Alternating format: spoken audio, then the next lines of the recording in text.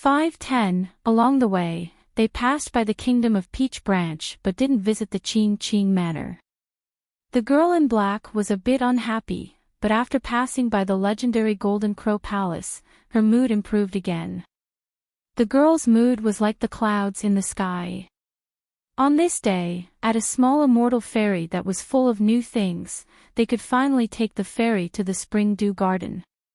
The journey was so smooth that it was exhausting. The girl in black stood in the big bamboo chest with her eyes wide open. She almost stared until her eyes were sore. Unfortunately, the two sides had agreed beforehand that when they arrived at the place where the cultivators gathered, she had to obediently stand in the chest and be a little mute. There was actually nothing in the big bamboo chest, only a broken sword that she had never seen him unsheath. She secretly kicked it a few times, but every time she wanted to squat down and unsheath it to take a look, that person would open his mouth and tell her not to do so. He even threatened her, saying that the sword had tolerated her for a long time and that if she continued to push her luck, he wouldn't care anymore. This made her sullen for a long time. At this moment, she raised a hand and hesitated for a long time, but still hit the back of that guy's head with a chestnut. Then, she began to hold the bamboo chest with both hands and deliberately dozed off, the type that was snoring. The scholar didn't care at first.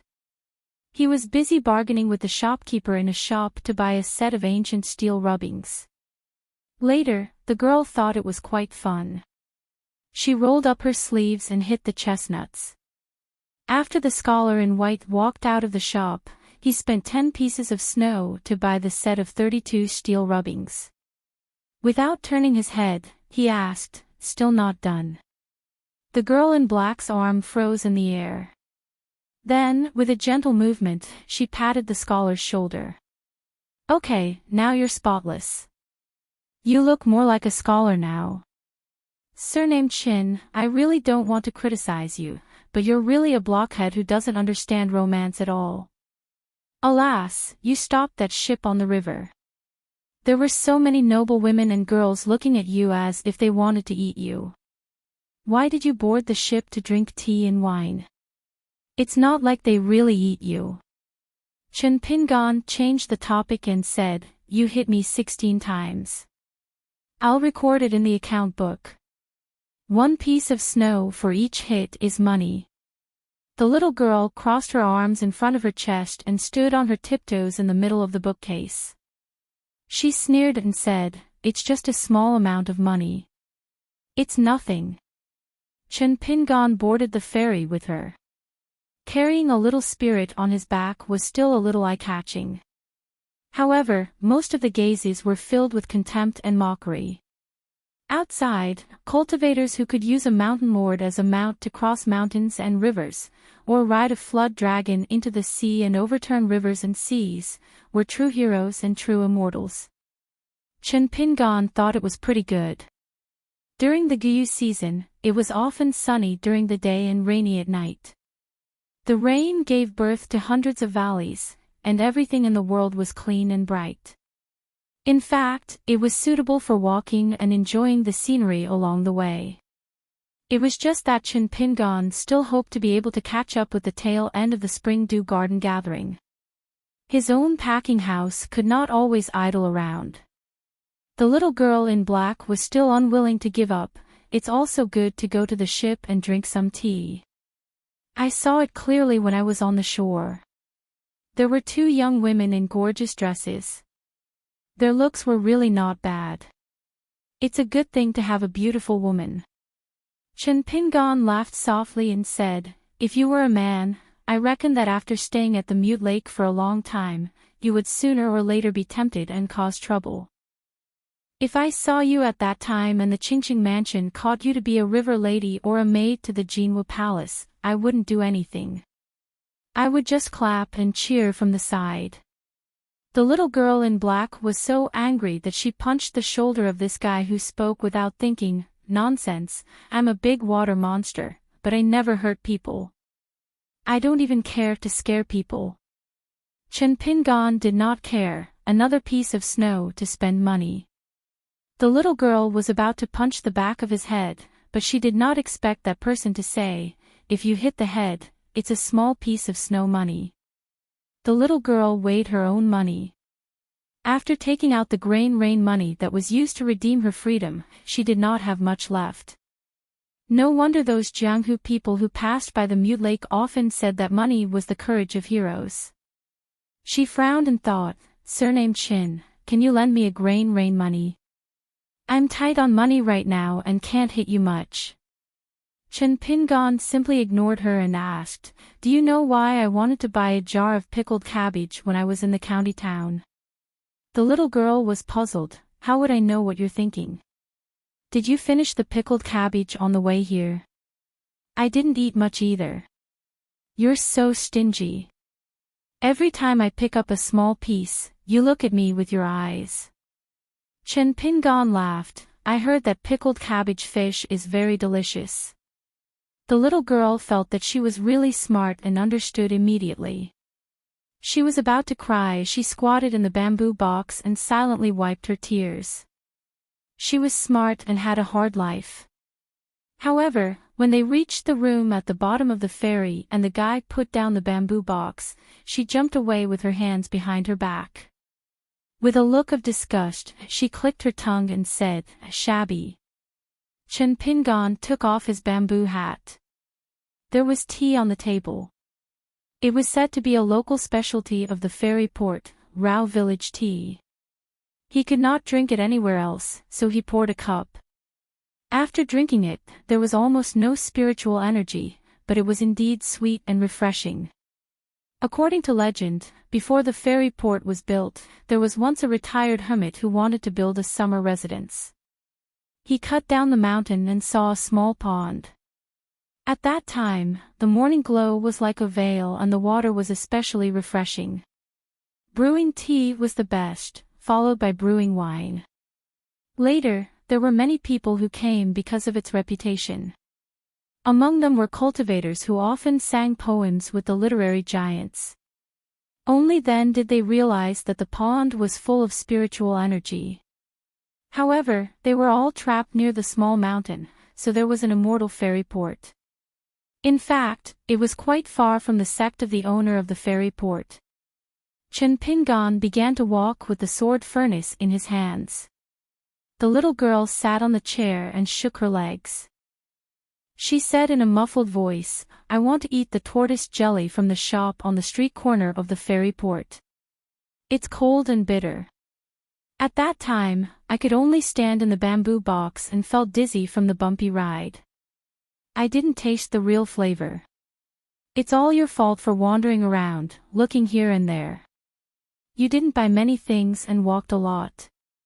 Chen Pingon turned a deaf ear. The little girl was actually bored and chatted casually. However, when the white-robed scholar began to walk back and forth again, she knew that she could only continue to be bored alone. She jumped off the chair and dragged it all the way to the window. She stood there and crossed her arms over her chest. The ferry ship had 2 floors. That guy was stingy and didn't want to live on the upper floor where the view was better. Therefore, outside this room, there were often people walking on the deck of the ship. There were also people by the railing in 2s and 3s, which annoyed her. There were so many people, but no one knew that she was the big water monster of Mute Lake. The ferry slowly rose into the sky. She was in a good mood as she swayed. She turned to the man and said, "It's ascending, it's ascending. Look, the shop at the ferry port has become smaller. The rice grains have become smaller." This was the first time in her life that she had taken the ferry port. She didn't know if the sea of clouds in the sky could be eaten. After staying at the bottom of Mute Lake for so many years, she had always wondered. The man only walked back and forth in the room. There were many people by the railing of the ferry. They were talking about many interesting things that happened recently. As long as they talked about Baoxiang Kingdom and Yellow Wind Valley, the little girl would immediately perk up her ears. She was especially attentive and didn't want to miss a word. Some people said that the yellow-robed old ancestor of Yellow Wind Valley had died, but he wasn't killed by the young martial uncle of the Golden Crow Palace master. It seemed that the yellow-robed old ancestor was seriously injured because of this and was then subdued by a virtuous senior monk from Baoshan Kingdom. However, for some reason, the old monk didn't admit to this and didn't reveal more. The little girl was so angry that she shook her head and scratched her head with both hands. If the white-robed scholar surnamed Shin didn't tell her not to speak carelessly to outsiders, she wouldn't have grinned so widely. She really wanted to shout outside the window, that yellow-robed old ancestor was killed by the two of us. The little girl turned her head with grievance and lowered her voice. I can show my true body and cut off a few kilograms of meat. You can use it to make spicy boiled fish. Then, can you let me talk to those people? I won't say that you killed the yellow-robed old ancestor. I'll just say that I'm the big water monster of Mute Lake and saw the big battle with my own eyes. The man was unreasonable. What's the hurry? In the future, when someone finishes writing a book about ghosts or landscapes, they'll naturally know. They can even say that you killed the yellow-robed old ancestor with one punch. The little girl thought for a while.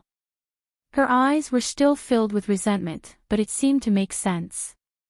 Fortunately, the man still had some conscience. The room on the first floor of the ferry doesn't come with the Mountain Gazette.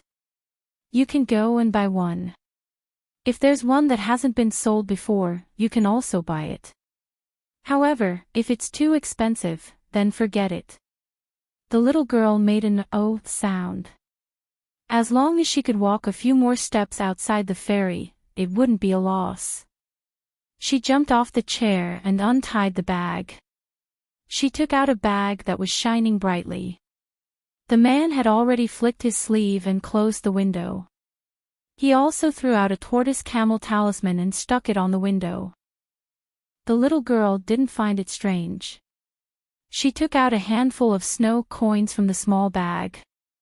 After thinking for a while, she took out a small coin from the bag. During this process, the inside of the bag jingled.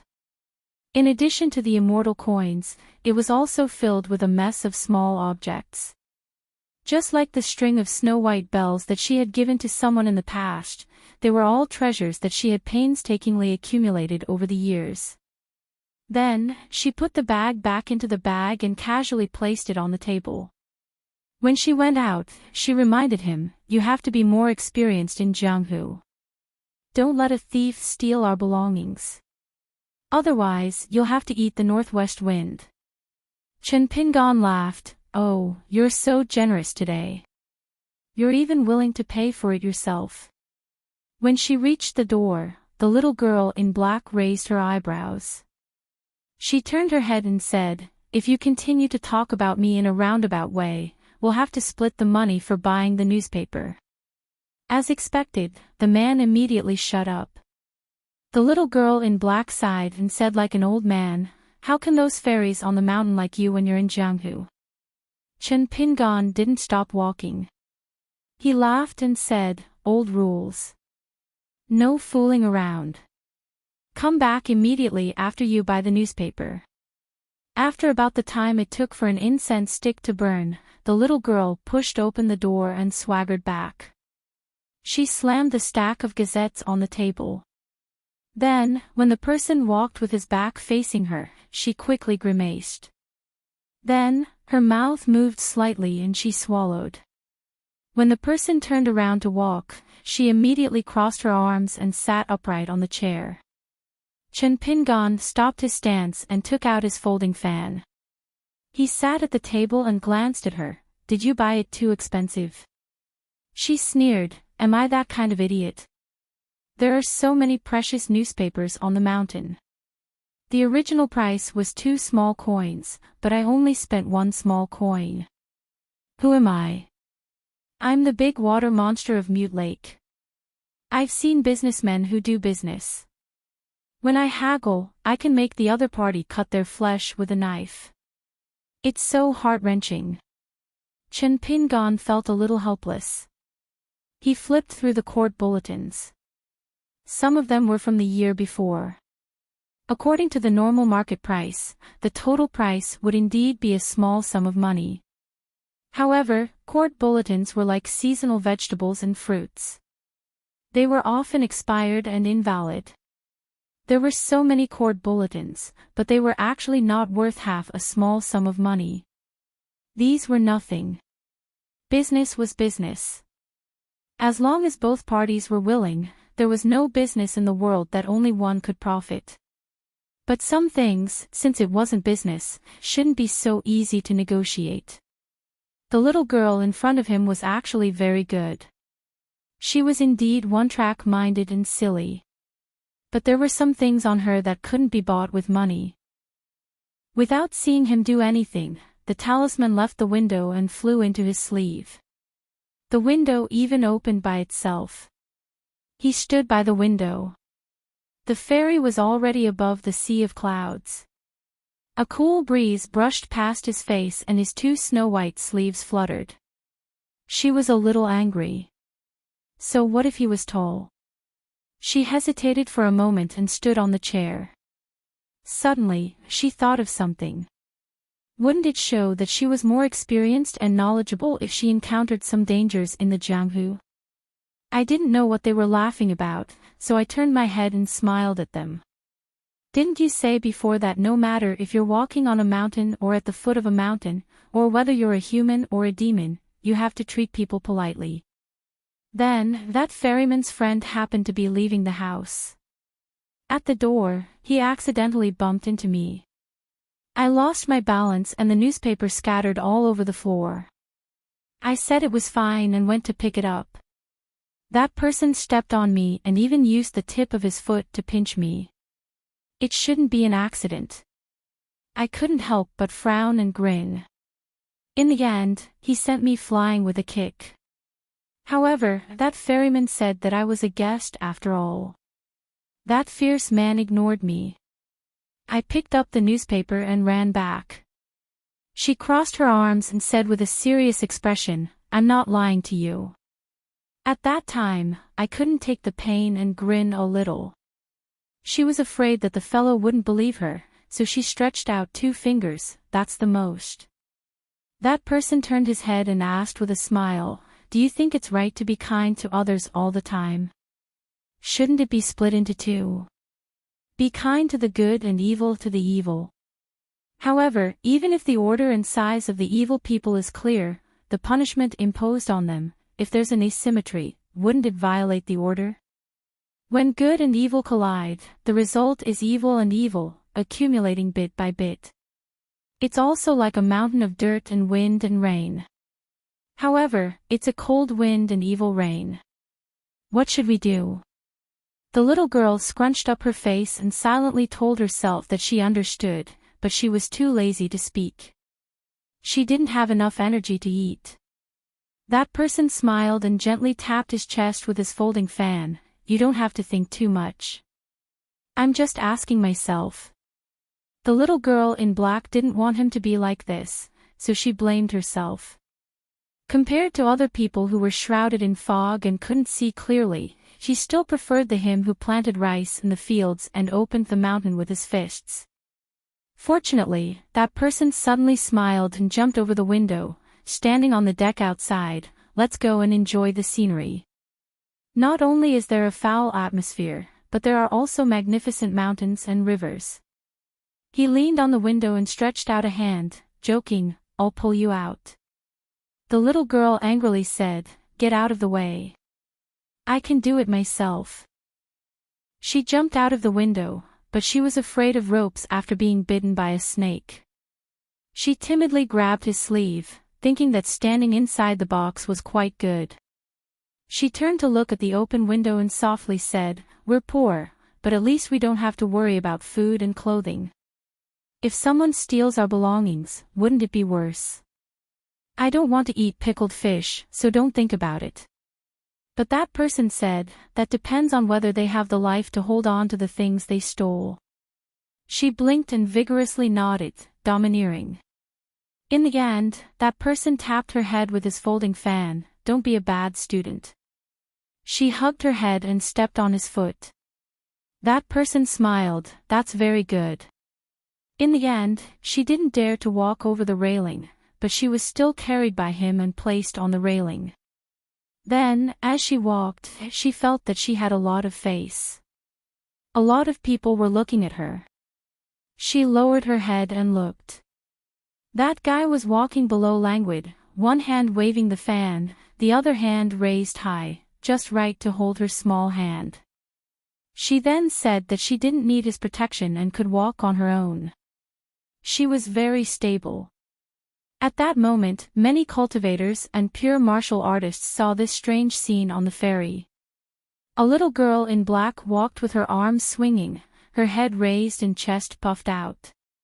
At the railing under her feet, there was a scholar in white holding a folding fan, walking slowly with a smile on his face. The little girl casually asked, "Surnamed Shin, once when I woke up in the middle of the night, I didn't see you by my side. Sai, where did you go?" Chen Pingon smiled, "I was just walking around.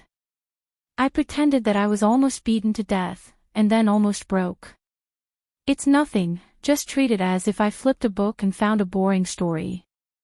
Halfway through, I felt sleepy, so I closed the book and talked about it later."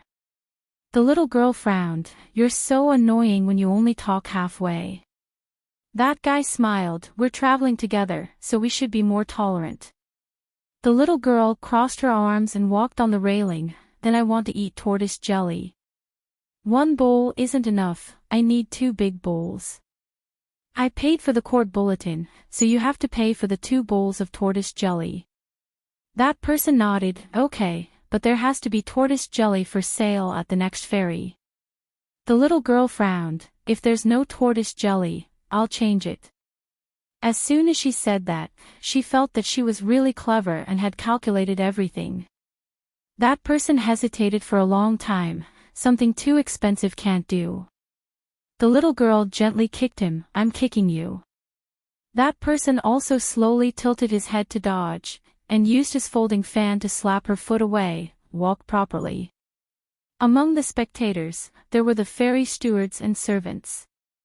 There was also the man who was standing on the second floor and enjoying the scenery with his friends on the observation deck. He and 7 or 8 other people were like stars surrounding the moon, protecting a young man and woman. He lived next to the sky room on this ferry, and it was also expensive, so he didn't have to pay for a single snow. This was the benefit of having a relationship between the sect and the mountain. Calling friends, riding the wind on the mountain, training at the foot of the mountain, looking down on the noble plain, and looking down on the Jianghu. A young female cultivator with average looks but wearing a rare robe smiled, "Has this little fish monster reached the cave realm?" The young cultivator with a jade-like face beside her nodded, "If I'm not wrong, he's just at the cave realm, and he's not familiar with riding the wind yet. If it wasn't for the protection of the ferry's formation, he would have fallen. It would have been fine if he was stepping on a river or lake, but if he was on a mountain on the shore, he would have died without a doubt." The man laughed softly, "Young Master Wei, this little fish monster of unknown origin went to Steward Liu on the ferry to buy the court bulletin. He's a spendthrift, and spent a whole small sum of money." The handsome young man called Young Master Wei pretended to be surprised, "He's so rich." The woman covered her mouth and laughed, looking at the young man beside her. Her eyes were full of affection, and everything was clear. The rest of the people laughed in agreement, as if they had heard an extremely knowledgeable saying. Helping others wasn't about observing people's expressions, and helping to turn the joy of a single person into joy of all. The young female cultivator asked again, "Young Master Wei, that white-clothed scholar looks like the owner of that little dirty thing. Why doesn't he look like a chi refinement warrior of the middle 5 realms, but more like a crude martial artist?" Young Master Wei laughed, and turned to look at the woman, "You can't say this in front of my father, it'll embarrass him. He's now the #1 martial artist of our great Guan dynasty." The young female cultivator smiled apologetically, "It's Qingqing's fault." Young Master Wei smiled helplessly, "Qingqing, why are you being so polite? Are you treating me as an outsider?" The young female cultivator called Ching immediately smiled like a flower. She came from Spring Dew Garden's night illumination cottage, and her father was one of the consecrators of Spring Dew Garden. Moreover, he was good at making money, and managed half of Spring Dew Garden's mountain range alone. In the eyes of the secular dynasties and emperors, he was a high and mighty Jean Dan Earth immortal. No matter where he went down the mountain, he would be a guest of honor in the mansions of rich families and immortal mountains. This time, she came down the mountain specially to invite this noble young master beside her to Spring Dew Garden to attend the finale of the gathering, the Spring Feast. There was a great Guan dynasty on the southeastern coast, and just the vassal barrier alone had 3 countries. The young master came from Iron Cliff Manor, one of the 3 most powerful clans in the dynasty. For generations, they used to be officials in the capital. Now, the head of the family, Wei Ying, gave up his pen and joined the army when he was young, and actually opened up a new life for the family. Now, he held military power in his hands, and was the mainstay of the largest border. His eldest son was an official in the imperial court, and was already an assistant minister. As for this young master Wei Bai, as the youngest son of great General Wei, he had been doted on since he was young. Moreover, he himself was an accomplished young genius in cultivation, and was extremely famous in the dynasty. There was even a beautiful story about how the nascent soul stage ancestor of Spring Dew Garden once went down the mountain for a rare trip.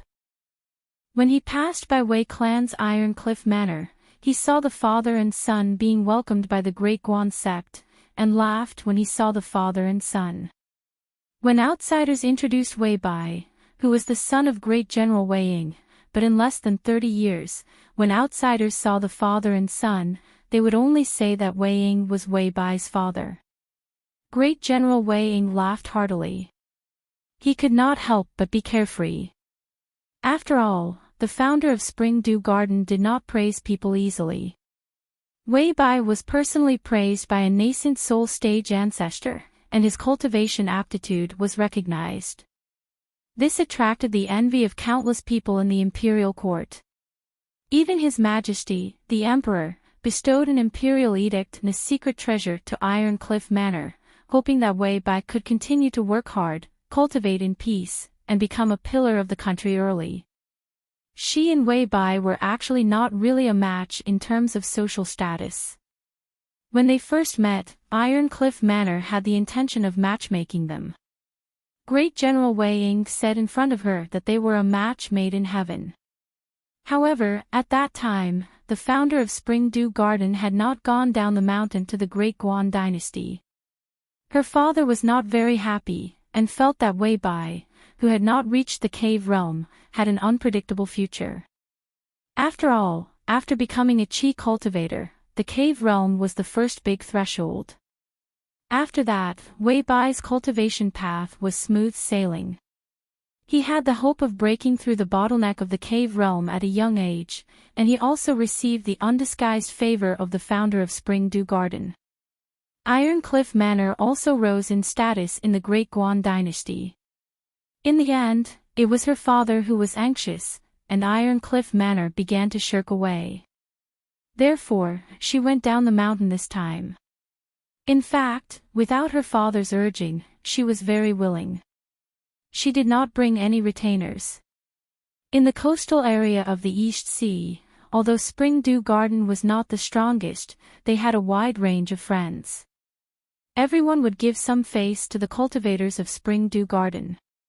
For example, the young Grand Master of the Golden Crow Palace would go alone every few years, and he would go to the secluded mountain range of Spring Dew Garden to fetch water and brew tea. However, Wei Bai had 2 retainers by his side. One was a silent cultivator from the Iron Cliff Manor who was said to be a cultivator of the Devil Dao and had been hiding in the Iron Cliff Manor for decades. The other was a 7th-tier golden body martial artist who could influence the martial arts fate of a small vassal state. Wei Bai turned his head and looked at a burly old man standing behind the crowd. He asked, "Master Liao, can you tell the background of that white-robed scholar?" That person was originally resting with his eyes closed. After hearing the young master of Iron Cliff Manor's question, he opened his eyes and smiled. Judging from his breathing and footsteps, he should be equivalent to a level 5 martial artist at the border of our great Guan dynasty. Compared to the ordinary level 5 idiots of the pugilistic world, he is still slightly stronger. Beside the burly old man, an old nanny with a naturally malicious face said with a hoarse voice, "Young master, Liao is not wrong." The old man snorted coldly. According to the great difference in age between them, it was actually not arrogant of the old woman to call him a kid. However, he was after all a golden body martial artist who had fought his way out of the battlefield. The old woman had never shown him the slightest respect because of her identity as a chi cultivator. That man from a large sect of the pugilistic world of the great Guan dynasty rubbed his hands and smiled. "Young Master Wei, why don't I go down and find that young martial artist who wears a hat and test his strength? Let's treat it as a sideshow to entertain everyone and relieve their boredom. At the same time, I'll be bold enough to ask for some tips so that Mr. Liao can give me some pointers on my fist technique." The sect he belonged to was the leader of the southern pugilistic world of the great Guan dynasty. It was said that there were close to 10,000 people in the sect, and they controlled a lot of wealth related to water transportation and salt permits. Their wealth was rolling in. In fact, it was all thanks to the face of Iron Cliff Manor. Otherwise, the money would not enter their stomachs and would burn their throats.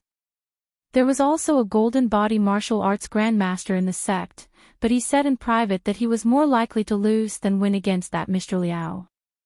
In the northern pugilistic world, there was a sect where everyone used a sword.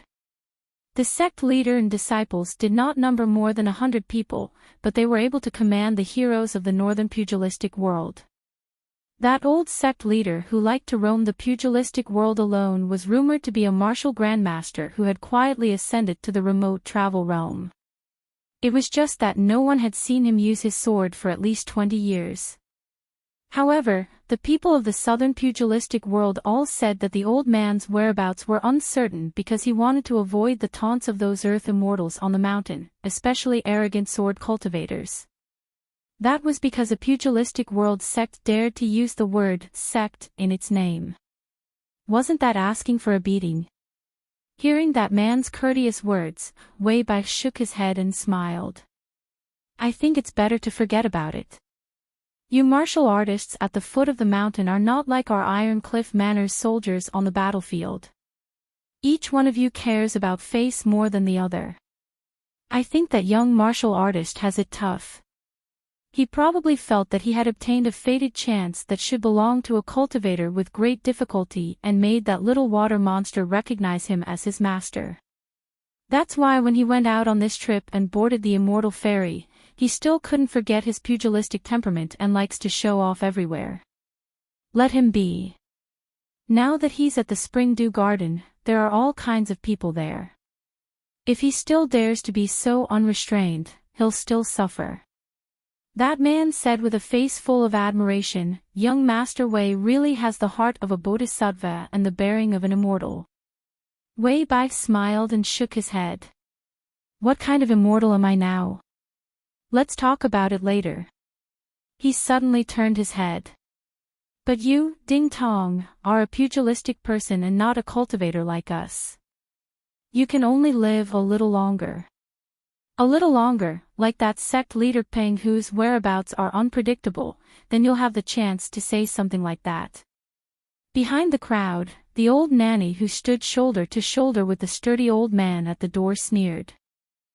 "That Peng guy deserves to be in the far travel realm and has to hide all over the place. If he was in the golden body realm like Liao Boy, he wouldn't cause any trouble. We cultivators wouldn't want to dirty the soles of our shoes by trampling him to death. Now that he's secretly ascended to the martial 8th realm and has become a slightly bigger grasshopper, he just has to wield a sword. His sect has the word sect in it. If the people on the mountain don't trample him to death, who will they trample on?" The sturdy old man with the surname Liao sneered. Do you dare to say something like that in front of old Ping? The old nanny clicked her tongue and said, not to mention in front of him, if he dares to stand in front of me, I'll point at his nose and say that. The old man in the golden body realm couldn't be bothered to argue with an old woman. He closed his eyes and rested his mind again. The man with the identity of a martial artist didn't feel awkward at all. After all, they weren't talking about him. So what if they were talking about him? It was a great honor to be able to get a few words from an old consecrator of the Iron Wall Manor. When they returned to the sect, it would be a topic of conversation. Wei Bai reached out to hold the railing and sighed. It said that sect leader he from the north went south not long ago. Not only is sect leader he extraordinarily talented, ascending to the upper 5 realms at such a young age, but she's also endlessly blessed. As a cultivator from a small place like the Treasure Bottleneck, she was able to find a small grotto heaven as soon as she came to our North Continent. Then, she successively subdued many great demons and ghosts. Finally, in such a short period of time, she built an immortal home with the word sect in her name. Furthermore, she was able to gain a foothold there. She even relied on the mountain defense array formation and the small grotto heaven to defeat 2 Jade Realm cultivators. She's really fascinating. When I travel to the north in the future, I'll definitely go and see her. Even if I can only see her from afar, it'll be worth it. The young female cultivator from the Spring Dew Gardens Illumination Night Cottage couldn't help but feel a little depressed. However, she quickly felt relieved. This was because Wei Bai knew very well that compared to the unattainable sect leader he was the only one who had the opportunity to see her from afar. Wei Bai suddenly leaned closer to the girl beside him and said softly, "Ching Ching, the moon in the sky is the moon in the sky. The person in front of me is the person in front of me. I know very well in my heart." The young female cultivator's frown immediately relaxed and she smiled. On the first floor's railing, that little dirty thing who didn't know the immensity of heaven and earth was still happily running along the railing. As for that young man in a white robe that was slightly stained with dirt, he was still pretending to be cultured and waving his folding fan. Wei Bai suddenly smiled knowingly. Elsewhere on the second floor, there was actually someone who finally felt that they were an eyesore and chose to make a move. Wei Bai frowned. That strand of spiritual chi condensed into a sleeve arrow for a sneak attack. It should have hit that black-clothed little girl's leg. After shattering her knee, the sleeve arrow that penetrated her bone just so happened to be able to break through the shallow formation barrier that the fairy was flying over. From an outsider's perspective, it was just that the little girl lost her balance and fell off the ferry, then accidentally fell to her death. There was no need to take responsibility for this fairy. She walked over the railing and fell to her death. The fairy didn't even sway, so who could be blamed? It was a pity that the concealed arrow of spiritual energy had been blocked by the white-clothed scholar's fan. However, it didn't look easy. He quickly took 2 steps back and steadied himself by leaning against the railing. Wei Bai shook his head. So it really was a piece of trash. Fortunately, he didn't let that lackey by his side make a move. Otherwise, if news of this spread out, wouldn't he and the Iron Shell Manor lose face? This trip to the Spring Dew Garden was going to be troublesome. That white-clothed scholar's face was full of anger. He shouted loudly, "No one is managing your fairy. There are people on the second floor committing murder." The black-clothed little girl hurriedly stopped. She jumped off the railing and hid by his side. Her face was deathly pale, but she didn't forget his instructions. She asked through the ripples in her mind, "More powerful than that yellow-robed elder?" The white-clothed scholar didn't speak through his mind. Instead, he directly nodded and said softly, "Much more powerful." It was just that his power didn't lie in his cultivation, but in his heart. The little girl was somewhat anxious, "Then let's hurry and run." The white-clothed scholar's expression suddenly changed. He lightly placed a hand on her head and closed his folding fan. He said with a slight smile, "If we run today, we'll just let this group of scourges kill other people tomorrow. The world is a pot of porridge. Those fly droppings should be hooked and thrown out. Every droppings we see will be thrown out. Do you still remember that group of people we met in the Jianghu? Do you still remember what I said afterwards?" The little girl thought for a moment and nodded. "You said that when disaster really comes, everyone seems to be weak. Before this, everyone seems to be strong because there will always be weaker weaklings. Previously, they had slowly climbed the mountain together. According to the local people, there had been something strange on that mountain recently, so they wanted to go take a look. On the secluded mountain path, they met a group of Jianghu heroes who were riding fast and drinking wine. They were high-spirited and spoke loudly, saying that they wanted to slaughter that spirit so that they could become famous. For some reason, the white-clothed scholar who was walking in the middle of the path didn't give way. Then, he was directly sent flying by a tall horse. The people riding the horse all laughed loudly. The sound of the horse's hooves echoed as they left. However, she wasn't worried at that time. A sword immortal who could kill that yellow-robed elder. Moreover, he didn't even use the flying sword he kept in his wine pot. However, she still felt angry. At that time, she couldn't help but open her mouth. In the end, the white-clothed scholar was already standing by her side. He gently pressed her head and smiled, saying that it was fine. Afterwards, the two of them saw that group of Jianghu martial artists blocked the path of a 2 zhang tall ferocious-looking spirit. At that time, it was still chewing on an arm in its mouth. In its hand was a man's badly mutilated corpse. The little girl in black roughly saw that the one who died was the scoundrel who had taken the lead to send the white-clothed scholar flying. In the end, she hid behind the white-clothed scholar. He stretched out his folded fan and pointed at the ferocious-looking burly spirit. He said with a smile, "Eat your last meal first." The spirit blocking the path actually threw away the corpse in its hand, wanting to escape into the depths of the forest. Those Jianghu people who had eaten their fill and wanted to go up the mountain to kill the spirit began to kneel and kowtow, begging for help. The little girl didn't like this Jianghu story too much. From the beginning to the end, she didn't like it too much. On the observation deck on the second floor of the ferry, there was also a group of people. After seeing that the white-clothed scholar blocked that hand, they felt bored. They let that big and small person pass. And that white-clothed scholar didn't have the guts to denounce them. It seemed that he just pretended that nothing had happened. The people on the observation deck roared with laughter. They didn't have the slightest fear of letting that big and small person know who had attacked.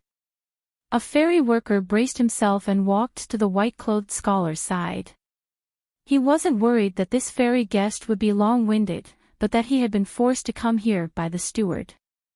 If he wasn't careful, he would provoke the disdain of the guests on the second floor. After this trip to Spring Dew Garden, he wouldn't be able to get any reward. That young worker stood in front of the white-clothed scholar with a stern face. He asked, "What are you blindly shouting about?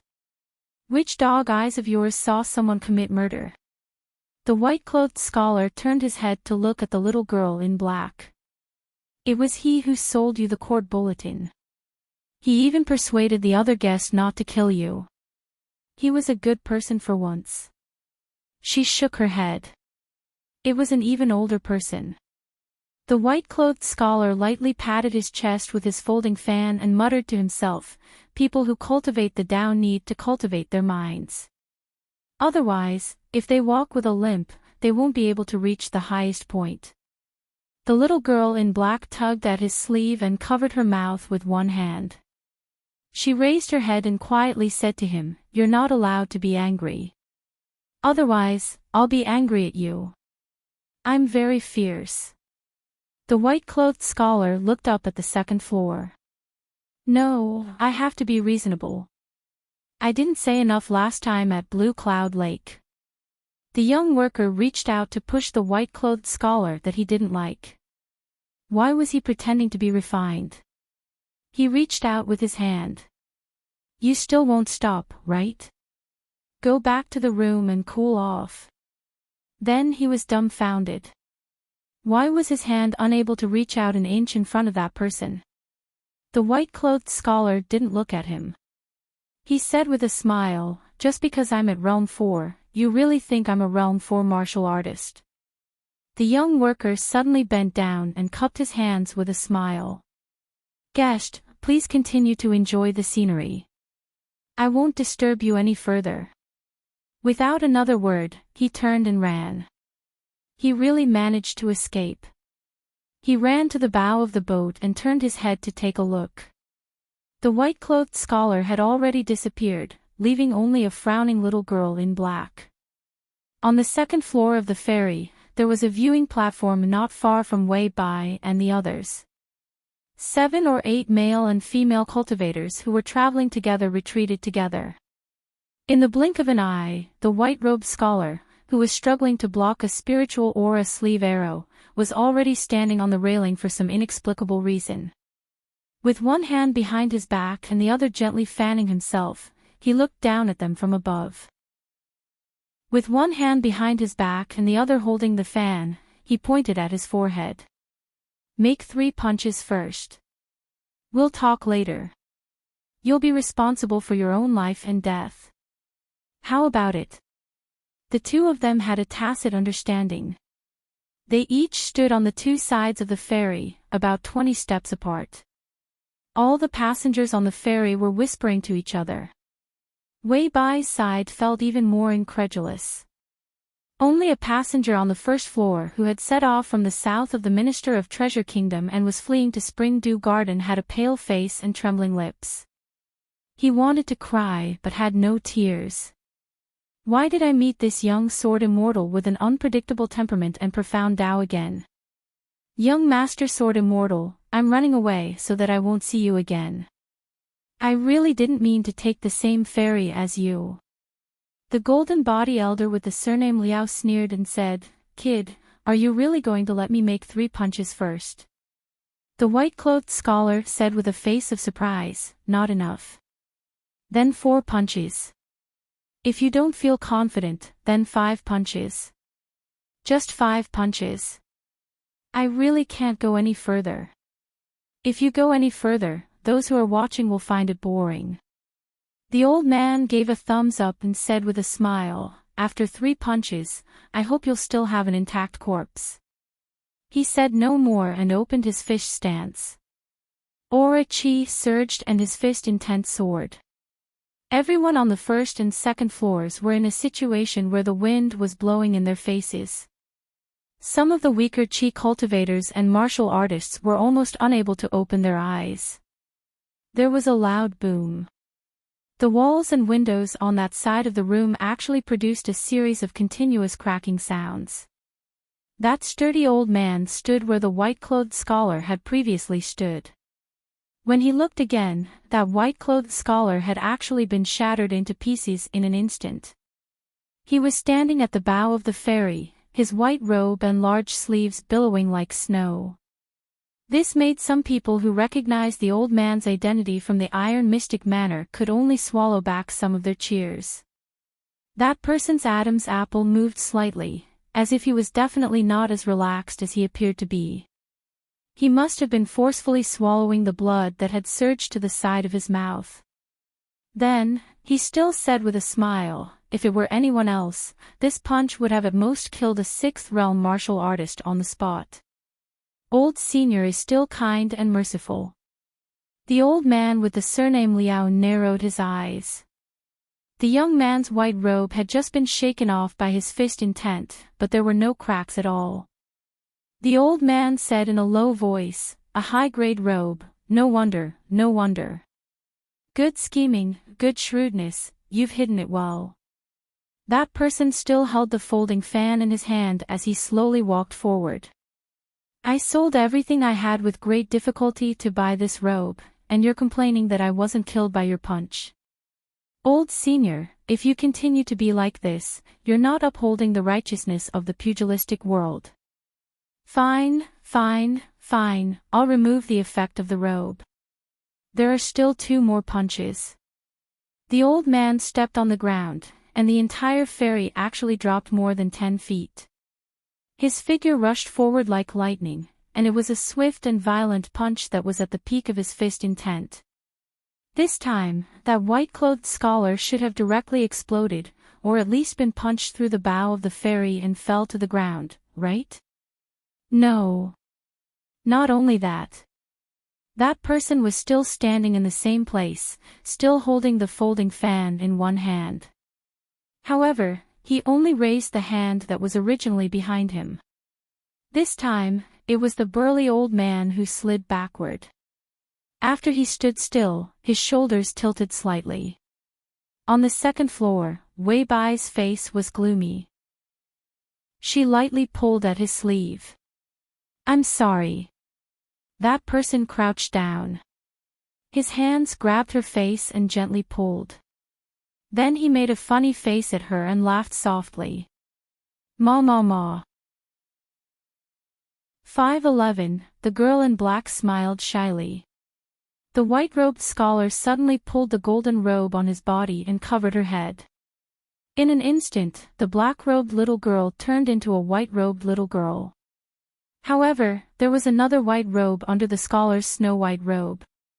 Chen Pinggan's eyes were clear. He stood up slowly and said softly, no matter what happens later, don't move.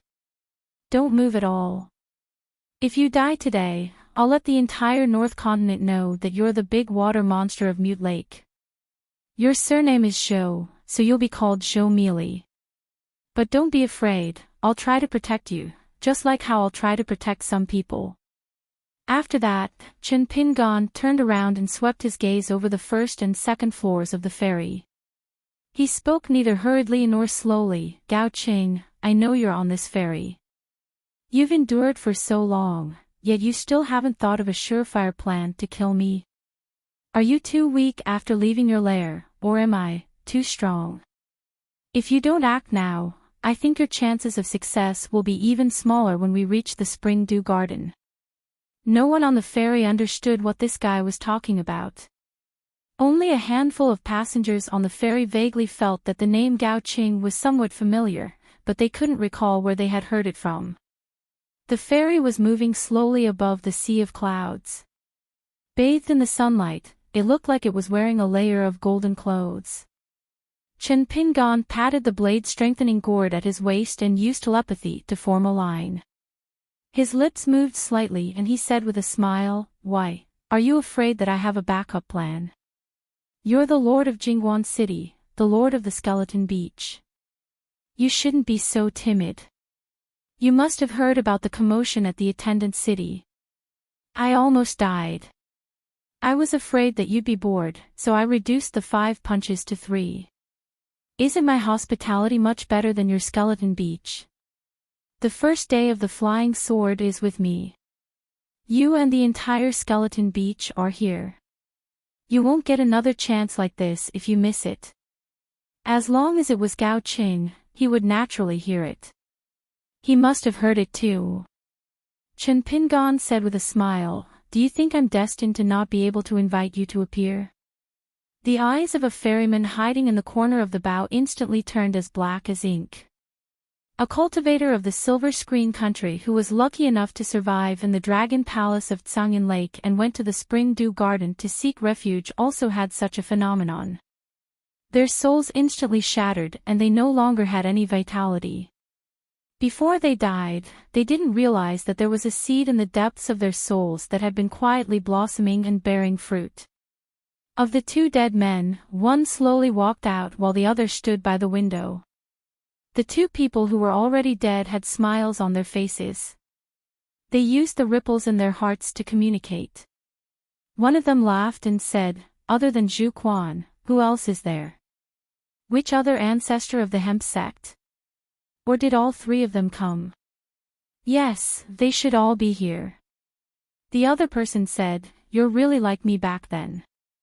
When I see you, I miss the years when I had to rack my brains to survive. It was very difficult, but very fulfilling. Those years made me live more like a human than a human. Chen Pingan's gaze was not on the two dead people. He still looked around and focused his voice into a line. I heard that the real person who achieved Tao at the top of the mountain is not as simple as having an out-of-body state and an out-of-body body with the yang spirit. You hid so well. You must not be afraid that the hemp sect will find you.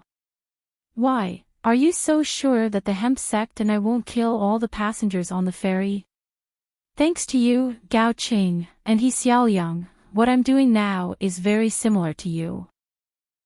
Chen Pingan stretched out his thumb and wiped the corner of his mouth. I'm not familiar with He Xiaoliang.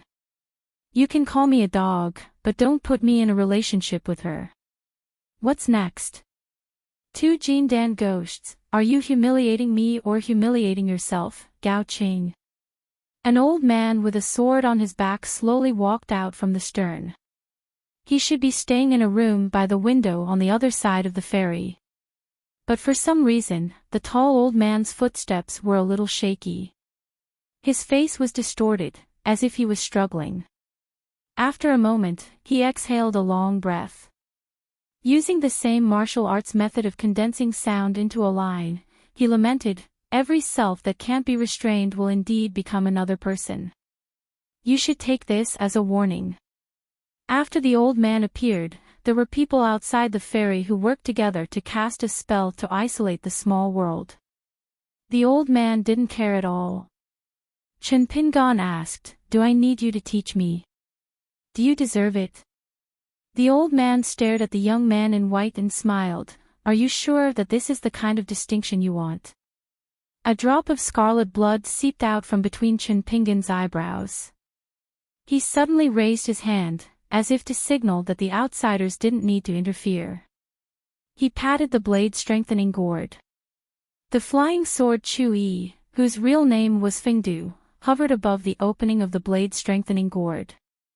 He smiled sinisterly, the flying sword is right here. Shall we make a bet? The old man looked at the smile on the young man's face. The old man was also full of smiles.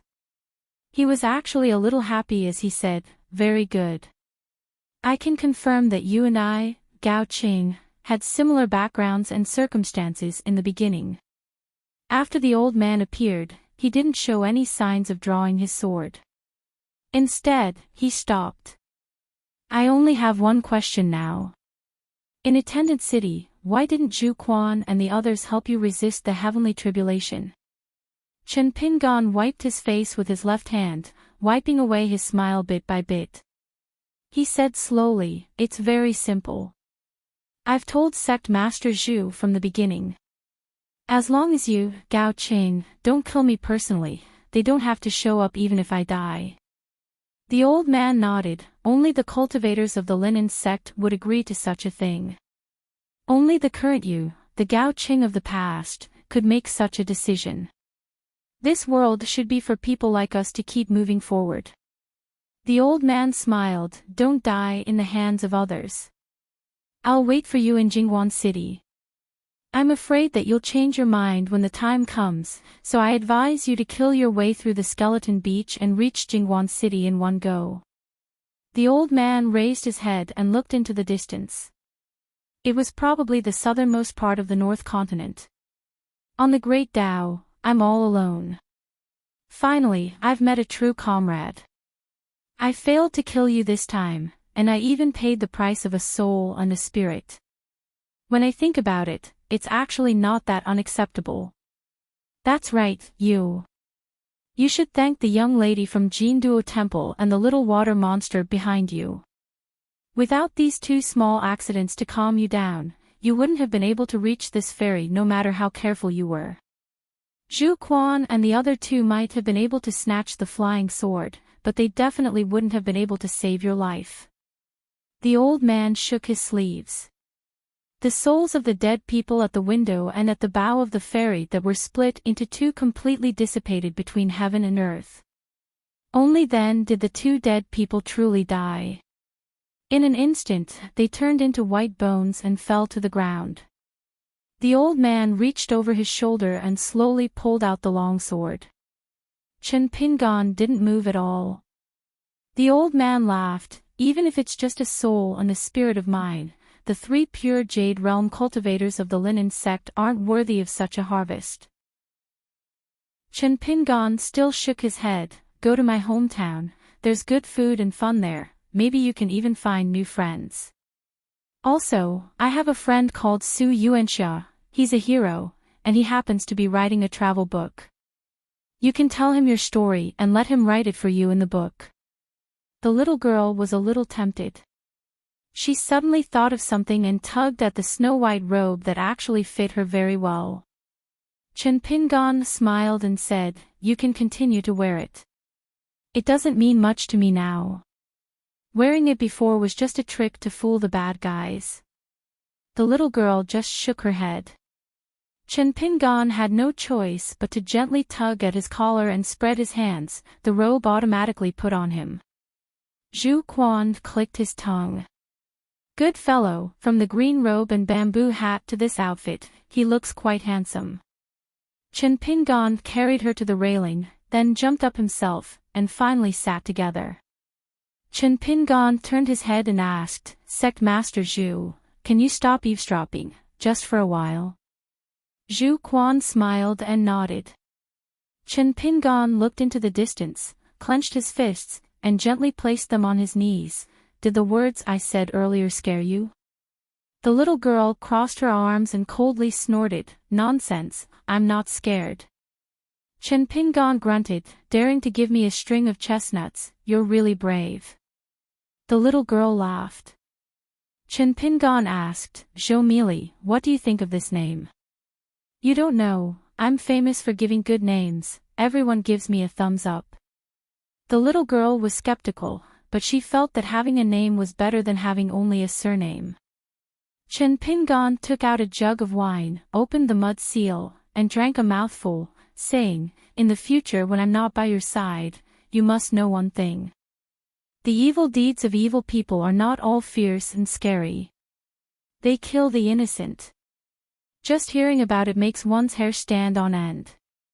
Most of them are like the night breeze in Yellow Wind Valley. We can walk around without any hindrance, but we feel uncomfortable and uncomfortable. In the future, you must be careful of these invisible and untouchable evil intentions. Knowing this is not asking you to be a bad person, but you'll cherish the kindness in the world, big and small, and know that it's not easy to come by." Chen Pingon then reached behind him and pointed to the second floor of the ferry. "For example, in addition to the bad guy who hit you and kicked you, you also have to be careful of the young man who appeared in front of me first, who is not even a cultivator. You must be more careful of him than the manager who sold you the court bulletin. You must be more careful of the people around the old nanny, not the young man or the young woman. You must pay more attention to the more inconspicuous people around them, who may be the person standing in the corner. You must be careful of the evil intentions that are not so obvious. One kind is the smart bad guy, who hides very deep and calculates very far. The other kind is the stupid bad guy, who has instincts that they are unaware of. So, we must think more than them, and try to make ourselves smarter. All the powerful things that we can see at a glance, such as flying swords, fist techniques, robes, shrewdness, and family background, are not really powerful and dangerous." The little girl furrowed her little face and eyebrows. This time, she didn't pretend to understand, but really wanted to understand what he was saying. Because she knew that it was for her own good. Even if she still didn't understand why it was for her own good that he had to say these really difficult things.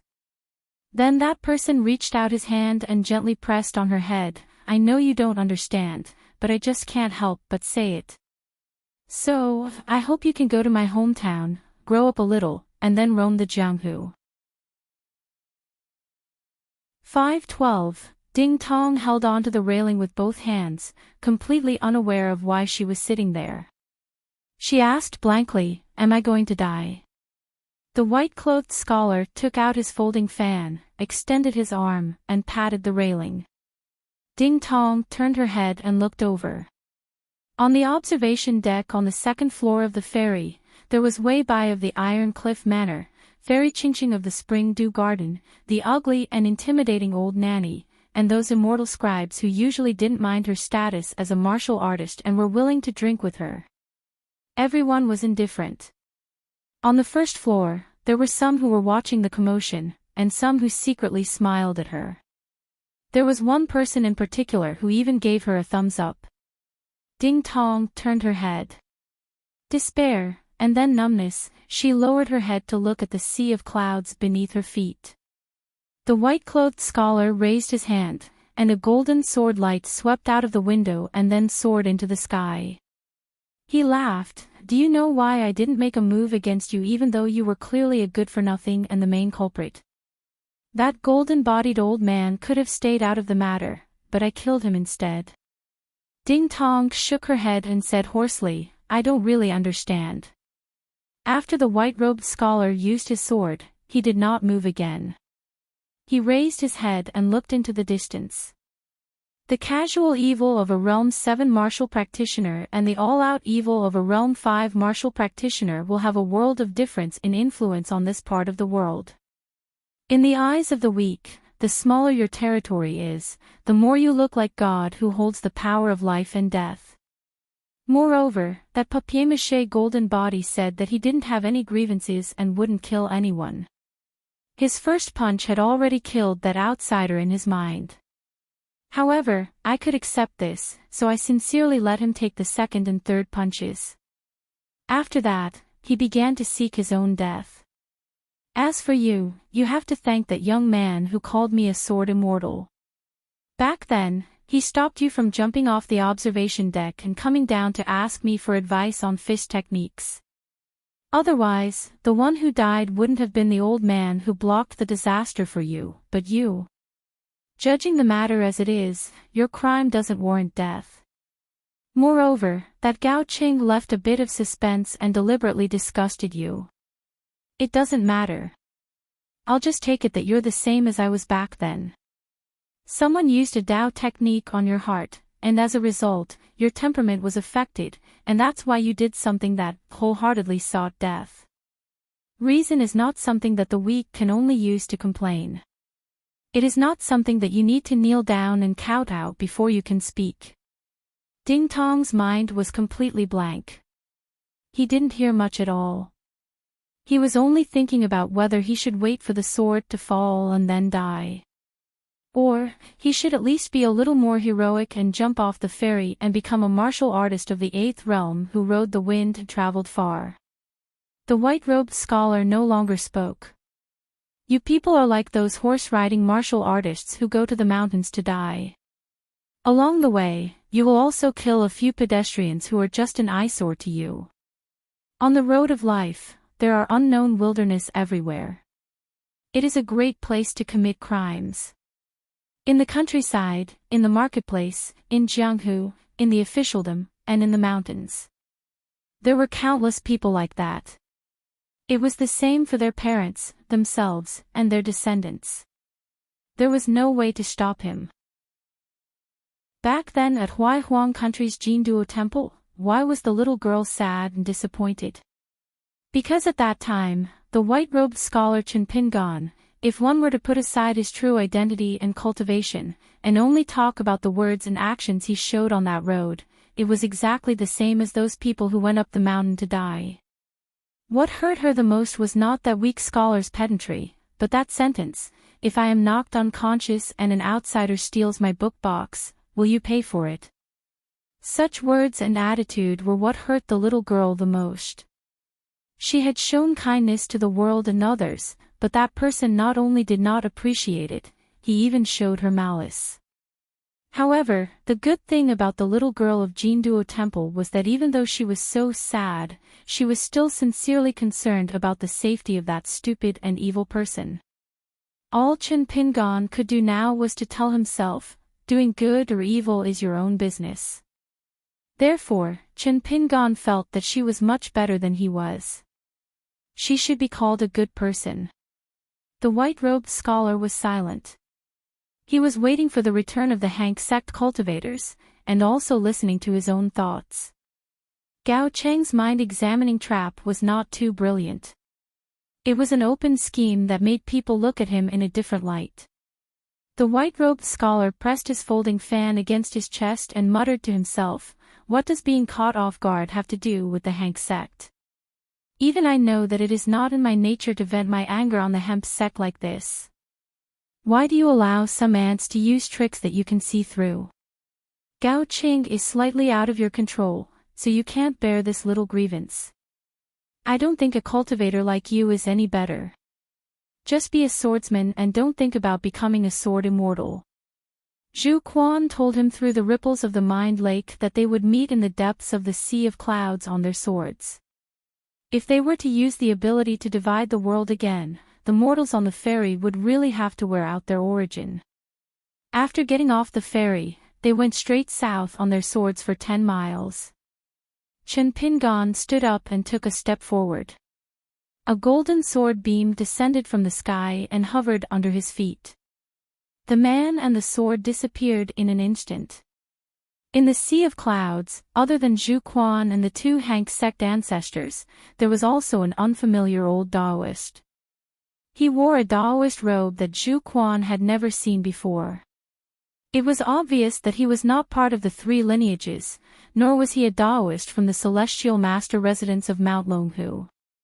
As Chen Pingon hovered on his sword, a middle-aged Taoist broke through the sea of clouds and strode over from afar.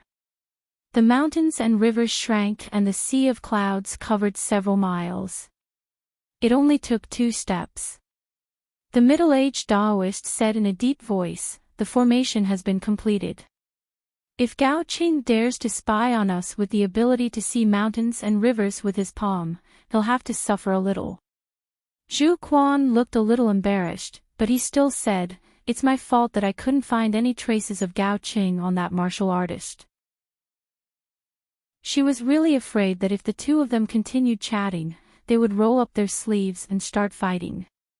When that happened, it would not be good for her to help either of them, and it was not in her nature to not help either. Or should she mediate the fight and then give each of them a few blows? Zhu Quan was good at fighting, but not at mediating. It was reasonable for there to be some accidental injuries. The old Taoist said softly, "It's okay, for Chen Pingon and my disciple, it's a good thing." Zhu Quan sighed and said, "Chen Pingon, since you've already guessed it, I won't introduce them. These 2 Taoist masters are from the small Xuandu temple in the Ghost Valley. This time, they were invited by us to come out of the mountain. You also know that our hemp sect is good at fighting and killing, but to deal with Gao Cheng's Ghost Valley methods, we still need a Taoist master like the temple master to watch from the side." Chen Pingon nodded and did not say a word. According to Jiang Shangzhen, this old Taoist from the small Xuandu temple should be Yang Ningxing's temporary guardian. That night at the edge of the Iron Chain Bridge, this temple master who had the potential to become a heavenly lord guarded for an entire night, afraid that he would directly kill Yang Ningxing.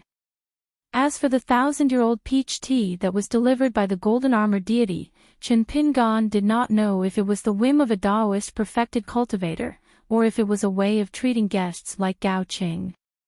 Chen Pingon did not know much about the small Xiandu temple and could not guess the true intention of the other party. Chen Pingon looked at the little girl in Zhu Quan's arms and said to Zhu Quan, "I may have to trouble sect master Zhu with one more thing. It's not that I don't trust the hemp sect and the temple master, but I don't trust Gao Qing. So, I'll have to trouble the hemp sect to send the little girl to Longquan County via the cross-continent ferry and tell Cloud-Splitting Mountain Wei Pai to help me find a person called Chui Dongshan. Tell him that I want Chui Dongshan to immediately return to Luopa Mountain and carefully investigate the little girl's soul." Chen Pingon believed the cultivator of the hemp sect, but he did not really trust the temple master of the small Xuandu temple who had taught such a disciple, Su Ming, and this nascent soul disciple with a bad temper and a bad brain.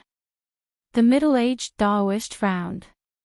It was said that cloud-splitting mountain Wei Pai, as the righteous deity of Dali's northern peak, had the potential to ascend to the pure jade realm. Now, there were already some auspicious signs in the northern peak of Dali. Zhu Quan was a straightforward person. Can this Chui Dongshan do it? Chen Pingan said slowly, if he can't, then no one can. The temple master smiled and said, you do need to be more careful. I only dare to say that after trying my best, I did not find any clues on this little girl. If there really is a mistake, the consequences will be serious.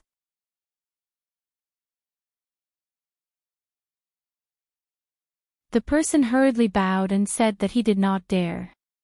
He immediately went out to call for the person. The door closed softly. There was an unbearable silence in the room. Moments later, the white-clothed scholar said with a smile, on my trip back, I happened to see Senior walking in the wilderness after leaving the ferry.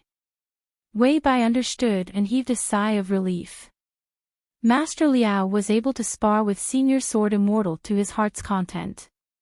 Perhaps after returning to Iron Shell Manor and recuperating, he will be able to break through the bottleneck and improve further.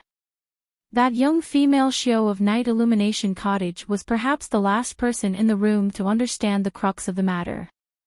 The others only understood the subtleties of this conversation a little later than Wei Bai.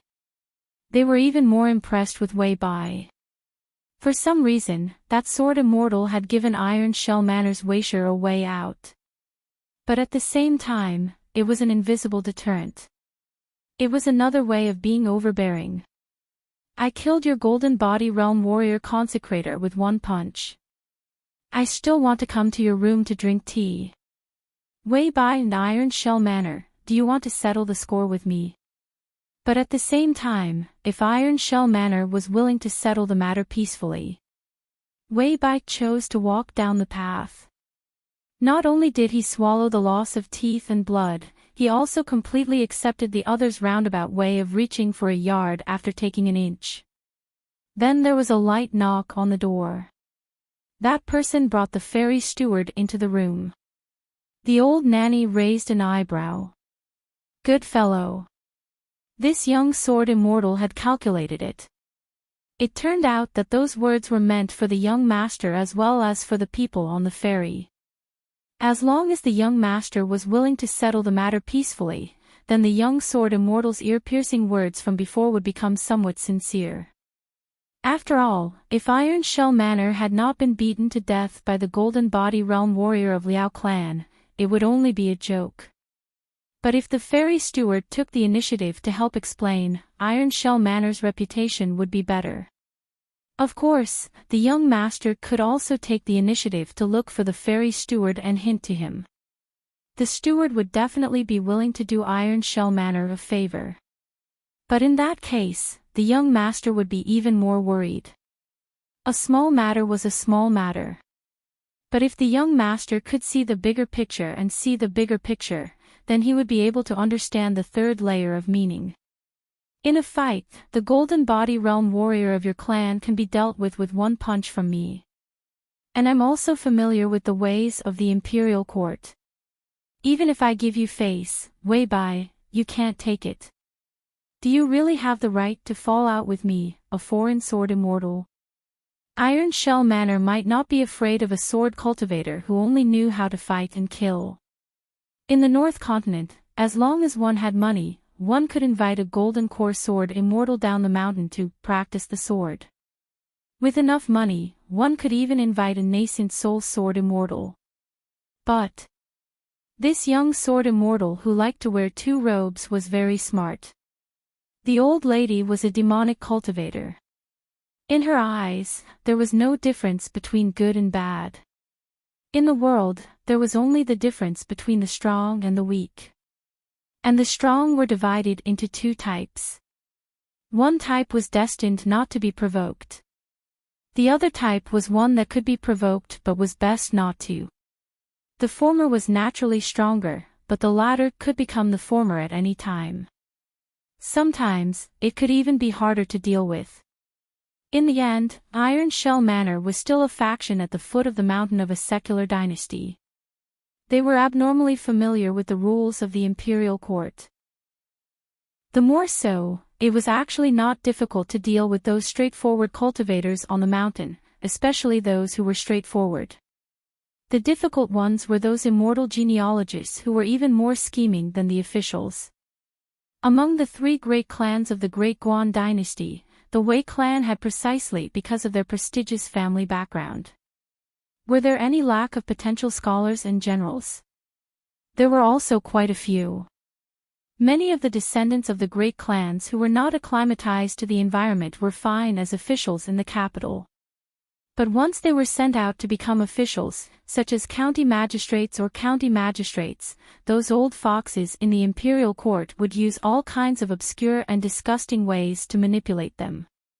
They would play around in circles and cut their flesh with blunt knives. Therefore, Iron Shell Manor spared no effort in protecting Wei by all these years. They were even a little apprehensive, afraid that the little young master would suddenly die one day and not even be able to find an enemy after that. But every time the little young master went out in the past, it was actually the safest. The route was fixed, the retainers followed, and the immortals provided support. For this reason, they had also lured out many deeply hidden enemy factions. Following the clues, Iron Shell Manor took the opportunity to clean up many hidden dangers. There were those in the imperial court, the mountains, and the Jianghu.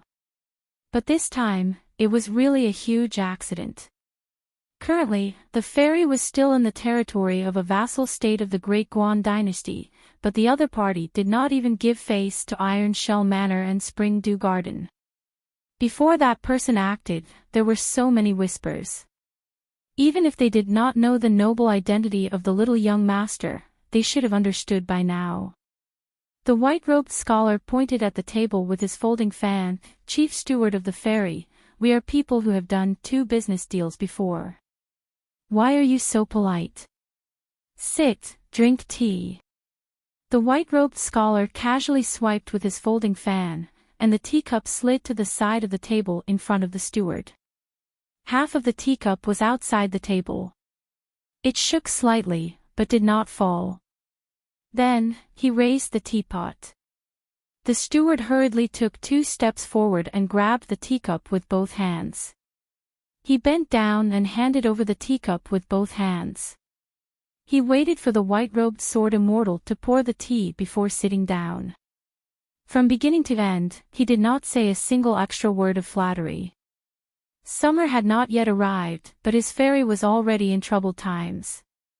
The so-called 2 business deals, one was to pay to ride the ferry, and the other was naturally to buy and sell the court newspaper.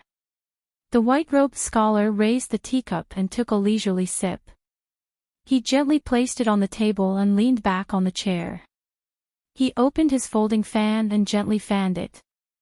Only then did Wei Bai raise his cup and drink it quickly. The steward followed behind Wei Bai and slowly drank the tea. Then, he held the cup with both hands without putting it down. The white-robed scholar smiled. There are some misunderstandings. Let's talk it out. Outside, harmony breeds wealth. Wei Bai poured himself a cup of tea and filled it to the brim. He held the cup with one hand and supported it with the other as he nodded with a smile. It's rare for Senior Sword Immortal to travel the world.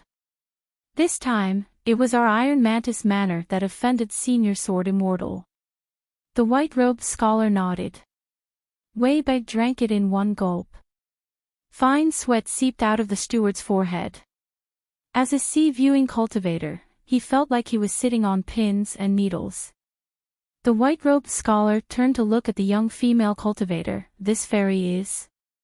Wei Bai put down the teacup and smiled. She is the only daughter of Immortal Tang of the Spring Dew Garden's illuminated night cottage, Tang Qingqing.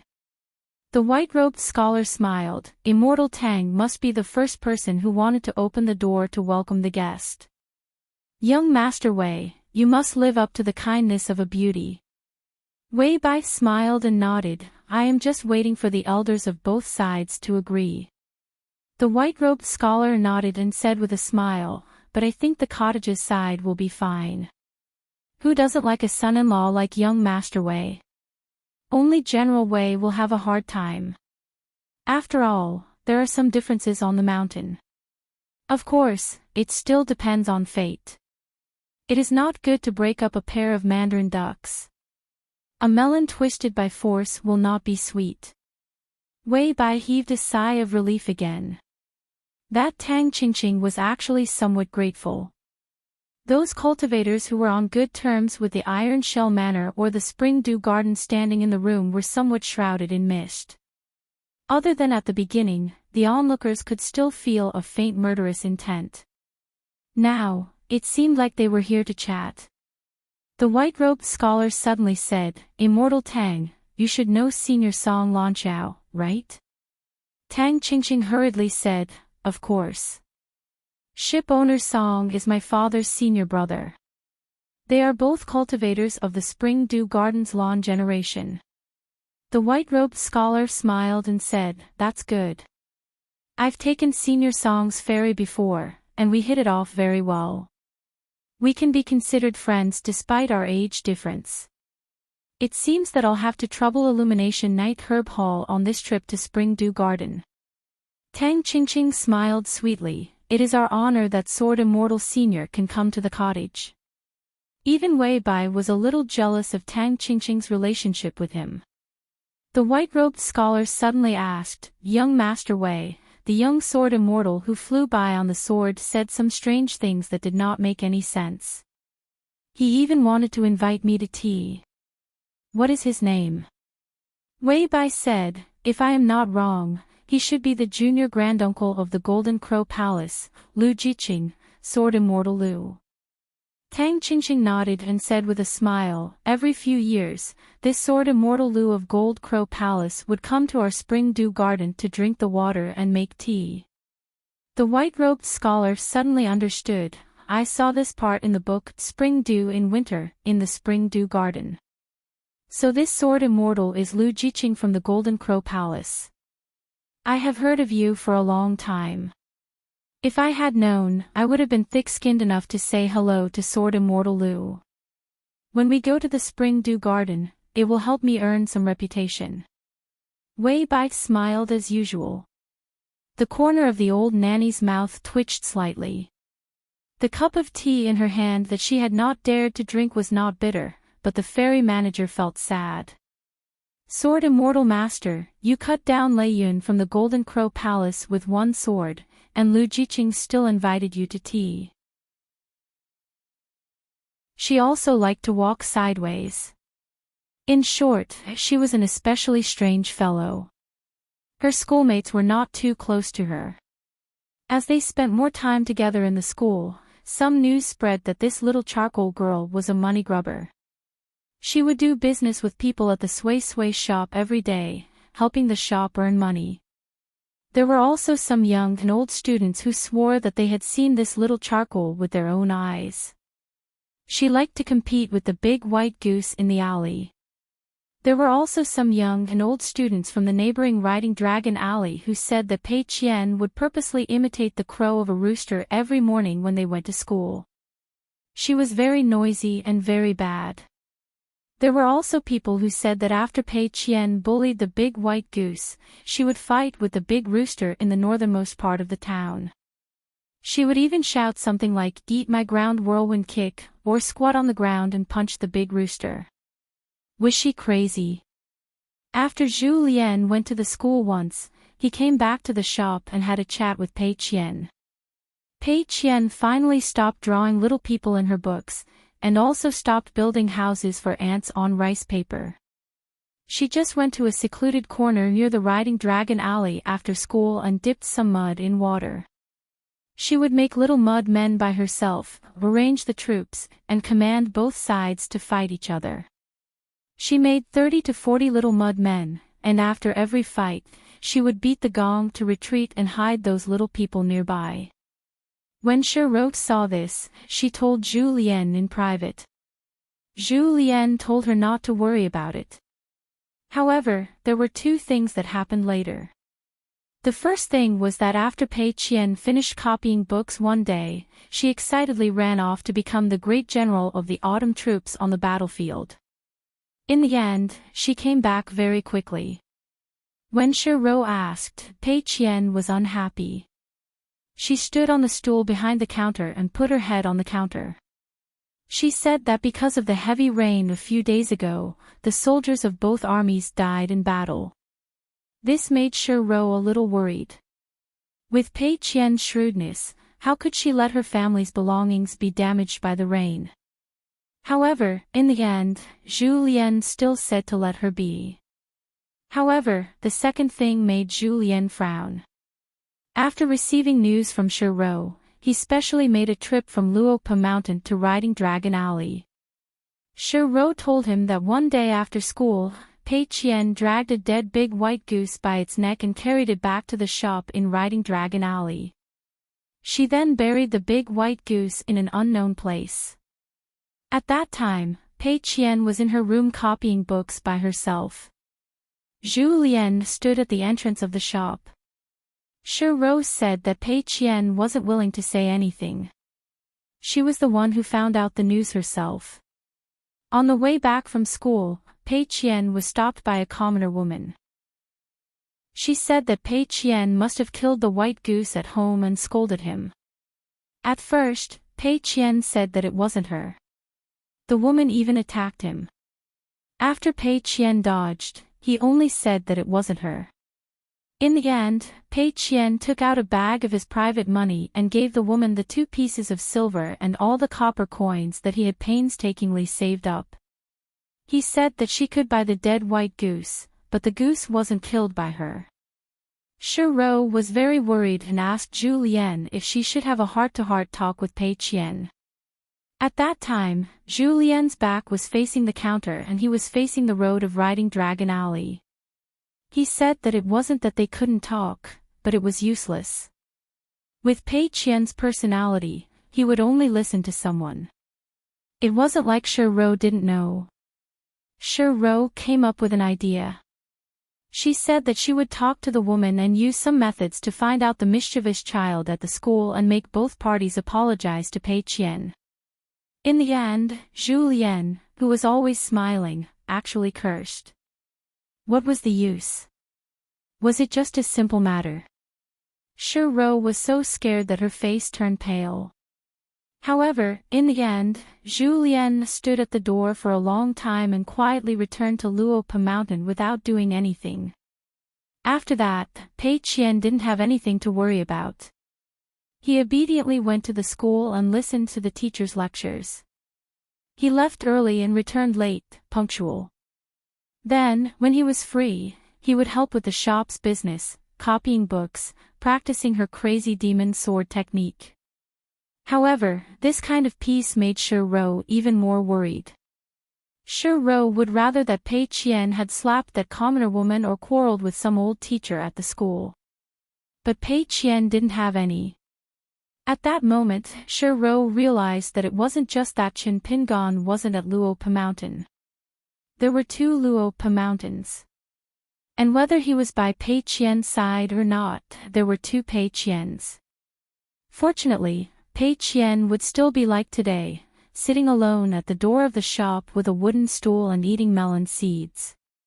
He would ramble on and on, looking up at the end of the alley from time to time. At this time, Shi Rou would find Pei Qian more familiar. On this day, Pei Qian had just walked back to the backyard of the shop with a wooden stool, intending to practice the crazy demon sword technique that was almost perfect. In the end, he heard old chef shouting from the shop in front of him, "Money loser! Money loser, come out quickly!" Pei Qian held the mountain traveling staff and ran out angrily. "Old chef, are you looking for a beating?" When Pei Qian walked to the front of the shop, he saw a little girl standing next to old chef with her arms crossed. She stood on the threshold with a sullen face and looked at Pei Qian. Pei Qian was stunned and said in all seriousness, "Who is this?" "Old chef, that illegitimate daughter of yours who had wandered about outside. I finally found her for you." Zhu Lian scolded him and patted the head of the little girl standing on the threshold. Her name is Zhou Meili. Your master sent her here from the North Continent. Pei Qian clapped his hands, his eyes shining. Master is really amazing.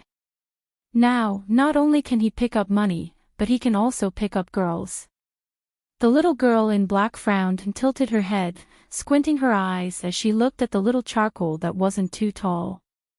Pei Qian widened his eyes, then smiled and said, I'll treat you to spicy boiled fish tonight, okay?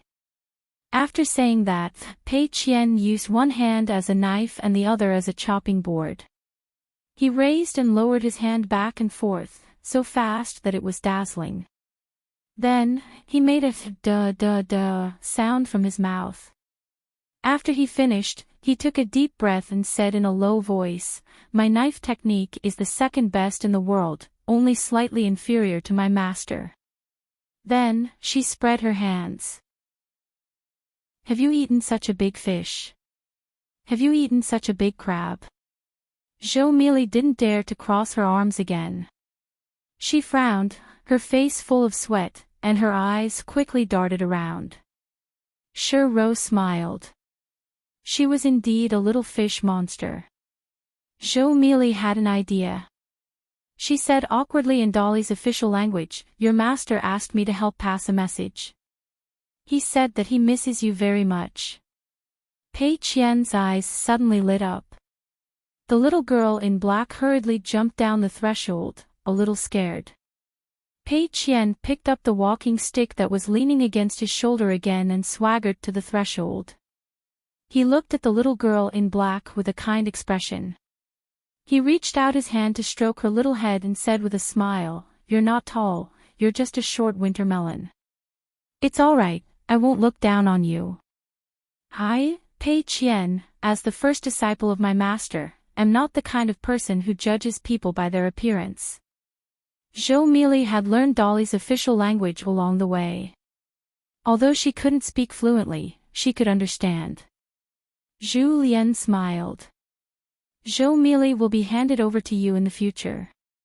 This is the young master's idea. What do you think? If you don't like it, I'll take Zhou Meili back to Luopa Mountain. Pei Qian twitched the corner of his mouth and squinted at the old chef. The world is big. Of course, my master is the most important. In the future, I'll take care of this short winter melon. I'll take her to eat every meal. Zhou Meili immediately shouted, As long as we don't eat fish, anything is fine. Pei Qian smiled and rubbed the little girl in black's head. Good girl. Zhu Lian left. Shi Rou leaned on the counter and laughed to herself. After that, there was a little girl in black in the shop of Dragon Rider Alley. Then the dog would often come. Every day when the school was about to end, Zhou Meili would squat at the gate with the dog to welcome Pei Qian back to Dragon Rider Alley. One day, Pei Qian ran out and saw Zhou Meili, who was holding a walking stick, and the dog lying on the ground. Pei Qian squatted down, grabbed the dog's mouth, and twisted it. Tell me, did anyone bully little Winter Melon today? The dog, who had become a demon, wanted to die. What should I say? Pei Qian shook his wrist and turned the dog's head in another direction. You don't want to talk. Do you want to rebel? Zhou Meili said timidly, Senior sister, no one bullied me. Pei Qian nodded, loosened his hand, and slapped the dog's head. How did you become the left protector of the Riding Dragon Alley? If you don't know how to improve yourself, it's useless. The Riding Dragon Alley only has the right protector. Zhou Meili immediately stood up straight, tiptoed, and firmly grasped the walking stick with both hands. They ran through the streets and alleys, ran back to Dragon Rider Alley, and ran down the stairs. As a result, a man in white descended from the sky, his sleeves billowing, making a sound.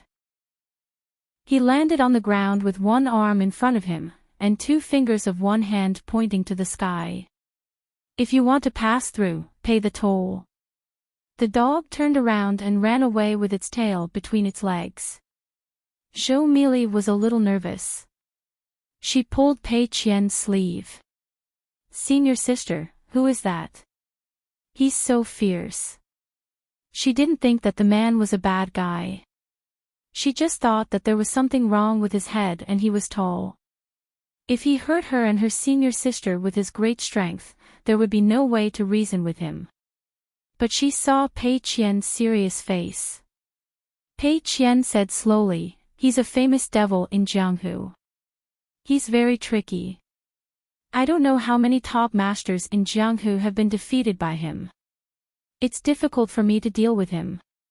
You stand behind me. Don't worry. This dragon rider alley is under my protection. I'll take his head." Zhou Mili nodded hard, wiped the sweat on her forehead, and stepped back. Then she saw Pei Qian jump down with his hand and land right next to the man in white. Then he swept out the walking stick. Zhou Mili stared with her eyes wide open. What was going on? The walking stick was a little slow. It was as slow as ants moving their nest.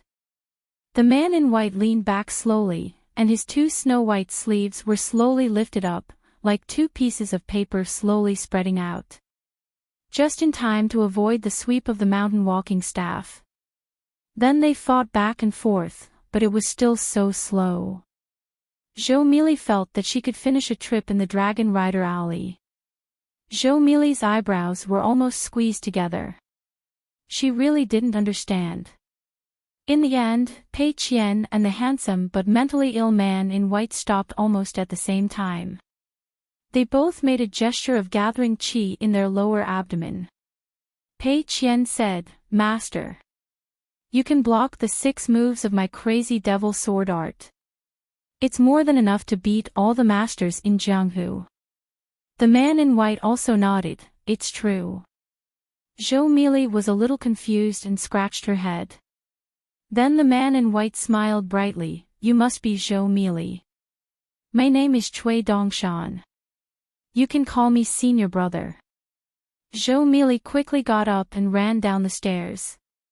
She stretched her neck and looked at the man who called himself Cui Dongshan. "Chen Pingan said you were a bully." "I don't think so." The man waved his sleeves and pinched his thumb and middle finger together. He covered his face with one hand and said shyly, "My master is the best at joking." Zhou Mili's mouth twitched and she turned to look at Pei Qian. Pei Qian kicked Cui Dongshan's leg, "Be serious. Don't embarrass my master." Cui Dongshan coughed and squatted down. He smiled and said, "Just stand." Zhou Mili blinked her eyes. The man stretched out a finger and gently pressed between her eyebrows. Zhou Mili felt a little dizzy and sleepy. After a long time, Zhou Mili felt a tingling pain between her eyebrows. Then she felt nothing. The man had stood up and gently patted Zhou Mili's head. He smiled and said, "It's all right. Let's go back to the shop." Pei Qian frowned and said, "You have to be careful. This is what my master told you." Cui Dongshan put his hands behind his back and stood sideways with 2 little girls. He said helplessly, "I know. Let's go." In front of the Dragon Rider Alley, the 2 little girls swaggered as if they were cut from the same cloth. This was called walking arrogantly and causing demons to panic. Pei Qian was really nice to Zhou Mili. He even took out a talisman that he treasured. He spat on it and put it on Zhou Mili's forehead. Cui Dongshan walked slowly behind the 2 little girls. He looked at them and smiled. The brilliance of the sun and the moon. The light of a grain of rice. Then Cui Dongshan gently raised his hand behind his back. Between his 2 fingers, he pinched a soul remnant that was as black as ink. Cui Dongshan twitched the corner of his mouth, "I'm sorry. It's your bad luck to meet me, Cui Dongshan." Spring Dew Garden Fairy. After Song Lanchao, who was in charge of the sex fairy, received Tang Qingqing's message from the Ancestral Master Hall. The nascent Soul Realm Patriarchs and the Ancestral Master Hall unanimously decided that he did not need to take care of the fairy for the time being. He was to stay in the Spring Dew Garden and personally receive the young Sword Immortal from the Skeleton Beach until the end of the farewell spring banquet. If the young Sword Immortal surnamed Qin was still willing to stay in the Spring Dew Garden to enjoy the scenery, it would naturally be better. Song Lanqiao had been waiting at the ferry for nearly 2 hours, but he was still in a good mood. He greeted familiar faces with a more sincere smile. The fairy stewards in the world were all pitiful people on the path of cultivation. They were not abandoned by their sect, and Song Lanqiao was no exception. Other than his master, the other elders and guests in the Ancestral Master Hall, even though most of them were at the same level as Song Lanqiao, and some of them were only one generation higher than him and had changed the word Lan to Shu in their names, they really did not like him.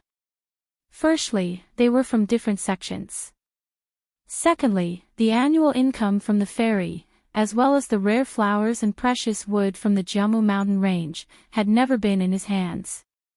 On the ferry, there would be direct disciples of the Ancestral Master Hall in charge of dealing with the various immortal forces. He only received a small share of the leftovers as the owner of the ferry. If there were any accidents, the Ancestral Master Hall would hold him accountable. He would not be miserable, but he would not have many days of peace. A ferry slowly docked at the unusually bustling Spring Dew Gardens Talisman Water Crossing.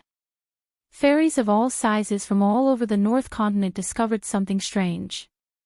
None of the passengers on the ferry disembarked with the wind, and none of them leaped down. Without exception, all of them walked down the ferry with their legs. Not only that, after disembarking, they all looked as if they had just escaped death.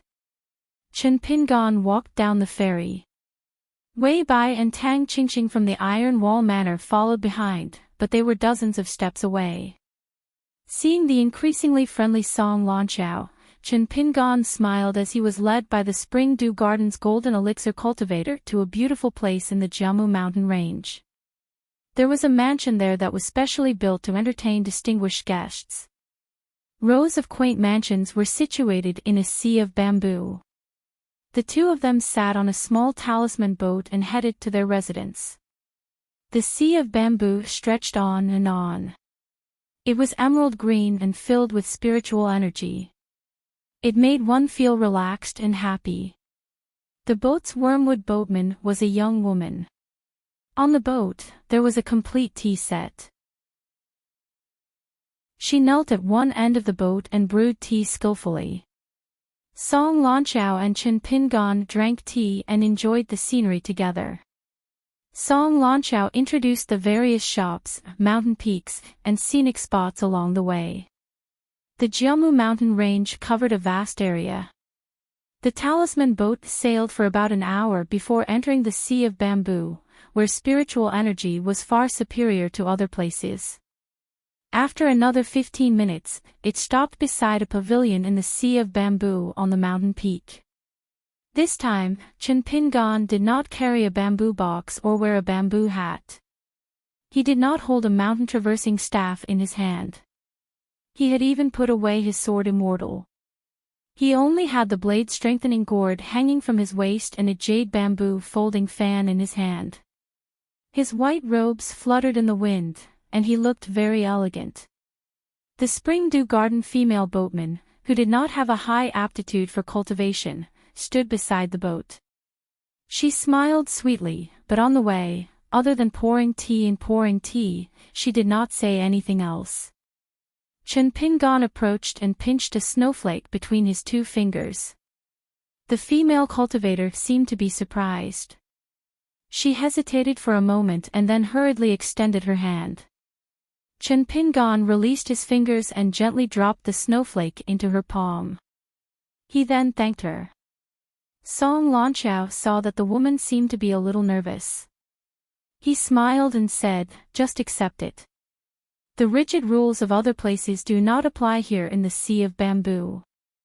When Chen Pingan and Song Lanchao walked towards the residence, he asked doubtfully, "Senior Song, did I break the rules of the Spring Dew Garden?" Song Lanchao shook his head and smiled. "The other residences in the Jammu mountain range that entertain guests have rules. They do not allow boatmen to take tips from guests. But here in the Sea of Bamboo, they are free to do as they please.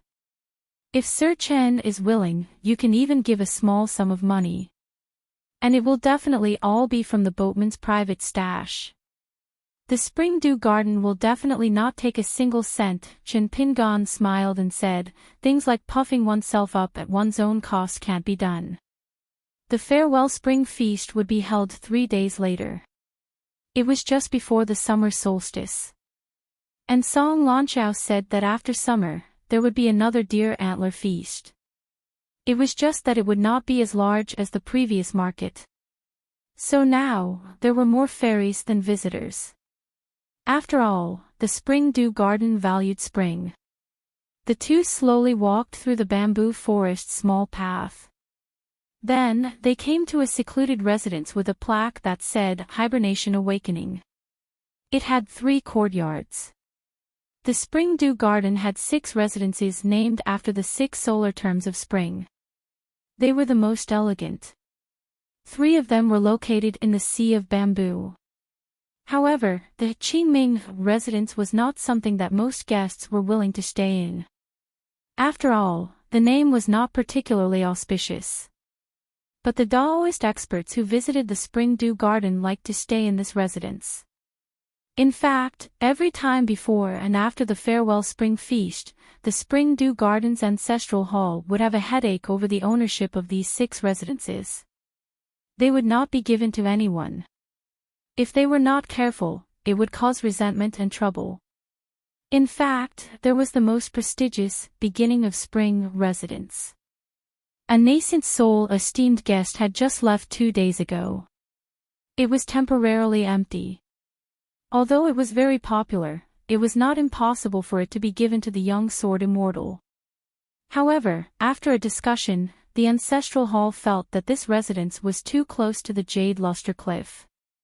Furthermore, it was inappropriate for the Golden Crow Hall's junior marshal granduncle to stay there and brew tea. If a fight really broke out, a good thing would turn into a disaster. During the discussion, a large group of arrogant elders and consecrators seriously asked for Song Lanchao's opinion. This made Song Lanchao feel a little elated. However, he was an old golden core after all. He did not reveal any smug expression. Instead, he was more respectful than before. His response was watertight. The most important thing on the mountain was to be a steady stream. There were too many people who were pleased with themselves today and disappointed tomorrow. Song Lanchao entered the Hibernation Awakening residence. However, he did not stay for long and soon left. There were 2 young female cultivators with outstanding looks in the residence. One of them was actually the direct disciple of a golden core cultivator from the Spring Dew Garden. They were responsible for serving as the guests' temporary maids. This made Chen Pingan feel very awkward. When he sent Song Lanchao to the door, he directly asked if he could dismiss the 2 girls. Song Lanchao chuckled and said, "Young Master Chen, you are our Spring Dew Garden's most esteemed guest. Of course you can do that. However, those 2 girls will definitely be punished later." Chen Pingan sighed and waved his folding fan. He did not say anything else. Song Lanchao said softly, "Our ancestral master originally wanted to personally welcome young Master Qin. However, there was an accident during the preparation of the farewell of spring feast. She had to personally organize it. Moreover, our ancestral master is very meticulous and has a temper. She really can't leave. Thus, I can only apologize to young Master Qin." Chen Pingan smiled and said, "Ancestral Master Tan is too courteous." After Song Lanchao left, Chen Pingan did not immediately return to the residence after Song Lanchao disappeared at the end of the bamboo forest path. Instead, he began to wander around. When Chen Pingan returned to the residence, he saw Lu Jiqing of the Golden Crow Palace standing at the entrance. He had the appearance of a young man with a golden hairpin on his head. Two young female cultivators stood beside him. Their gazes were gentle. It was not only the kind of admiration that female cultivators had for sword immortals, but also the kind of admiration that women had for handsome men. Chen Pingan smiled. Comparisons were odious. If that student of his was standing here, these two female cultivators of the Spring Dew Garden would probably not have any respect for sword immortal Lu.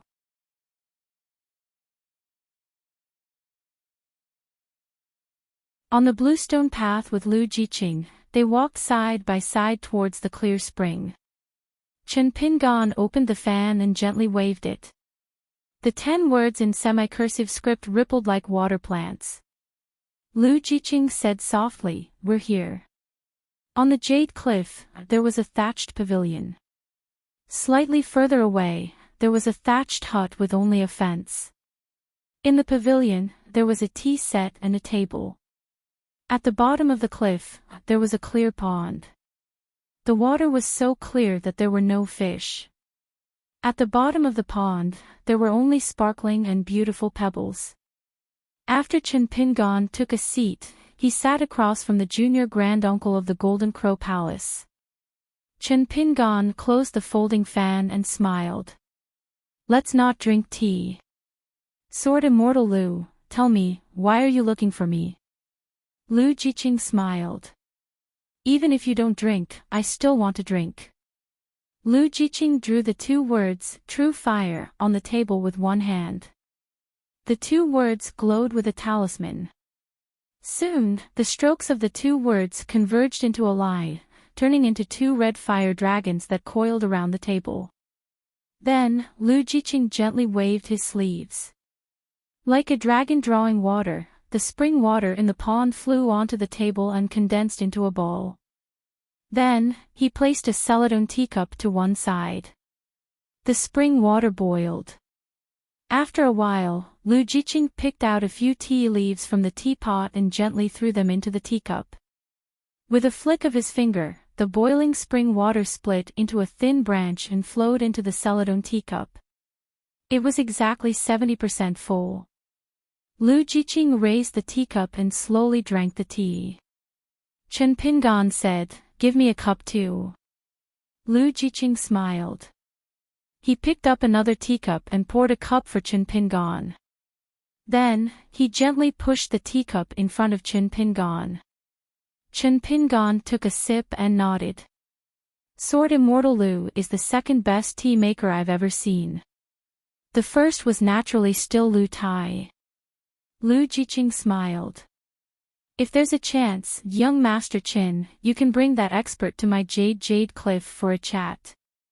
Chen Pingan put down the teacup and asked, "Sword Immortal Lu didn't show up at the Golden Crow Palace, but you should have seen through it. Why didn't you stop my sword?" Lu Jiqing sighed. He put down the teacup that he had already raised to his mouth and gently placed it on the table. "So what if I did? A brainless fight?" Lu Jiqing shook his head. "It's meaningless. Ever since I ascended to the Golden Core stage, I've relied on the name of Lu Jiqing to travel the Golden Crow Palace. How many wrongs have I committed? It's a pity that I'm not good at managing affairs. That's why I find the thunderclouds of the Golden Crow Palace an eyesore. I find that martial nephew's Dao partner annoying. I don't like that arrogant junior like Jean Lo. But I can only pretend that I don't see and don't feel annoyed." Chen Pingan nodded. "That's why Sword Immortal Lu was able to ascend to the Golden Core stage. But it's also very likely that it's why Sword Immortal Lu broke through the bottleneck of the Golden Core stage and ascended to the Nascent Soul stage. Drinking tea here can relieve one's worries, but it may not be able to truly benefit one's Dao." Lu Jiqing heard this and smiled. He picked up the teacup again and took a sip. Then, he said, "You should have seen my sword in the Yellow Wind Valley of the Baoshan Kingdom. Among the many golden core sword cultivators in the southern part of the North Continent, my strength is not weak. Chen Pingan recalled the last sword in the Yellow Wind Valley. The sword radiance fell from the sky. It was Lu Jiqing's sword that injured the core of the yellow-robed ancestor. Even though the yellow-robed ancestor knew that the sword cultivators of the Golden Crow Palace were far away, he still wanted to eat his fill and replenish his demon core with human flesh and soul, even though he knew that the eminent monks of the Baoshan Kingdom were nearby. Lu Jiqing said slowly, but a sword with two blades is a big trouble. I've always pursued the principle of sword of no return, so when I sharpen my sword and train my Taoist heart, it was very easy for me when I was in a low realm. When I was in a low realm, I benefited the most from it. But later, it became more and more troublesome.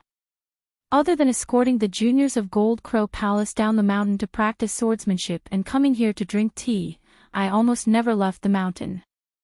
As a result, the hope of breaking through the realm became more and more slim. Lu Jiqing said slowly, I've killed two of them with one sword. One of them should have died several times, while the other one could die or not. Later on, I felt more and more bored. Except for escorting the juniors of Gold Crow Palace down the mountain to practice swordsmanship and coming here to drink tea, I almost never left the mountain. As a result, the hope of breaking through the realm became more and more slim. Chen Pingan remained silent as this involved other people's great Tao. He just drank his tea. The tea contained the essence of water. For Lu Jiqing, whose qi dwelling was as strong as a river or a lake, this little bit of spiritual qi was insignificant. However, for Chen Pingan, a cultivator in the lower 5 realms, every cup of tea was like a timely rain on a parched field. The more, the better. Lu Jiqing asked seriously, that's why I invited you to drink tea. I want to know why you wielded that sword outside the Gold Crow Palace. How did you do it? How did you do it? How did you do it? How did you do it? How did you do it? How did you do it? How did you do it? How did you do it?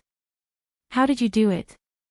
Even if it's just a sliver of understanding, it's still worth a fortune to me at my current bottleneck.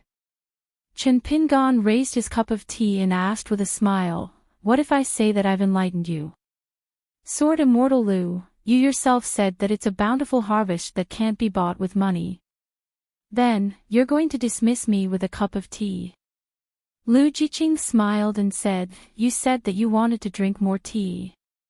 Other than the spiritual qi in the tea, you also wanted to see my unique technique of drawing talismans. Does this count as repayment? Chen Pingan shook his head and said, I can't understand the true meaning of a sword immortal at the bottleneck of the Gold Core realm in such a short period of time. Also, you can't do it more than 3 times. If you can't understand it, then forget it. Lu Jiqing laughed. He raised his hand and pointed at the clear pool and steep cliff. He said, if you can understand it, I'll give you the remaining 300 years of jade lustrous cliff. How about that?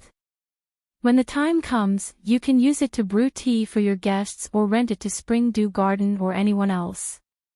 It's all up to you. Chen Pingan opened his folding fan and gently fanned himself. Then, I'll have to trouble Sword Immortal Lu to give me another cup of tea. Let's have a nice chat over tea. When doing business, we have to first determine the character of both parties. Then, everything can be discussed. Lu Jiqing smiled knowingly.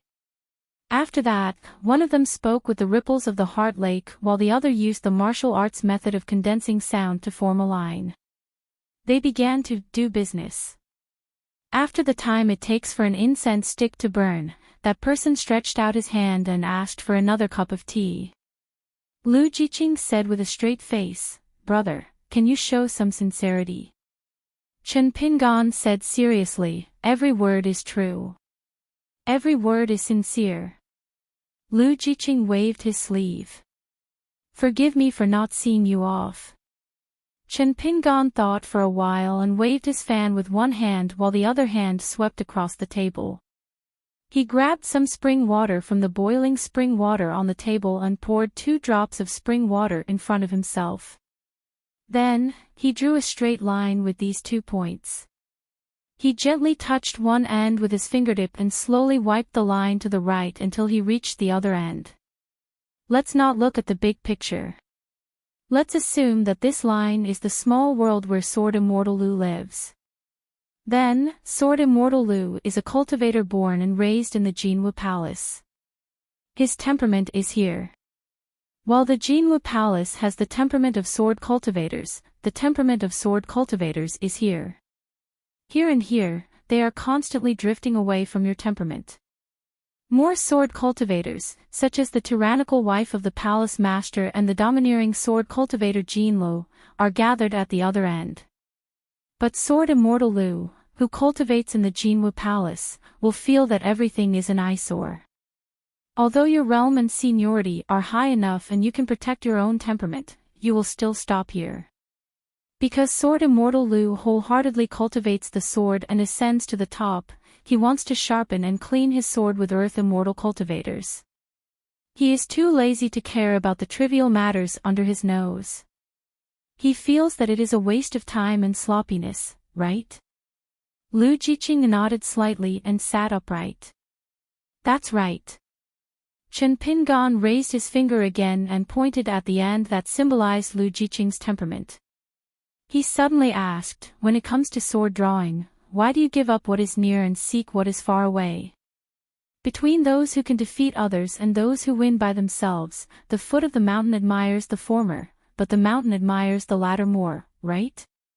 Sword cultivators have great killing power and are known as the best in the world. Then, do we still need to examine the heart and cultivate the heart? Do the sword cultivators flying sword and saber, as well as the master who controls them, have to be pure and untainted in both physical and mental aspects? Their backgrounds, their masters, their cultivation nodes, their experiences outside the mountain, their allies, their close friends, their beliefs, love and hatred. Lu Jiqing, are you really interested in knowing? Once you choose to cleanse your sword, you need to go straight to your heart. As a sword immortal cultivator at the bottleneck of the Aurus core realm, your natal flying sword, your cultivation base, and your master's seniority are your greatest enemies. Can you really cast them aside temporarily? If you give up halfway and can't reach the other end in one go, it will only damage your heart, causing your sword heart to be covered in dust and your sword intent to be flawed. Lu Jiqing smiled and said, I can be sure that you are not a sword immortal cultivator. You shouldn't be too clear about the hardships of cultivation and the tribulations that wear down one's will. Cleansing the sword at the Golden Crow Palace is difficult because of the numerous trivial matters and the unfathomable details of the human heart. However, at the end of the day, it's as difficult as refining the sword embryo in the earliest days. It has to be exactly the same. I'm just going through the earliest cultivation path again. If I could do it back then, what's so difficult about becoming a Aurus core sword immortal now? The white-robed scholar shook his head and smiled. The same thing can change with the passage of time, but it's difficult in 2 ways. Lu Jiqing thought for a moment, then smiled and nodded. I've learned something. Chen Pingon smiled and said, Sword Immortal Lu, do you really believe that I'm pretending to be profound? Are you not afraid that I'll take you from the immortal mansion to the ditch at the foot of the mountain? Lu Jiqing stood up. I won't impose on you any longer. I hope that I can come here to drink tea as a guest in the future. Master is still the same. In Lu Jiqing's eyes, he was already a guest at Jade Cliff. Chen Pingon looked at the title deed on the table, then raised his head and looked at the white-robed youth. Why does the Golden Crow Palace have a sword immortal like you? Did your ancestors accumulate good karma? Lu Jiqing smiled and said, Your words are unpleasant, but I'll take them as good words. To be honest, I'm not boasting, but the reputation of the senior cultivators of the Golden Crow Palace is indeed much better than it is now. It's a pity that reputation can't be exchanged for cultivation experience and family property. There's nothing better in this world. Therefore, I often think that my apprentice nephew is just doing things against his will, and not really doing anything wrong. Chen Pingan stood up. How about I make another deal with you? Lu Jiqing asked, what do you mean? Chen Pingan first asked a question, will the cultivators of the Spring Dew Garden spy on this place? Lu Jiqing pointed at the thatched cottage outside the pavilion. Do you think my sword is just a decoration? There are some rules that need to be mentioned. For example, when I drink tea here, I always follow the rules of the Spring Dew Garden.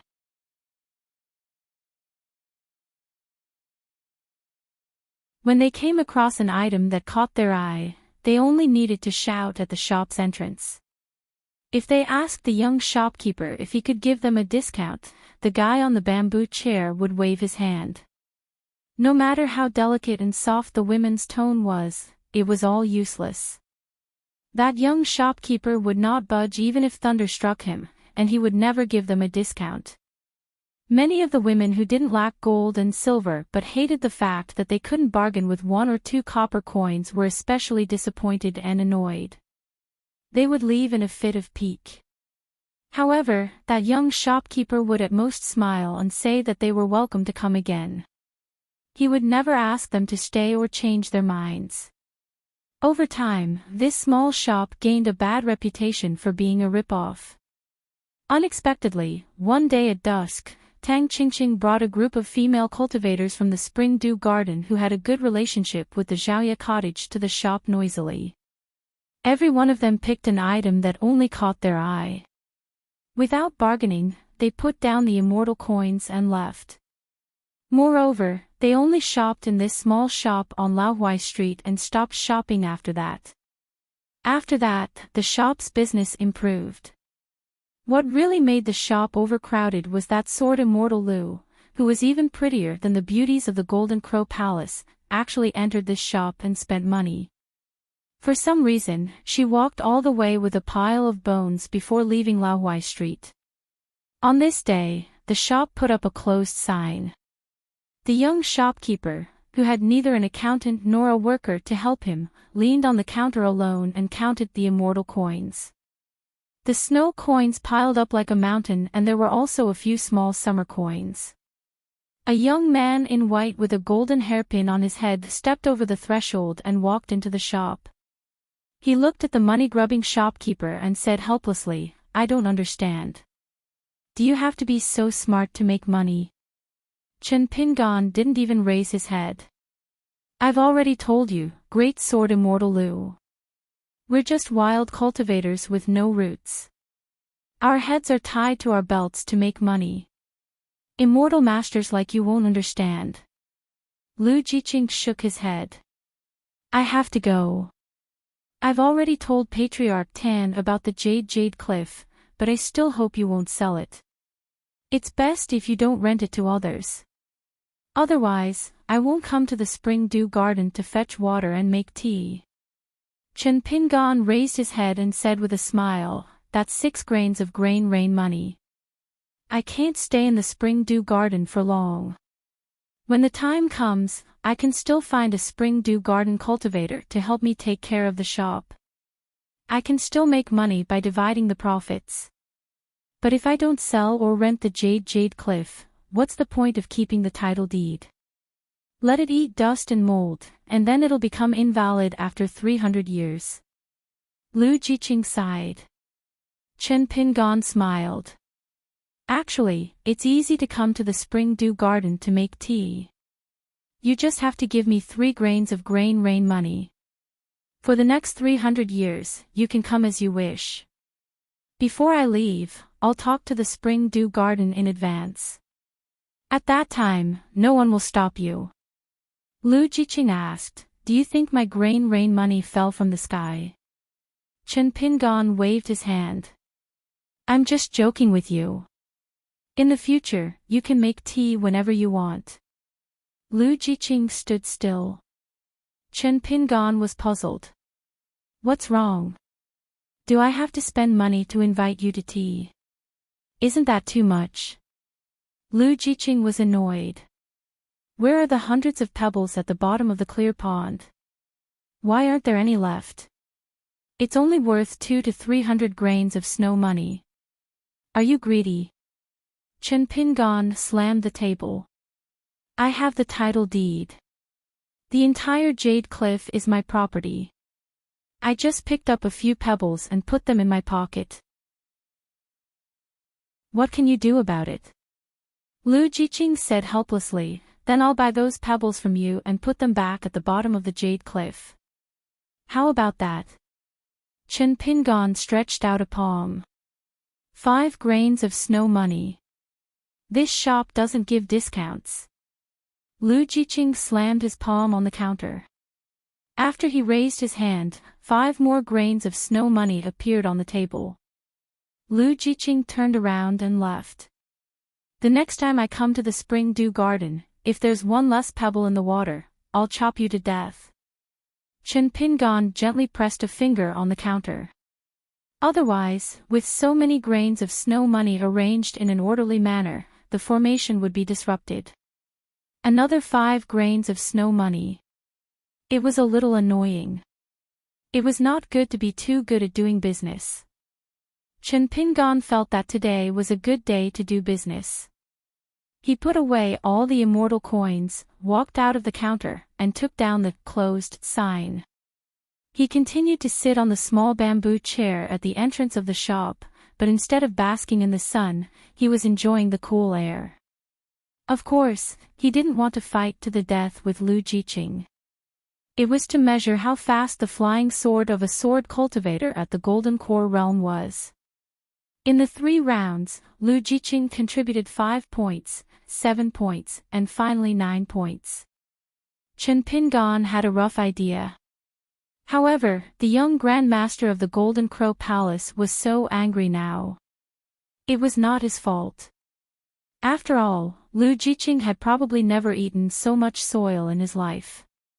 Of course, Chen Pingon and Lu Jiqing's 3 sparring sessions were not easy for Lu Jiqing either. There wouldn't be a 4th round.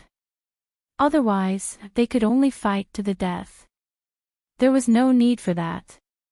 As for why Chen Pingon still stayed in the Spring Dew Garden after the 3 rounds of fighting, other than making some money as a burden to make room for things close to him, he still had to wait for a reply. Previously, he had sent a secret letter to Mount Mui Shan of the Linen Sect through the sword room of the Spring Dew Garden.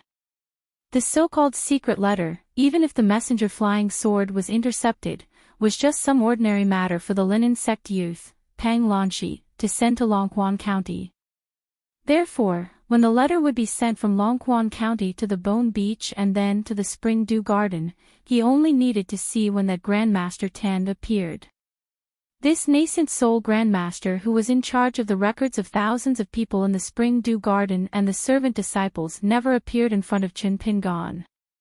However, as long as Mount Mui Shan of the Linen Sect really replied, no matter how calm she was, no matter how many things she had to do, she would definitely not be able to sit still. She would make a trip to the shop or the house of hibernation. In the night, Laohuai Street was brightly lit. The Spring Dew Garden had some income again. Cui Dongshan wanted to sit there, but after arguing with Pei Qian for a long time, he could only sit opposite Pei Qian. The little water monster Zhou Mili sat beside Pei Qian. As long as Shi Rou sat down, she would always sit on the bench with her back facing the door. Moreover, she did not need to eat at all. In the past, she would accompany Pei Qian to chat, but today, she did not dare to not come. During the meal, Shi Rou just made up the number and symbolically ate a few times. The other 3 wolfed down the food like a whirlwind. Especially Zhou Mili, her chopsticks were flying. After that, Cui Dongshan left the dragon riding alley shop, saying that he was going to Luopa Mountain to drink some wine. Pei Qian did not care about him. He practiced a set of crazy demon sword technique in the courtyard. Zhou Mili clapped vigorously at the side. Cui Dongshan did not directly go to Luopa Mountain Bamboo House. Instead, he appeared at the foot of the mountain. Now, he had a decent mansion. In the courtyard, Wei Pai, Zhu Lian, and the stooped man guarding the door were playing chess.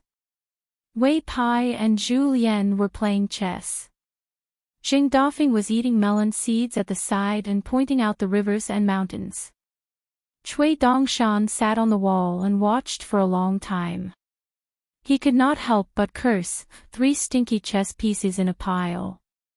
It's so spicy that it blinds my eyes. Cui Dongshan floated over. However, when he sat down, Wei Pai and Zhu Lian picked up the chess pieces and put them back into the chess pot. Cui Dongshan stretched out his hands. Don't. It's not funny when children play chess. Jing Dafeng began to chase them away. Wei Pai directly returned to Cloud-Splitting Mountain. Zhu Lian and Cui Dongshan climbed the mountain together. Cui Dongshan waved his sleeves like an old hen flapping its wings. He flapped his wings and flew up 3 steps at a time. Cui Dongshan asked casually, "Did Jiang Shang really come to Luopa Mountain?" Zhu Lian smiled, "You're talking about Brother Zhou Fei. He came and said he wanted to be our Luopa Mountain's consecrator as a nascent soul realm cultivator." Cui Dongshan sneered, "You agreed?" Zhu Lian put his hands behind his back and turned his head with a smile, "Guess." Cui Dongshan waved his sleeves, "Yo, Zhu Lian, you've improved, haven't you?" Zhu Lian smiled, "Don't hit my face. The rest is up to you." Cui Dongshan hovered in the air, less than a foot off the ground. He glanced at Zhu Lian. "Jiang Shang is not simple. Sun Yuan is not simple either." Zhu Lian smiled, "That's why I rejected him. This guy's flattery skills are not good. He needs to cultivate properly. He can't enter Luopa Mountain for the time being." Brother Zhou Fei also felt that this was reasonable. He said he would study it when he returned and ask me for advice next time.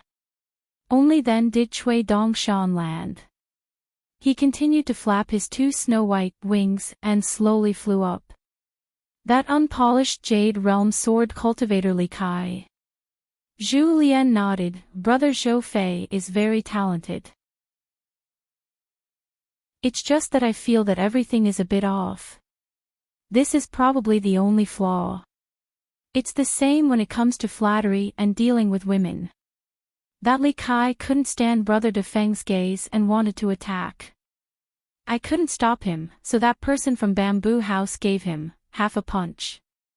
With Brother Zhou Fei's persuasion, he finally stopped." Cui Dongshan's face was gloomy. Now that he was in charge of the south, he really didn't know much about the north. Zhu Lian smiled, "When one's family grows big, it's common for people from all walks of life to have different temperaments." Cui Dongshan sneered, "Isn't it because you're not skilled enough and your fist technique is not good enough?" Zhu Lian said helplessly, "I'm holding back my fist intent even when I'm peeing and shitting. What else do you want me to do?" Cui Dongshan landed on the ground and began to climb up the mountain. He said casually, "Liu Baixiang has already begun to fight for territory." Zhu Lian put his hands behind his back and bent over to climb up the mountain. He said with a mischievous smile, "He's the same as Wei Xian. A wolf travels 1,000 miles to eat meat, a dog travels 10,000 miles to eat shit." Cui Dongshan suddenly stopped, "I won't go up the mountain. Tell Wei Pai to send a flying sword message to that linen sect's Muishan. Ask him about that Gao Cheng's birth characters, hometown, genealogy, ancestral grave, anything. Just tell him whatever he knows. The more the better. If the entire linen sect is useless, then it's fine. But let Wei Pai tell the linen sect one last thing from the bottom of his heart. There's no such thing as making money while doing nothing." Zhu Lian asked, "Wei Pai was right in front of you before. Why didn't you say anything?" Cui Dongshan smiled, "If you say it, you'll owe him a favor." Zhu Lian nodded, makes sense. Cui Dongshan no longer climbed the mountain. He turned into a rainbow and returned to the small town. Now that blacksmith Ruan was not in Longquan County, he could come and go freely. Under the dim light of night, Cui Dongshan went to the heavily guarded old porcelain mountain, and left with a large sack on his back. Then he stayed for a few days at the ancestral house where he had stayed before. Nobody knew what he was doing every day. Even when Pei Qian went, Cui Dongshan did not open the door. Pei Qian took Zhou Mili to climb up the house. After climbing up, they found that there was a courtyard. Unfortunately, when they looked down, it was foggy and they could not see anything. Pei Qian had to take Zhou Mili back to the dragon riding alley. That day, Cui Dongshan swaggered to the shop and happened to meet Pei Qian and Zhou Mili who were running down the stairs.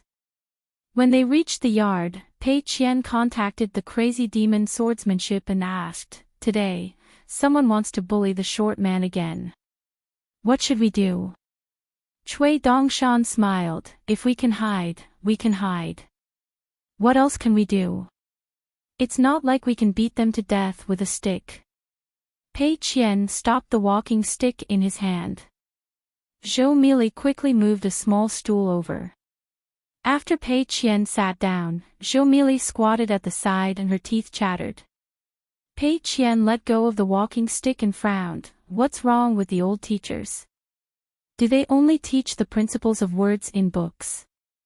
Who doesn't know how to recite books? Speaking of this, Pei Qian raised his chin, "Right, guardian. It's time for you to take action." Zhou Mili had a tacit understanding and helped her senior sister to say the rest of the words. What's the use? Cui Dongshan smiled and said, "When you see someone you don't like, it's only natural that you don't like everything in your life. When you don't like everything in your life, it's natural that you don't like people." Pei Qian was furious. "Are you talking about me?" Cui Dongshan held the back of his head with both hands and leaned back.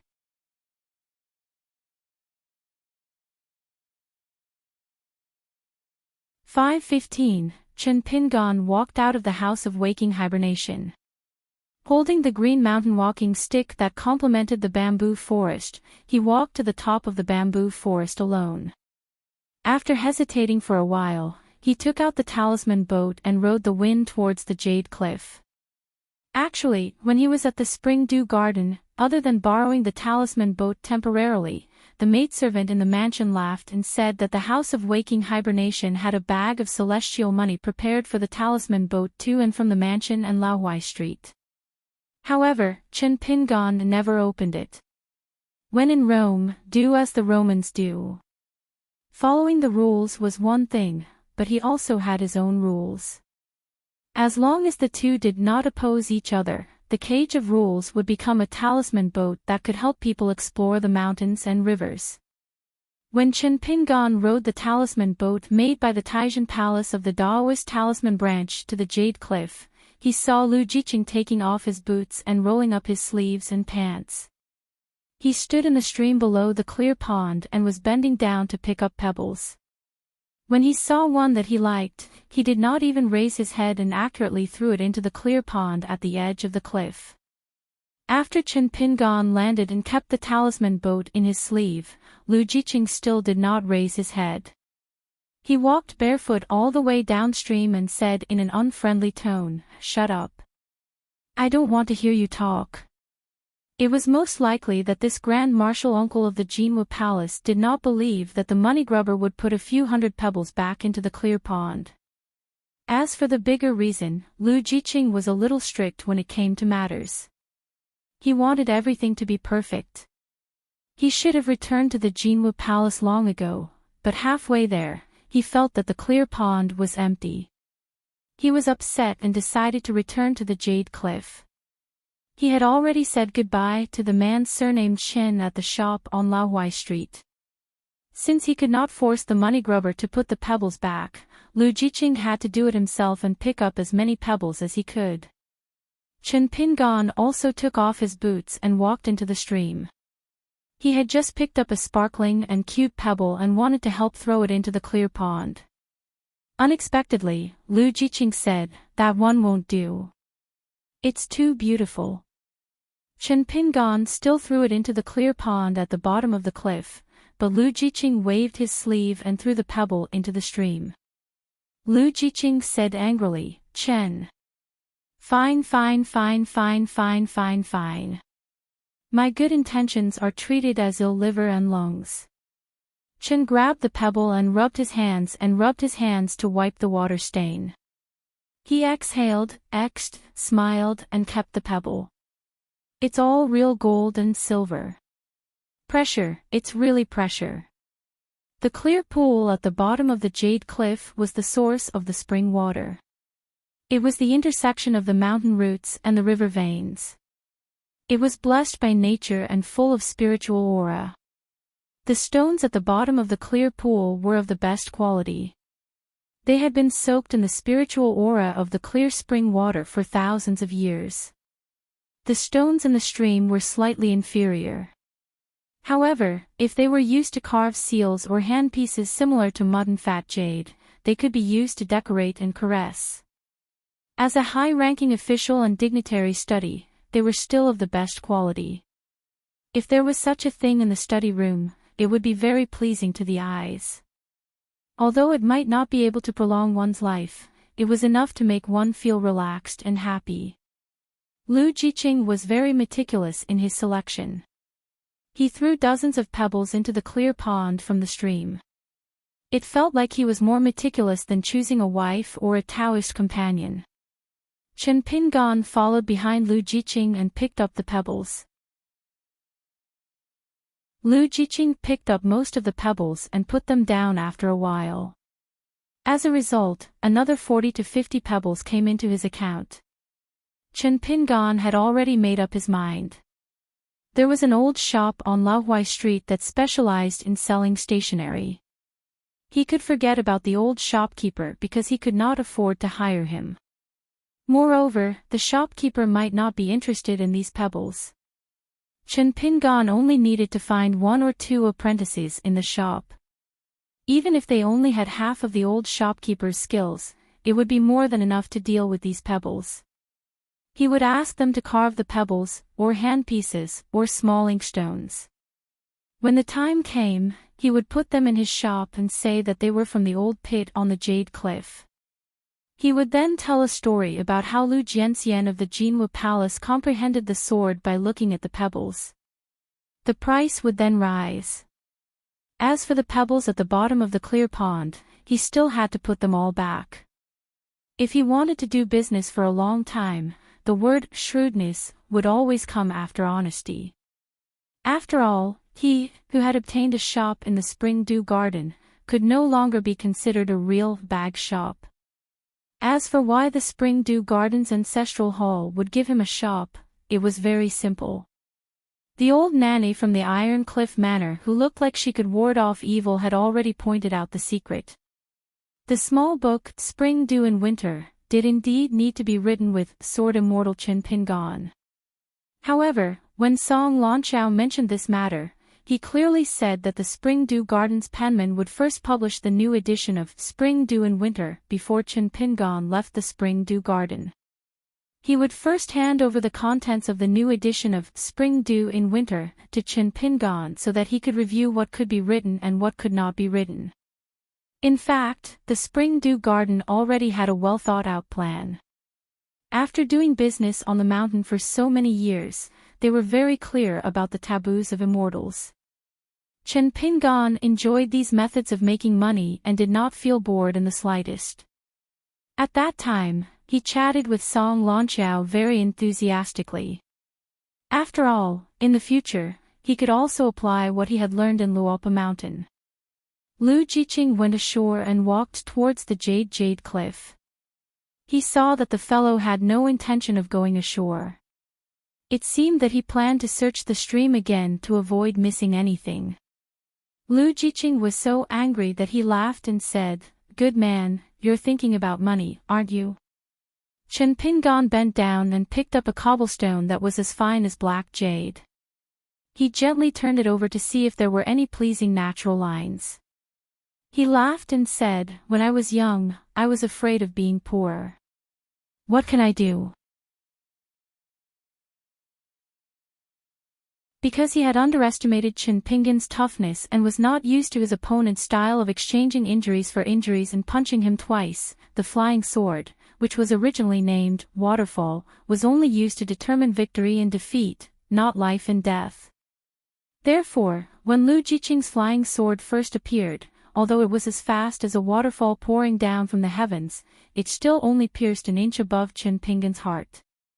As a result, Lu Jiqing's flying sword pierced through his shoulder and arrived in front of Lu Jiqing in the blink of an eye. The extremely fast flying sword once again rotated back and pierced that person's ankle. Lu Jiqing had just moved a few feet away when that person followed him like a shadow and punched him out of the circle. Fortunately, that person had deliberately held back his strength after punching him.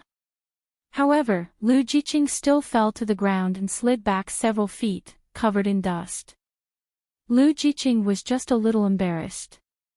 After floating up, he looked at the guy whose shoulder and ankle were indeed pierced by the flying sword and asked, "Doesn't it hurt?" Sword practitioners were difficult to deal with. Once they pierced through the opponent's body and chi residence, the most difficult thing to deal with was that it was extremely difficult to heal quickly. Moreover, it had a terrifying effect similar to the conflict of the Great Tao. Other offensive magic weapons in the world could also inflict lasting damage and even cause endless consequences. However, they were not as difficult to deal with as the residual sword aura. It was rapid and fierce, like an instant flood breaking through a dam. It was like a dragon entering the small world of the human body, overturning the rivers and seas, and greatly affecting the circulation of the chi residence's spiritual chi. When cultivators fought with their lives on the line, a disturbance of the spiritual chi would often be fatal. Moreover, ordinary chi cultivators who tempered their bodies were ultimately not as good as military cultivators and pure martial artists. If one sword was already like this, what would happen if there were more sword practitioners? At that time, the opponent laughed and said, "It doesn't affect my punches." After the second round, Lu Jiqing began to be careful of the distance between them. It should be known that sword practitioners, especially Earth Immortal sword practitioners, were very good at both long-range and close combat.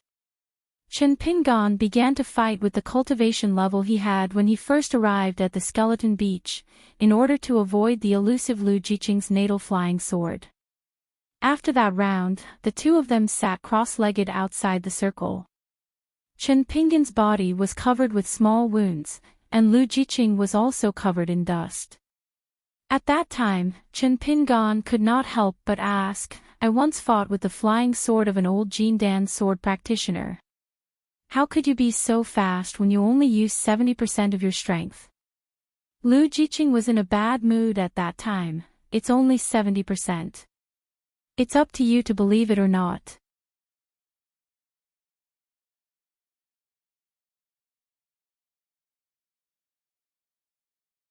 Most of them were strong and healthy, and their green gowns were like wisps of smoke in the forest. When night fell, the pedestrians on the path still did not raise their candles. In the middle of the night, Chen Pingan suddenly stopped. He stood on a towering tree and looked into the distance. There was a huge lone peak surrounded by cliffs on all sides. It was brightly lit and houses were densely packed. Only the mountain under Chen Pingan's feet was connected to a metal chain and wooden plank bridge that could lead to the small town at the top of the mountain. At night, when the mountain breeze blew, the entire bridge would sway slightly. It looked like a reputable sect of the pugilistic world. As the spirit energy nearby was thin, it was only slightly better than the borders of the Silver Screen Country and Huaihuang Country. It was not a good place for chi refinement warriors to cultivate. Chen Pingan sat on a tree branch and chewed on a dry biscuit. The blade-strengthening gourd was already filled with more than 10 caddies of Lanfang Country's wine. He did not drink much along the way, so there was quite a lot left. Chen Pingan closed his eyes and rested. Even if it was a small refinement, the progress of the two pieces of dragon-slaying platform was still slow. Along the way, he still could not completely refine them. Unknowingly, the lights on the opposite mountain peak gradually extinguished. In the end, there were only specks of light. At daybreak, Chen Pingan opened his eyes and pasted a steel-carrying talisman that he had learned from Diu of the Ghost Axe Palace. He then continued to cultivate. On the journey to the north, one would stop and walk as they pleased. They only needed to reach the Green Oriole Kingdom in the east of the North Continent before autumn. The Green Oriole Kingdom was the estuary of the Great Blasphemy River. The central part of the North Continent was high. The east and west sides were tilted towards the sea. The north was even higher. The entire North Continent, from the Skeleton Beach to the north, was like a flight of stairs. The source of the Great Blasphemy River was in the north. There were more than 10 huge rivers that flowed into the riverbed of the Great Blasphemy River, creating a rare spectacle of two estuaries.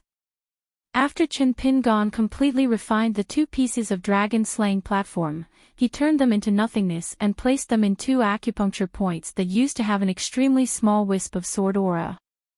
The flying swords Chu-Yi and Chu-Yi and Chu-Yi entered them respectively. Every time the flying swords collided with the dragon-slaying platform, sparks would fly from the sharpening of the swords. Chen Pingan felt as if his heart was being pierced by a knife. This was also the fundamental reason why he did not travel fast. The speed of Chen Pingan's small refinement was comparable to the speed at which Chu-Yi and Chu-Yi and Chu-Yi ate the dragon-slaying platform. He had only fought a few times. Every time he fought, there was almost no death under his fist. However, he had destroyed the ancestral halls of two mountains, both of which were immortal mansions with nascent soul sword immortals. Therefore, the Northern Continent's landscape bulletin dared to say that this person was another rising martial artist. It was said that this person had some relationship with the Lion Peak. His name should be a pseudonym, Lier. There was another martial artist of the 8th realm in the Great Zhuan dynasty who was relatively easy to see. She was a female great guru and a swordsman. Now, she was the personal retainer of the emperor of the Great Zhuan dynasty. However, this person's future was not optimistic. She was already an arrow at the end of its flight when she reached the far wandering state. She was destined to never reach the peak state in this life. In short, martial artists of the Jianghu had the loudest voices and the hardest fists here. Chen Pingan now really could not figure out the martial artists of the Golden Body state outside the Luopa mountain. Green Bamboo Sword Immortal Su Lang, who wanted to ask Senior Song for his sword, was the first one. The one who attacked him sneakily in the Dragon Palace of Tsangyan Lake was the second one. On the ferry, the retainer with the surname Liao beside Wei Bai, the young master of the Iron Mantis Manor, was the third one. Chen Pingan actually wanted to find a far-wandering state martial artist to spar with. Unfortunately, Gao Cheng's doppelganger on the ferry should be a martial artist of the 8th realm. However, the old swordsman with an extraordinary aura slit his own throat with his sword. Before his head fell to the ground, his words, "The three of you are in the linen sect's unpolished jade realm and are not worthy of this harvest," were actually considered heroic. Previously, on a lake in the Jinfu country, Chen Pingan rented a small boat to fish in the night. He watched a bloody battle from afar. It seemed to be a premeditated encirclement and suppression. First, there was an internal conflict on a ship anchored in the middle of the lake. Dozens of people were divided into two factions with different weapons. Among them, there were more than 10 Jianghu people who could be considered the top experts of the Jinfu country. They were about 5th or 6th realm martial artists.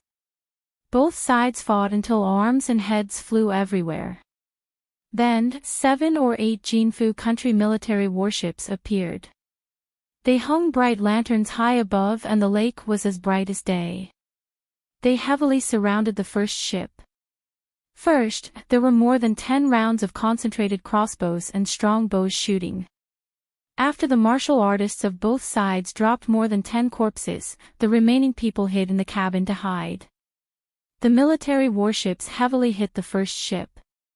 During this time, there were injured Jianghu experts who tried to break out of the encirclement. They were unwilling to wait for death. However, just as they swept out of the ship, they were either forced back by the rain of crossbows and arrows, killed on the spot by an old eunuch wearing a python robe, or cut in half by a young female swordsman with sword aura. There was also a burly general wearing Sui-do armor who stood at the bottom of the ship with an iron spear in his hand. Some of the Jianghu experts who pretended to be injured and fell into the lake, then tried to hold their breath and dive into the water to escape, but they could not escape. There should have been demons under the water waiting for an opportunity. Several of the Jianghu experts were forced out of the water, and then the burly general took out a strong bow and shot them one by one. Without exception, their heads were shot through. When the warship of the Jinfu military approached, Chen Pingan had already steered a small boat into the distance. The last scene was deeply engraved in Chen Pingan's mind. That female swordsman stood on the bow of the ship, constantly attacking with her sword. Whether it was the floating corpses on the water or the injured people who fell into the lake, they were all stabbed by her sword and supplemented with a strand of sharp sword chi. In the end, not many people on the ship survived. Those who survived were most likely spies of the imperial court. In the end, Chen Pingan saw 3 people walk up to the top of the warship. They cupped their fists and saluted the tall and sturdy military general wearing the do armor. Chen Pingan closed his eyes and continued to practice the dragon beheading platform.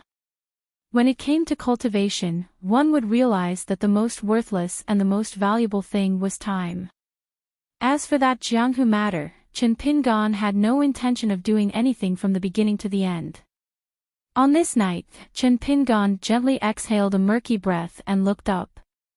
A young man and woman appeared on the bridge. The woman was a pure martial artist with a decent foundation, about the 3rd realm. The man had a scholarly appearance, more like a scholar with a full stomach, and could not be considered a pure martial artist. The woman stood on the swaying iron chain and walked slowly. The man, who was young but slightly older, was very worried. When they reached the end of the bridge, the woman gently jumped down and the man held her hand. The two walked hand in hand along the mountain path, whispering and talking about everything. It happened to be in the direction of Chen Pingan. Chen Pingan heard some inside stories of the imperial court and Jianghu of the Jinfu kingdom. It turned out that Jianghu had not been peaceful these years. After the current emperor usurped the throne, according to the unofficial history of the Jinfu kingdom, it was said that the first thing the emperor did when he sat on the dragon throne was to hold the sword on his knees and then order people to call the few relatives who were in charge of the royal family register and jade archives to the main hall. According to the records on the archives, the emperor opened the pages one by one and called out a name other than the former emperor's empress who had hanged herself. Outside the main hall, blood flowed like a river overnight. But in the end, there was still a fish that escaped the net. It was the youngest son of the former emperor who was taken away by a palace maid and then luckily left the capital under the escort of loyal officials. Since then, he had been exiled in Jianghu and there was no news of him. So for so many years, there were often some inexplicable massacres in Jianghu, and most of them were from big sections. Even if some of them were killed in revenge, the local government did not dare to investigate, for fear that they would accidentally cross the line and touch the reverse scale of the person in the capital. The local government's hands and feet were tied.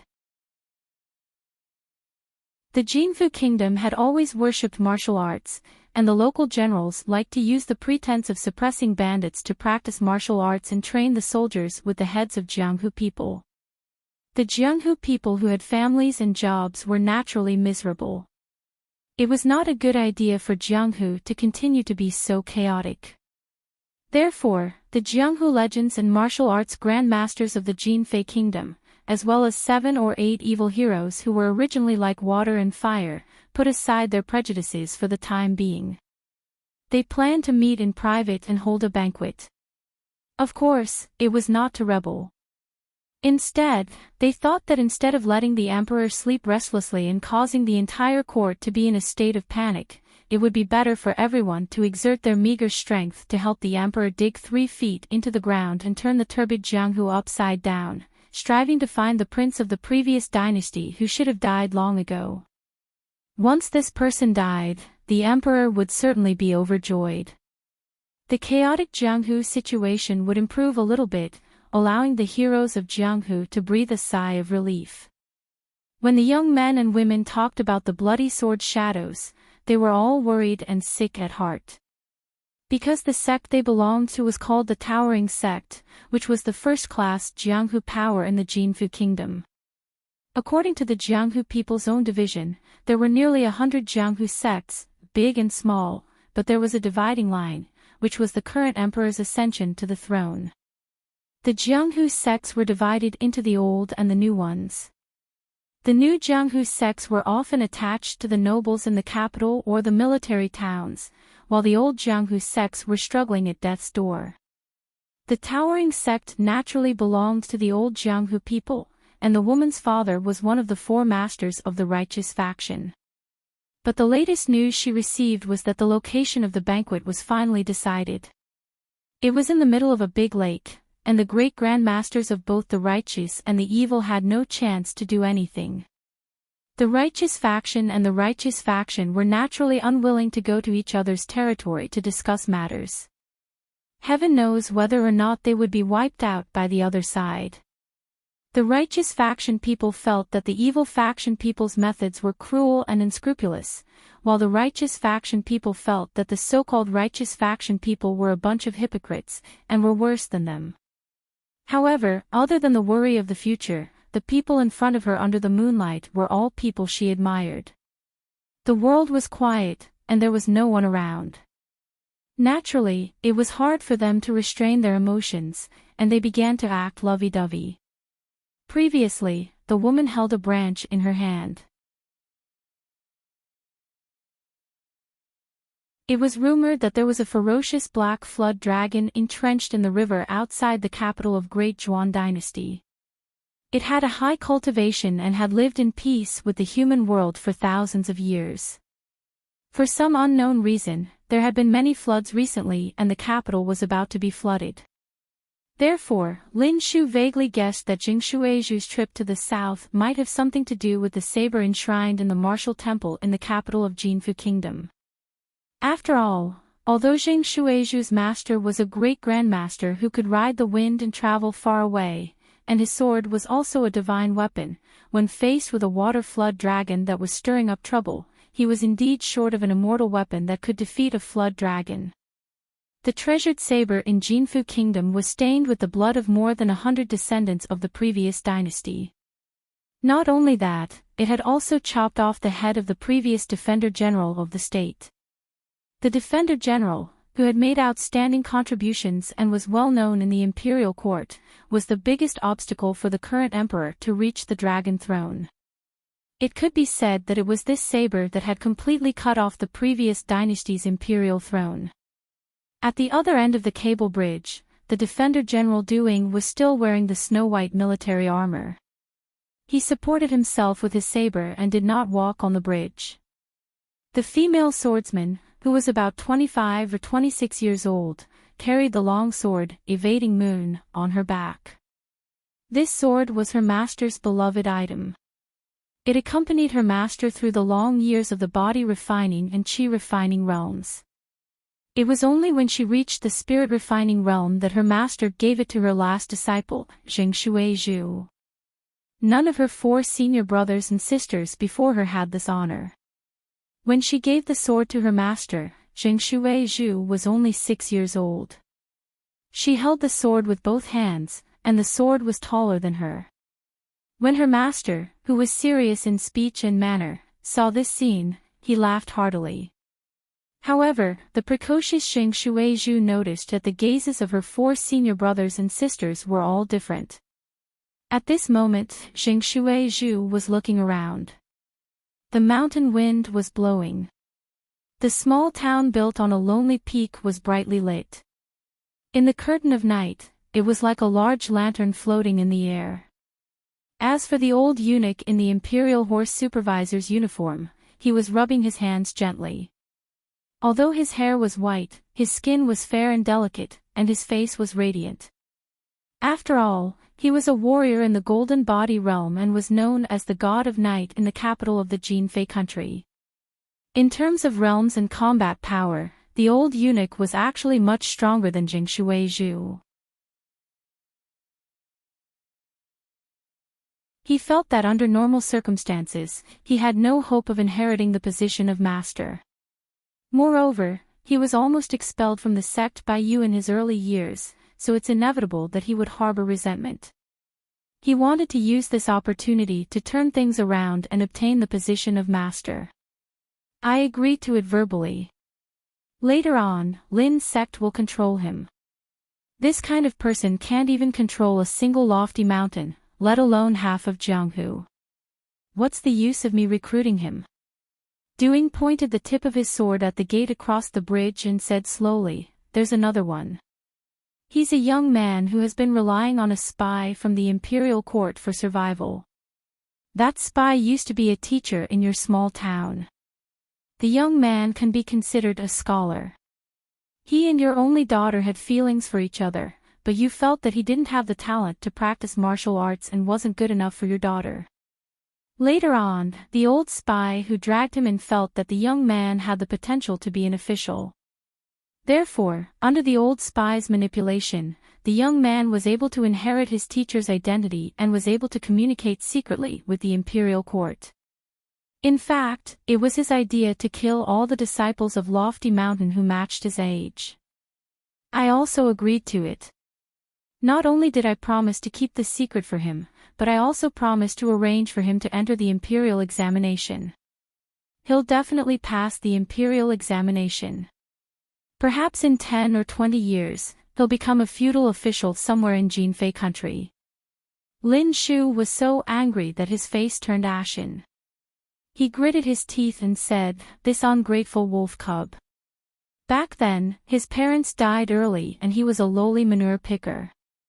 If Lofty Mountain didn't give him a monthly pension, he'd be eating **T. The old eunuch from the Imperial Horse Directorate twirled a strand of white hair hanging down from his temples with 2 fingers and said in a sharp voice, "These are all trivial matters. It's a secret report from another spy that Lofty Mountain still has an expert in charge. It's been many years, but he's been hiding his head and tail very well. Until now, he hasn't been exposed. It's a little tricky." Lin Shu was stunned. Zheng Shuizhu frowned and said, "General Du, are we just going to waste our time here? We'll know if that remnant of the previous dynasty is on the mountain peak after we take out the saber. If there's really a chi cultivator from Golden Scale Palace hiding here, he's most likely the prince's guardian. We'll kill 2 birds with 1 stone. We'll kill the remnant and find out the cultivator from Golden Scale Palace at the same time." Among the troops, there was a dull man holding a long box. Doing smiled and said, "What if that Golden Scale Palace's divine immortal is of an extremely high level? Our 100 or so armored soldiers won't be able to withstand a few immortal spells from him. Even if he can't defeat the 3 of us, once he brings someone with him to ride the wind, the 3 of us can only watch him leave. We can't possibly jump off the cliff, right?" Zheng Shuizhu turned to look at the man holding the box and sneered. "Even the eldest disciple of our perfected state protector is here. Why would we be afraid of a chi cultivator who has been hiding in Lofty Mountain for more than 10 years? In the Great Zhuan dynasty, there were also officials who were in charge of protecting the emperor. Zheng Shuizhu's lineage was purely a martial artist. She and the perfected state protector, Liang Hongyan's lineage of Daoist cultivators had always been on bad terms. They hated each other and had many conflicts in the dark. The Great Yuan dynasty had vast land and abundant resources. Other than the territory of the Golden Scale Palace deep in the mountains at the northern border, the Great Yuan dynasty's emperor allowed both sides to rely on their own abilities to take what they wanted. Naturally, they would not get along with each other. One of Zheng Shuizhu's senior brothers who had excellent aptitude was once besieged by 3 qi cultivators of the Guanhai and Longmen realms who hid their identities. Both of his legs were broken and he could only sit in a wheelchair, becoming half a cripple. Later on, one of the direct disciples of the perfected state protector, Liang Hongyin, also mysteriously disappeared during his training. His body was not found until now. The man with the mask had a cold expression. He glanced at Zheng Shuizhu's back view. This little girl had always been arrogant. She did not know her place in the capital and relied on that old woman's pampering. A few years ago, she even hooked up with a prince of the Great Yuan dynasty. Did she really think that she was the next empress? Duing asked, "Leader Lin, what do you mean?" Lin Shu's face was contorted. "Kill all the young men on the mountain who are of suitable age. However, I have 2 requests. That disciple who betrayed his master must die. And that bastard who repaid kindness with enmity must die. I dare not say that my towering sex method of dealing with traitors is unique in Jinfu country, but it is not difficult to make people wish they were dead." Duing shook his head and said, "The former is a good-for-nothing, so there is no harm in killing him. However, the latter is ambitious and intelligent. In the secret letters he sent to the imperial court over the years, other than scheming in Jianghu, there are also many suggestions for the imperial court. I have carefully read them all. If I'm not mistaken, His Majesty the Emperor has seen his secret memorials. A scholar who does not go out but knows everything in the world."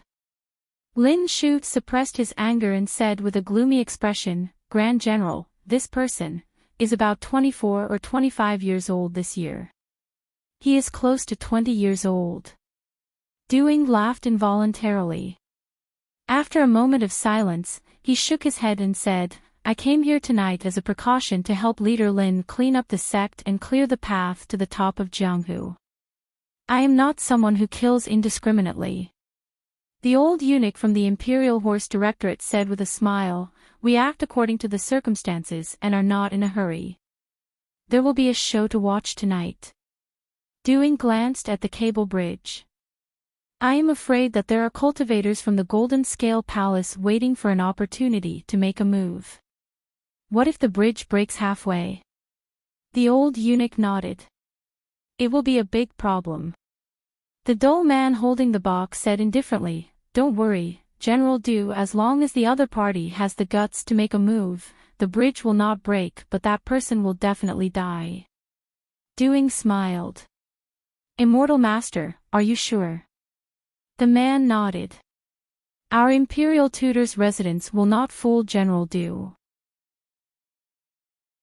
The death of a secondary grade 1 defender general of the state and the adopted son of the Jinfu country's emperor would be troublesome. After all, the ascension of the Jinfu country's new emperor was part of the Great Yuan dynasty's plan. A rebellious general who held a large number of troops and a vassal state monarch who wore a dragon robe were 2 completely different identities. The former could be killed by the state preceptor's mansion at will. But the latter could not be touched by any of them. Duing sheathed his saber and waved his hand. "Cross the bridge." At this moment, in the small town at the top of Towering Peak, an old man grabbed a young man's shoulder and flew away with the wind. The old man's body was shimmering like golden fish scales. He was extremely eye-catching in the night. Duing looked up and said, "It is indeed the Golden Scale Palace's cultivators. It seems like they can't sit still."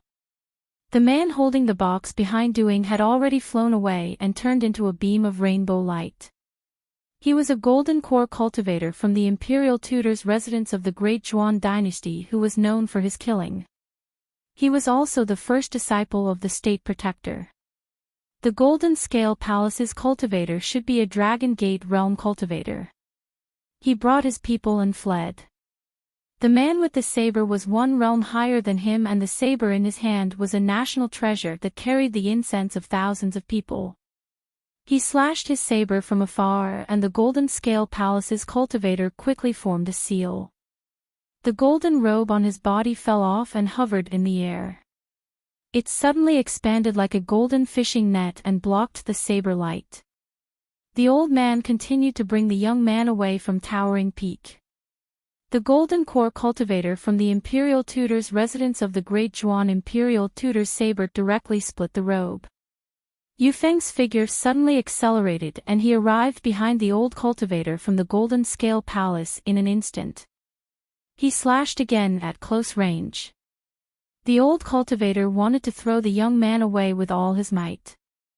There were a few Golden Scale Palace's floating talisman on the latter's body which could allow an ordinary teacher to temporarily fly like a chi cultivator. However, the old cultivator knew that this was just a last-ditch effort. Who would have thought that Jean Fegua would not only find towering peak but also a golden core cultivator from the Great Zhuan Imperial Tutor's residence of the Great Zhuan dynasty? With a slight twist of his wrist, the national treasure saber that had been enshrined in the martial temple for many years changed its trajectory slightly. With a slash, the heads of the old cultivator and the young man were chopped off. Before the old cultivator died, he exploded all the spiritual qi in his residence of qi in an attempt to drag the golden core cultivator down with him. The man with the saber flew backward and hovered in the air. The old cultivator from the Golden Scale Palace who had just been decapitated turned into fine powder together with the young man. The qi within a radius of hundreds of feet became chaotic and then formed a fierce wind which caused the chain bridge between the cliffs far behind to shake violently. A few armored elite soldiers fell off the bridge directly. Only after Duing and Jing Shuizhu used the 1,000-pound fall did the bridge slightly stabilize. The dull man lowered his head and stared at the sharp edge of the treasure saber. He nodded and then frowned slightly.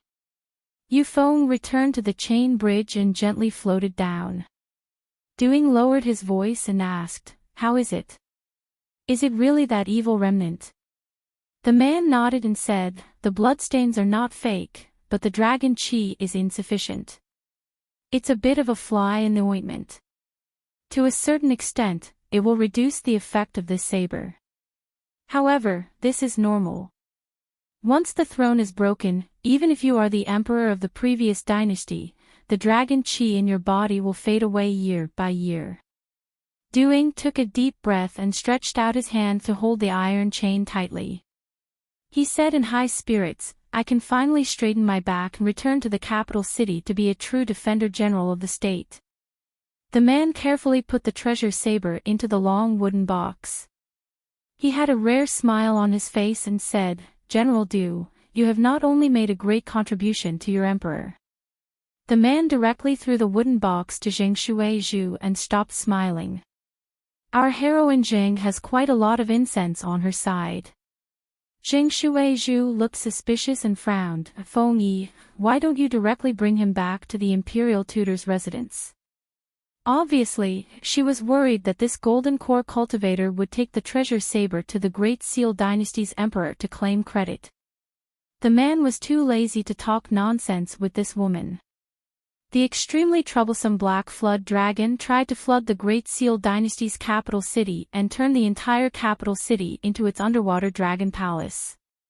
His master was only a nascent soul cultivator who was proficient in water spells. How could he compete with a flood dragon that was innately fond of water? In the end, he still needed this woman's master. With this treasure saber of the Golden Leaf national treasure, he had a chance to kill the flood dragon in one blow. The cultivators of the Imperial Tutor's residence were at most trying their best to prevent the capital city from being flooded during the war between the two sides. This was an extremely important matter. If they were not careful, they would lose everything. The fate of the entire Great Seal dynasty would be affected. Why would the imperial tutor's residence compete with a little girl at such a critical moment? Moreover, after the war began, the person who really contributed and saved the country would definitely be Zheng Shuizhu's master. Even if Feng Yi was the first disciple of the state protector, he could not snatch the treasure saber from this little girl, then run to the old woman, hand it to her with both hands, flatter her with a smile, and beg her to accept the treasure saber so that she could go out of the city to kill the flood dragon. Lin Shu's legs were weak. He held the iron chain with one hand. That bastard was really hiding under his nose. Doing smiled and said, "All right, Lin Shu, you've been conscientious for so many years. You've served His Majesty and delivered secret messages to the capital city. This time on the lake, you've helped me eliminate the masters of both the righteous and evil sections. Tonight, you've resolved an old grudge." Lin Shu smiled awkwardly. Hearing Du Ying's words, he was relieved. However, he did not dare to be truly relieved. He was afraid that the imperial court would punish him in the future. Du Ying did not want to say anything more. He just let Lin Shu be on tenterhooks. He was destined to be unable to explain to the emperor of the Great Seal dynasty. On the other side of the cliff, Chen Pingan let go of his hand and allowed his body to fall down rapidly. When he was near the bottom of the cliff, he reached out and grabbed the cliff to slow down the speed of his fall. After landing on the ground, he slowly left. This was most likely a long-planned hunt. Although everyone had their own desires. Once one truly appeared and stepped into the hunt, the higher one's realm, the faster one might die. Chen Pingan would not get involved. The remnants of the previous dynasty who escaped from the capital. The emperor of the Jinfu nation who usurped the throne and stirred up chaos in the pugilistic world. The towering mountain sex Lin Shu who defected to the imperial court. The Golden Scale Palace's cultivator who secretly protected the prince. The Great Seal Dynasty's Realm 8 martial artist and the Golden Core cultivator from the Imperial Tutor's residence. The water dragon that drowned the Great Seal Dynasty's capital. A great sword immortal who had a death feud with a Realm 10 martial artist of the Great Seal Dynasty. Chen Pingan left just like that. The Golden Core sword cultivator who was the head consecrator of the Golden Scale Palace had a hole pierced through his glabella. Another beam of light flashed and the golden core in his body was instantly pulverized. Before he died, the golden core sword cultivator who had hidden his strength widened his eyes in horror and muttered, "Sword immortal Jiyu." The corpse quickly melted into a pool of blood. On the opposite mountain, a short old man had his hands behind his back. A mere golden core dares to spoil my plans. If I can reincarnate in my next life, I'll learn from that young man who managed to escape twice. Instantly, the short old man arrived beside the green-robed man and walked side by side with him. He smiled and said, "Outsider, how did you sense that something was amiss? Can you tell me more? Or were you just here to join in on the fun? You look young but you're very experienced in doing things." Chen Pingan held the mountain-traversing staff and did not stop walking. He smiled and said, "Old mister, you only need to use the big bait to catch the big fish. I dare not get involved in this mess." The short old man scratched his head. "Do you think that remnant of the previous dynasty is dead?" Chen Pingan said, "It should be an immortal's trick. Dragon blood flows in his body but he's not a real dragon." Lin Shu was indeed a tough man who was loyal to the previous emperor. He would protect that scholar no matter what. Du Ying and the others were still fooled. The old cultivator of the Golden Scale Palace was also decisive and helped to deceive everyone. As for that young man, he was even more meticulous. Otherwise, it would have been difficult for Lin Shu to do this alone. But to you, their little tricks are a joke. Anyway, it's better if the dragon of the previous dynasty of the Golden Feather Country doesn't die. That treasured saber that can suppress a flood dragon is better if it's not mature enough. That's why the real hidden expert of the towering sect didn't have to die under your flying sword as long as he didn't do anything. He was honest and told everything he knew. He escaped another calamity. After the short old man finished speaking, he was silent for a moment and said in amazement, "Interesting, interesting. What a pity, what a pity." The green-clothed man wearing the bamboo hat stopped walking and said with a smile, "Old mister, please don't scare me. I am a timid person. If you continue to be so murderous, I will definitely not be able to defeat old mister. Even if I fight with my life on the line, I won't be able to defeat you. In that case, I can only use my Mr. and senior martial brother." The short old man laughed out loud. He looked at the young man and nodded. "You're a cunning thief." The young man turned and asked, "The sword cultivator from the North Continent who first went out to sea to attack was old Mr. Why is it that after reading so many newspapers, there are only guesses and no clear records?" Ji laughed angrily. "Those rats are like spies. Even if they knew it was me, Ji, would they dare to mention my name? Look at the 3 sword immortals behind me, who would know?" "That's right, when you go out to train in the future, you have to be more careful, just like tonight. You would never know who was pulling the strings behind a bunch of ant puppets. To put it bluntly, Doing and the others look at Lin Shu, you look at Doing and I look at you. Who knows if anyone is looking at me, Ji." Many cultivators on the mountain had died without knowing why, let alone those at the foot of the mountain. Difficult and complicated diseases can be cured, but stupidity is incurable. The young man cupped his fists and said, "I will remember old mister's teachings." Ji waved his hand and disappeared in a flash. Chen Pingon left the towering peak and continued to travel alone. The Jianghu was like this, no one knew what kind of storms he would encounter. It was now the rainy season. Chen Pingon decided to bypass the Great Zhuan dynasty and went to a vassal state near the sea. On the cliff plank road, the rain was pouring. Chen Pingon lit a bonfire and looked at the rain outside in a daze. When it rained, the heat in the world decreased significantly. The rain was heavy and slow. Lui, he yuan. The mountains were green and the road was long. His thoughts wandered and wandered.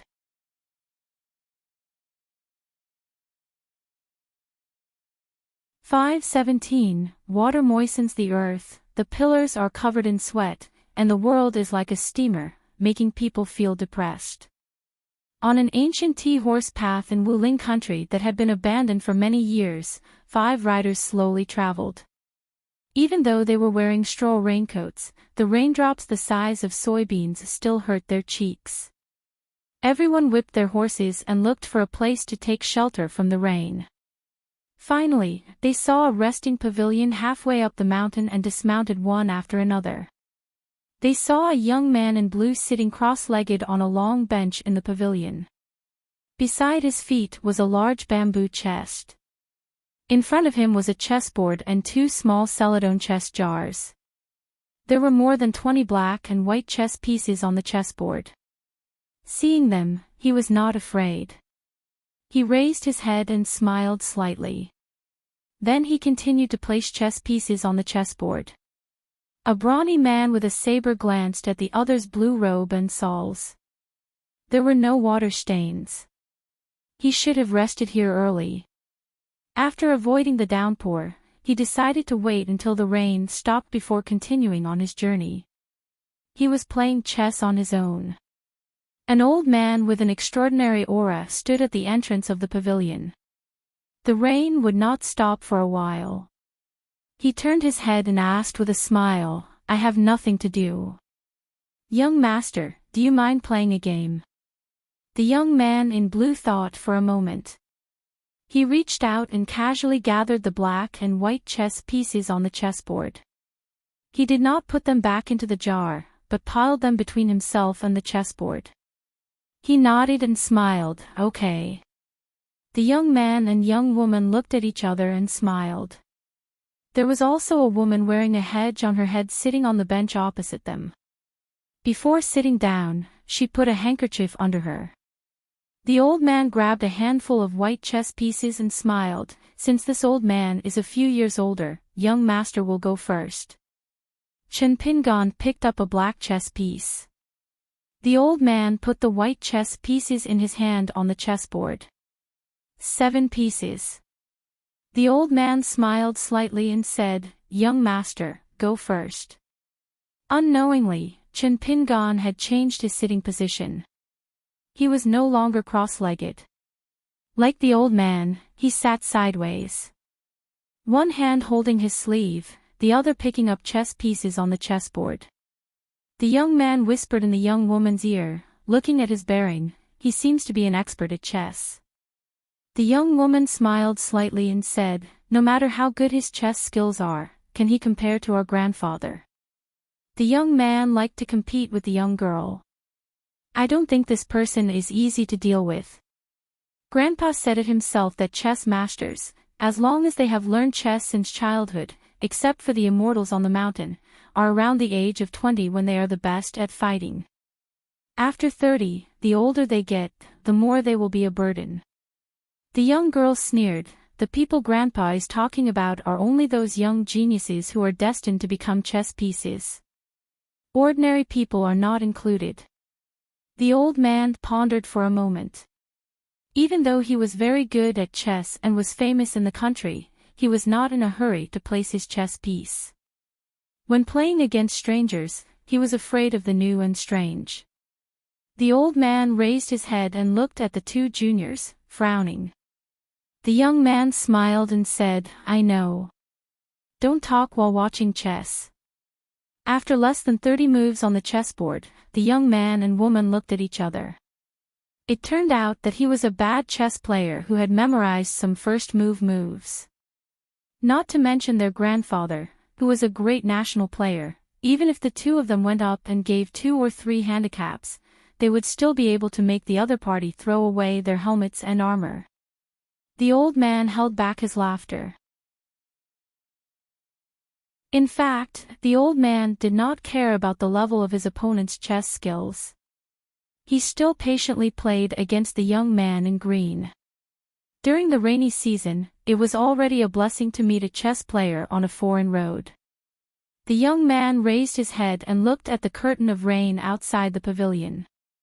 He surrendered. The old man nodded his head and helped to review the game. This foreign green-robed traveler actually had some skill in chess.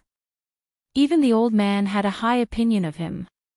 He almost mistakenly thought that he had encountered a real master from the outside world. It was just that he soon ran out of strength and was defeated like a landslide. It was very regrettable. While reviewing the game, the 2 of them chatted. The young man said that his surname was Chin and that he came from the south. The reason for his trip to the north was to go to the Green Oriole Kingdom at the eastern estuary of Great Blasphemy, and then to the upper reaches of Great Blasphemy. The old man's surname was Sui. He had already resigned and returned to his hometown.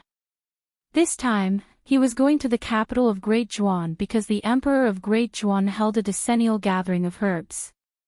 Even the Wuling Kingdom, Jinfu Kingdom, and more than 10 other countries' Go masters could go to Great Zhuan's capital to try their luck. The Emperor of Great Zhuan took out a set of priceless inlaid inscriptions, 9 pieces in total, and gave them to 9 people. There was also a chess manual that every chess player dreamed of as a reward for the winner. Chen Pingon asked, "When will this gathering of herbs be held and finished?" Under the arrangement of Chess Sage Wei and his 3 disciples, the seeded chess players from each country will be selected. The first 3 rounds will be suspended while the rest of the players will draw lots and fight each other in pairs. 100 people will be selected. Then, there will be 20 seeded players from each country who will be suspended in the first 3 rounds. The real competition between the masters will begin on the first day of winter. The capital of Dezhuan will welcome the first snow during the annual snowfall season. At that time, there will only be 10 people left to play. The set of 100 treasures inscriptions and the chess manual given by the Emperor of Zhou will be these people's belongings. However, they still need to be ranked. One of the 5 winners will be able to play a game with Chess Sage Wei. If he is lucky, not only will he be able to play with Chess Sage Wei, but even if he loses, he will still be able to advance to the next round. Chen Pingan asked, "This Chess Sage Wei's chess skills are obviously much better than everyone else's." The handsome young man nodded and said, "Of course. Chess Sage Wei is the immortal protector of the great Zhuan dynasty. His chess skills are invincible. 20 years ago, my grandfather was lucky enough to play a game with Chess Sage Wei.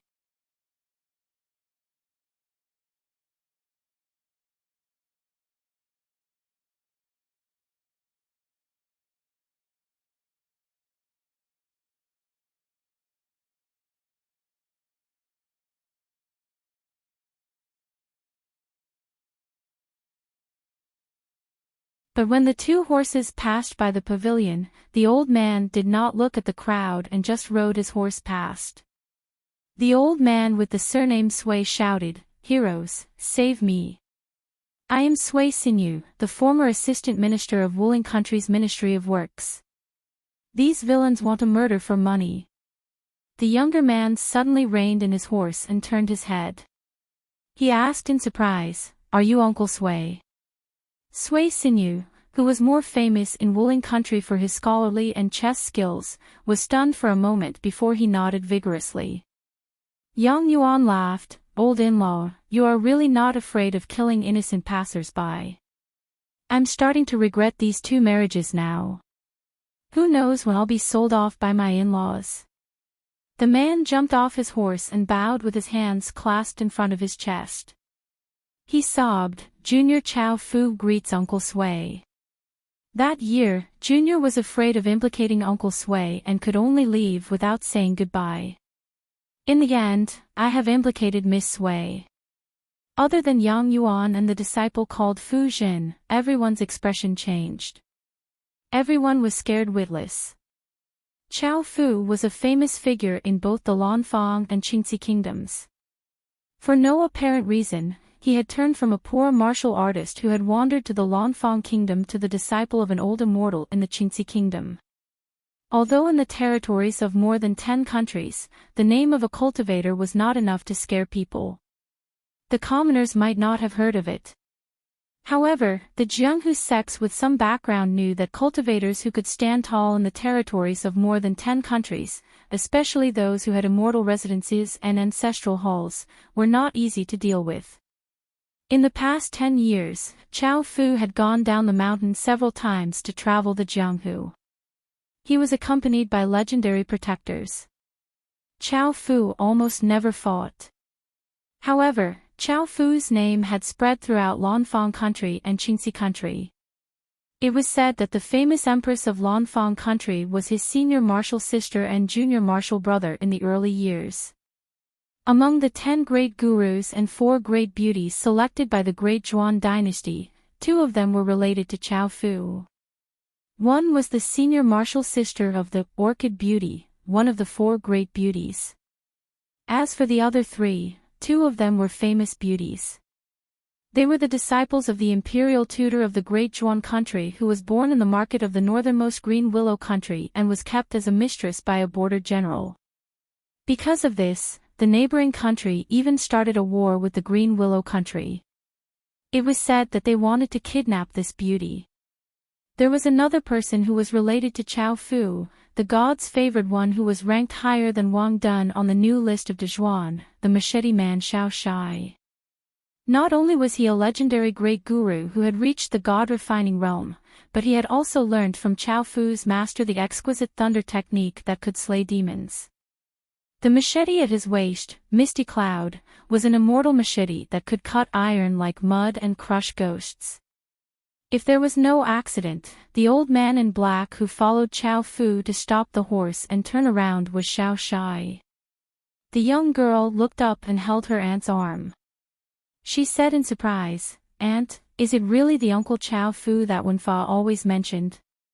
Sui Wenfa's eyes were brimming with tears. He had been fascinated by Uncle Chow's deeds in Jianghu for a long time, but he was not sure if he was the man who had married his aunt but whose family had fallen.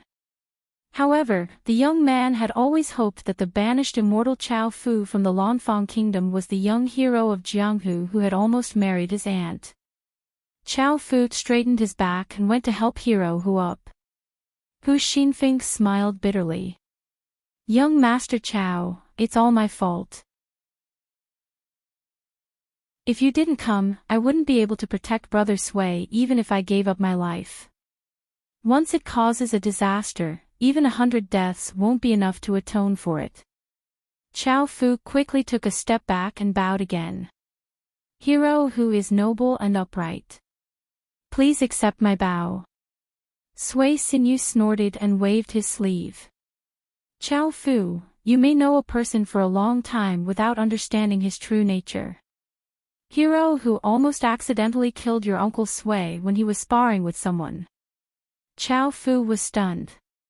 Sui Sinew sighed. Chow Fu, you are still too kind. You don't know the dangers of the Jianghu. It doesn't matter. Friendship is revealed through adversity. Just treat it as I, Sui Sinew, was blind to have a friend like Hero Hu. Hu Xinfeng, leave.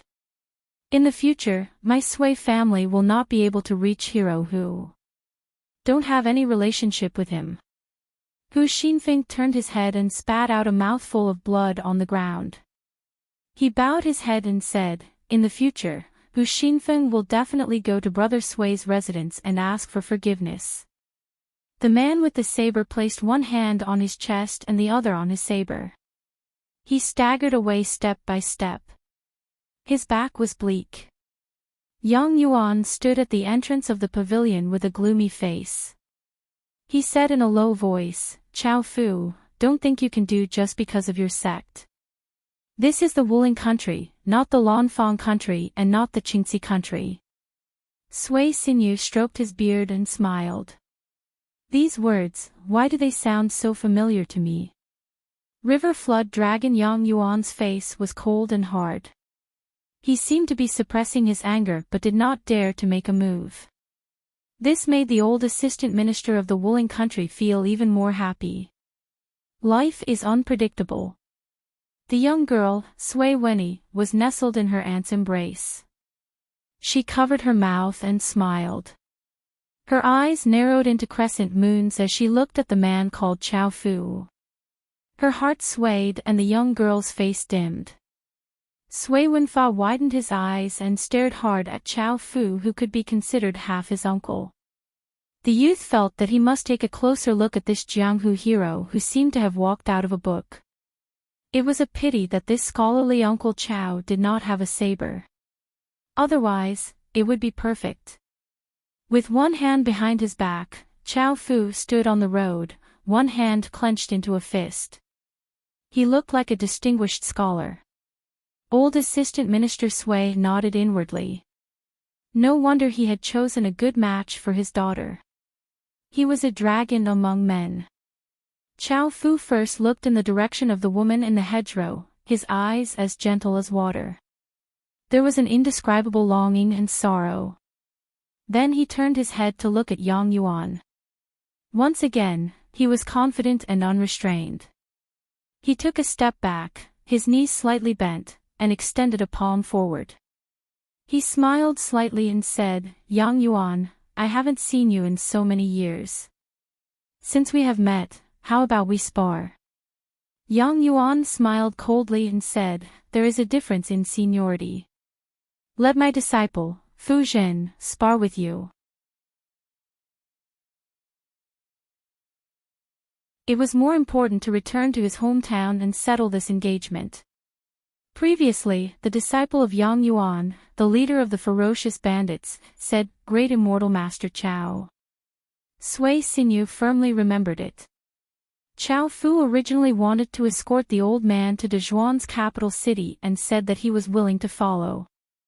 However, when he heard that the old man was returning home to attend the collection of plants, the journey was long and his body might not be able to withstand the bumpy journey, Chow Fu changed his mind.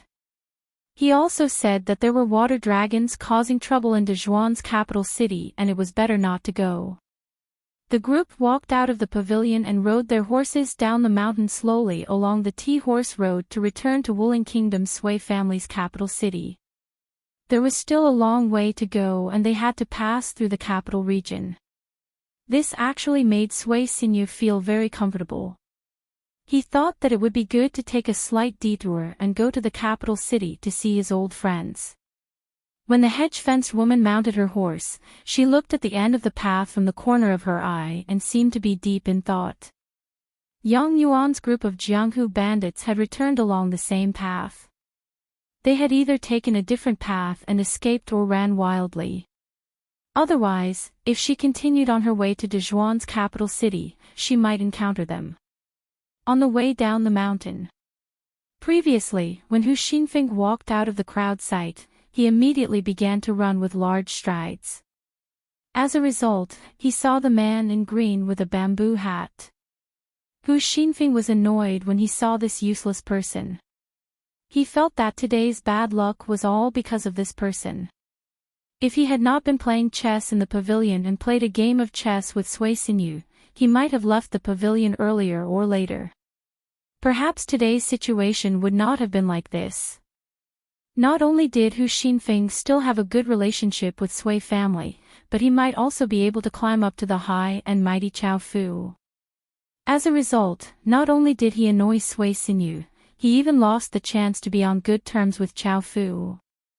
Perhaps that woman, who looked so beautiful that even he did not dare to have any thoughts about her, would blow some pillow talk with Chow Fu. Hu Xinfeng was afraid that one day his family would be inexplicably ruined and his family would be inexplicably destroyed. How big of a loss would it be to come and go? At the thought of this, Hu Xinfeng swept his leg across and hit the weak scholar's head with a whip kick. The latter fell into the dense forest outside the mountain path and disappeared in an instant. Only then did Hu Xinfeng feel slightly better. Hu Xinfeng's mood was much better. He fiercely spat out a mouthful of saliva mixed with traces of blood. Previously, when he was hammered on the chest by Yang Yuan, although it looked terrifying, the injury was not serious.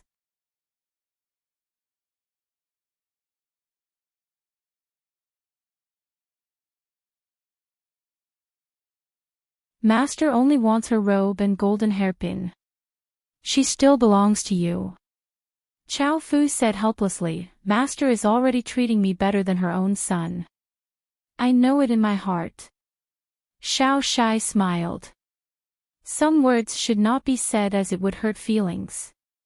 Why is Master so good to you? You, Chow Fu, don't take advantage of her. Master is a female cultivator of the Golden Core realm. If not for your low cultivation, which has yet to enter the sea viewing realm and is still far away from the Dragon Gate realm, the two of you would already be Dao companions on the mountain. Therefore, if Sui Jingqing really becomes your woman, she will be offended on the mountain. Maybe after getting the bamboo robe and the 3 golden hairpins, you will have to personally polish a pink skeleton. Xiao Shai believed that when that day really comes, Chow Fu will not hesitate to make the right choice. The great Dao is ruthless. On the road to immortality, other than the immortal Dao companions who are bound by the great Dao contract, women are like shoes. No matter how beautiful you are, you can change them anytime and anywhere. The riders moved forward slowly, as if they were afraid of scaring the woman who put on the hedge again. She stood up and stood behind the young man in green again. She said softly, Child Qin, I know you are a real immortal on the mountain. Moreover, you clearly have no evil intentions towards me and the Sui family. You are just disappointed before and too lazy to care about it. But Chow Fu is unfathomable and deliberately set a trap for me. As long as you save me today, I will definitely be your slave. I, Sui Jingqing, am willing to be a servant girl who serves tea and water and carries a box and a load. The young man who had already turned to face the riders turned his head and gently waved his folding fan. Don't talk nonsense. The heroes of Jianghu are chivalrous and don't ask for anything in return. Don't talk about being a slave. Be careful not to make a fool of yourself. By the way, do you think that Hu Xinfeng deserves to die? The woman with the hedge thought for a while and chose her words carefully. Perhaps she thought that the young immortal master was testing her wisdom. She answered carefully, he is just timid and has not killed anyone. He does not deserve to die. The man smiled and nodded. You said it. You won't regret it. She nodded heavily. The man closed his folding fan and gently tapped his shoulder. He leaned back slightly and turned his head with a smile. Hu Xinfeng, you can disappear now. Hu Xinfeng panicked and did not know where to go. He jumped and directly left the Tea-Horse Ancient Road. He ran all the way down the mountain with a spirit of cutting through all obstacles. In a few blinks of an eye, he disappeared without a trace. The two sides were only 10 steps apart. Sui Xinyu sighed. Silly girl, don't mess around. Come back quickly. Is Chao Fu not infatuated enough with you? Do you know that what you are doing is a stupid thing to repay kindness with enmity? As he spoke, the old assistant minister, who was the best in chess in the country, had a face full of anger. He said sternly, the Sui family has been upright for generations. How can you do this? Even if you don't want to marry Chao Fu carelessly and can't accept this sudden marriage, whether it is father or Chao Fu who rushed back to the sad place for you, they are all reasonable people. Do you have to be so rash and embarrass father? Do you want to humiliate the Sui family? The young man Sui Wenfa and the girl Sui Sini were so scared that their faces turned pale. They had never seen their grandfather so angry. The woman with the hedge smiled bitterly. Father, I only know one thing. Cultivators are the most ruthless. Marriage in the mortal world can only be avoided like the plague. Chao Fu's eyes were gentle. He said softly, Miss Sui, when you become a real cultivator on the mountain, you will know that there are also Taoist companions on the mountain. Those who can meet at the foot of the mountain and continue their marriage on the mountain are even rarer. How can I, Chao Fu, not cherish it? My master is a Jindan Earth Immortal. He is a real Taoist at the top of the mountain. He has been in seclusion for many years. When he came out this time, he saw my face and calculated the movement of the red luan. For this reason, he specially asked for our birth characters. After some calculation, he only had a prophecy, a match made in heaven, a rare occurrence in 100 years. The woman with the hedge hesitated for a moment and said to wait for a while. She took out a handful of copper coins from her sleeve and held it in the palm of her right hand. Then, she raised her arm high and gently threw it in the palm of her left hand. She flipped and picked it up. Finally, she raised her head and held the copper coins in her hand tightly. She smiled sadly. Chao Fu, do you know why I tied my hair in a bun when my first marriage failed? Was it like being a widow? Later, even if my father and your family discussed the intention of marriage, I still did not change my bun. It was because I used this technique to calculate that the scholar who died young was the best match for me in this life. You, Chao Fu, are not. You were not in the past, and you are still not in the present. If your family had not met with such a tragedy, I would have followed the family's order and married you. After all, it is difficult to disobey my father's order. But after this, I swore that I would never marry again. So even if my father forced me to marry you, even if I misunderstood you, I would still not marry. She threw the copper coins on the ground and suddenly took out a golden hairpin from her sleeve. In an instant, she pierced through the thin veil hanging from the hedge above her head and pressed it against her neck. Blood oozed out. She looked at the old man on the horse and sobbed. "Father, can you just let your daughter be willful for once?" Sui Xinyu was so angry that he punched his legs. He gritted his teeth and said, "Rebellion, it's really a rebellion. How could I give birth to such a crazy evil creature? What God sent me in my dream? What master prophesied?" Sui Xinyu was so angry that he spoke incoherently. Chao Fu smiled bitterly. "Uncle Sui, why don't we just let it go? I don't want to see Jing Qing in such a difficult position." The scholar in green used the bamboo fan to press against his forehead and looked like he had a headache.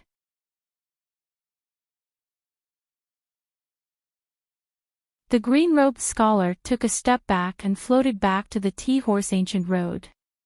Holding a folding fan in his hand, he smiled and said, "Generally speaking, you should be grateful to the point of tears and thank the hero." Then, the hero would say no need and leave. In fact, that's the case. He clenched his hand and the green mountain staff that he had previously stuck on the side of the road rose from the ground and flew over on its own. Being held in his palm, he seemed to have remembered something. He pointed at the old man sitting on the horse's back. "You scholars, if you say you're bad, then you're good. If you say you're smart, then you're smart. If you say you're stupid, then you're stupid. It's really hard to calm your emotions. No wonder you're acquainted with a hero like Hu Daxia who's willing to die for you.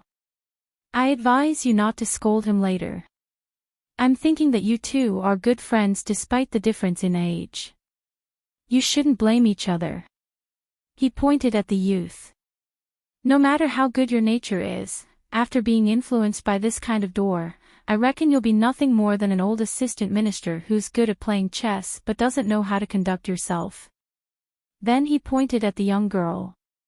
"It's not good to be jealous of someone close to you." Finally, he turned his head and looked at the woman in the hedge. He smiled and said, "Actually, before you stopped the horse and I went into the water, I didn't have a bad impression of you. In this whole family, you're the one who looks the most like a smart person. Of course, it's human nature to accept that your life is hanging by a thread and gamble. In any case, you won't lose anything. If you win the gamble, you'll escape the disaster and successfully escape the trap of those two people. If you lose the gamble, you'll just wrongly accuse the infatuated immortal Master Chao. For you, there's no loss. So, your gambling luck is really good." The green-robed scholar finally asked, "Then have you ever thought that there's another possibility? We've all lost. I can die. Previously at the pavilion, I was just a mortal teacher, but from beginning to end, I didn't implicate your family. I didn't deliberately climb up to you. I didn't open my mouth to borrow a few dozen taels of silver from you. The good things didn't get better, and the bad things didn't get worse. Right? What's your name? Sui what? Ask yourself. Even if someone like you mastered the magic of immortals and became a mountain person like Chao Fu, would you really be better than him? I don't think so." The man took a step forward. It looked like an ordinary step, but he walked more than 100 feet and disappeared in a flash. Those copper coins had already fallen to the ground. The woman in the hedge put away the golden hairpin and squatted on the ground. Her face behind the veil was expressionless. She picked up the copper coins one by one. She put the copper coin into her sleeve and still didn't stand up. Finally, she slowly raised her arm and rubbed her eyes through the gauze. She sobbed softly, "This is a real cultivator. I knew it. It's the same as the sword immortal in my imagination. It's me who missed this opportunity of the great Tao, at the foot of the mountain." Hu Xinfeng hid near a stone cliff, trembling with fear. It wasn't that he didn't want to run a longer distance, but outside this mountain, there was no cover. Hu Xinfeng was afraid that he would be in the way if he ran, causing another unexpected disaster. In the end, Hu Xinfeng's vision blurred. His knees went soft and he almost knelt on the ground. He stretched out his hand to support himself on the stone cliff and said in a trembling voice, "Hu Xinfeng greets the immortal master." The young scholar in the green robe and bamboo hat smiled and said, "It's a coincidence. We brothers meet again. One kick, one punch, and one stone. It's exactly 3 times.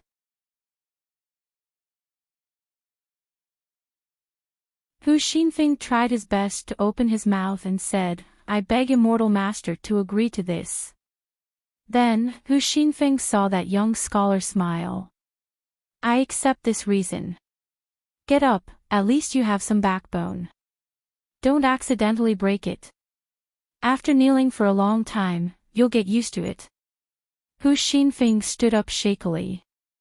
He actually lowered his head and wiped his tears. It was absolutely true.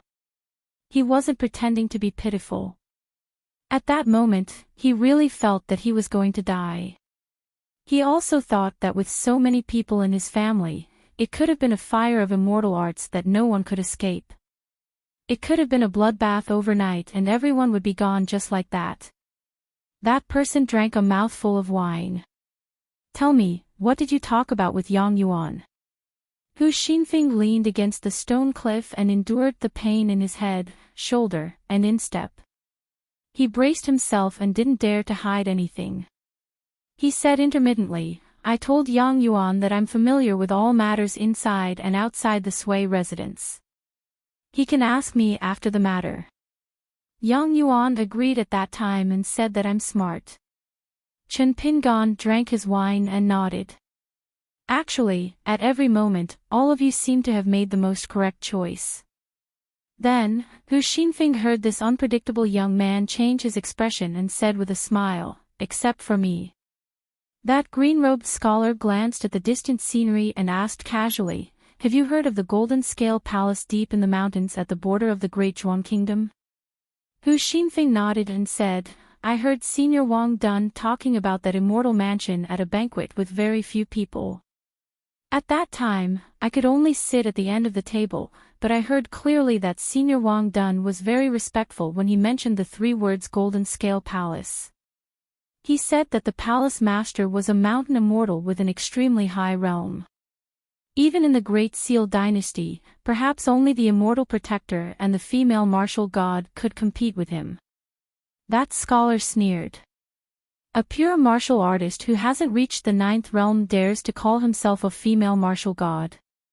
Hu Xinfeng wiped the sweat from his forehead and said awkwardly, "It's just a respectful title that we Jianghu people use for that female grandmaster. She has never called herself that." The green-robed scholar drank a mouthful of wine. "If you have elixirs like the golden sore medicine, quickly apply it. Don't bleed to death. I don't have the bad habit of collecting corpses." Only then did Hu Xinfeng feel relieved. He quickly squatted down and took out a porcelain bottle. He gritted his teeth and applied it to his wounds. That person suddenly asked, "How much is this bottle of medicine worth?" Hu Xinfeng hurriedly raised his head and smiled bitterly. "This is a secret elixir from the immortal grass mountain villa of the Wuling Empire. It's the most precious and expensive. Even for someone like me who has my own sect and has some ways to make money, I still felt heartache when I bought 3 bottles. But because of the relationship I had with Senior Wang Dun, the immortal grass mountain villa was willing to sell me 3 bottles." That person said, "It's not easy to make money and make a living in Jianghu." At this moment, Hu Xinfeng felt that he was jittery. Damn it, the herbal collection was indeed an unlucky name. In the future, he would never set foot in the Great Seal dynasty. Screw the herbal collection. That person suddenly lowered his head and asked with a smile, "Do you think that the title of a Jindan sword practitioner of the Golden Scale Palace would scare away immortal Master Chao and Xiao Shai?" Hu Xinfeng hesitated for a moment and nodded. "It should be enough." Hu Xinfeng sat on the ground and thought for a moment. Maybe not. The blue-robed scholar took off his bookcase and took out the chessboard and chess jar. He also sat down and smiled.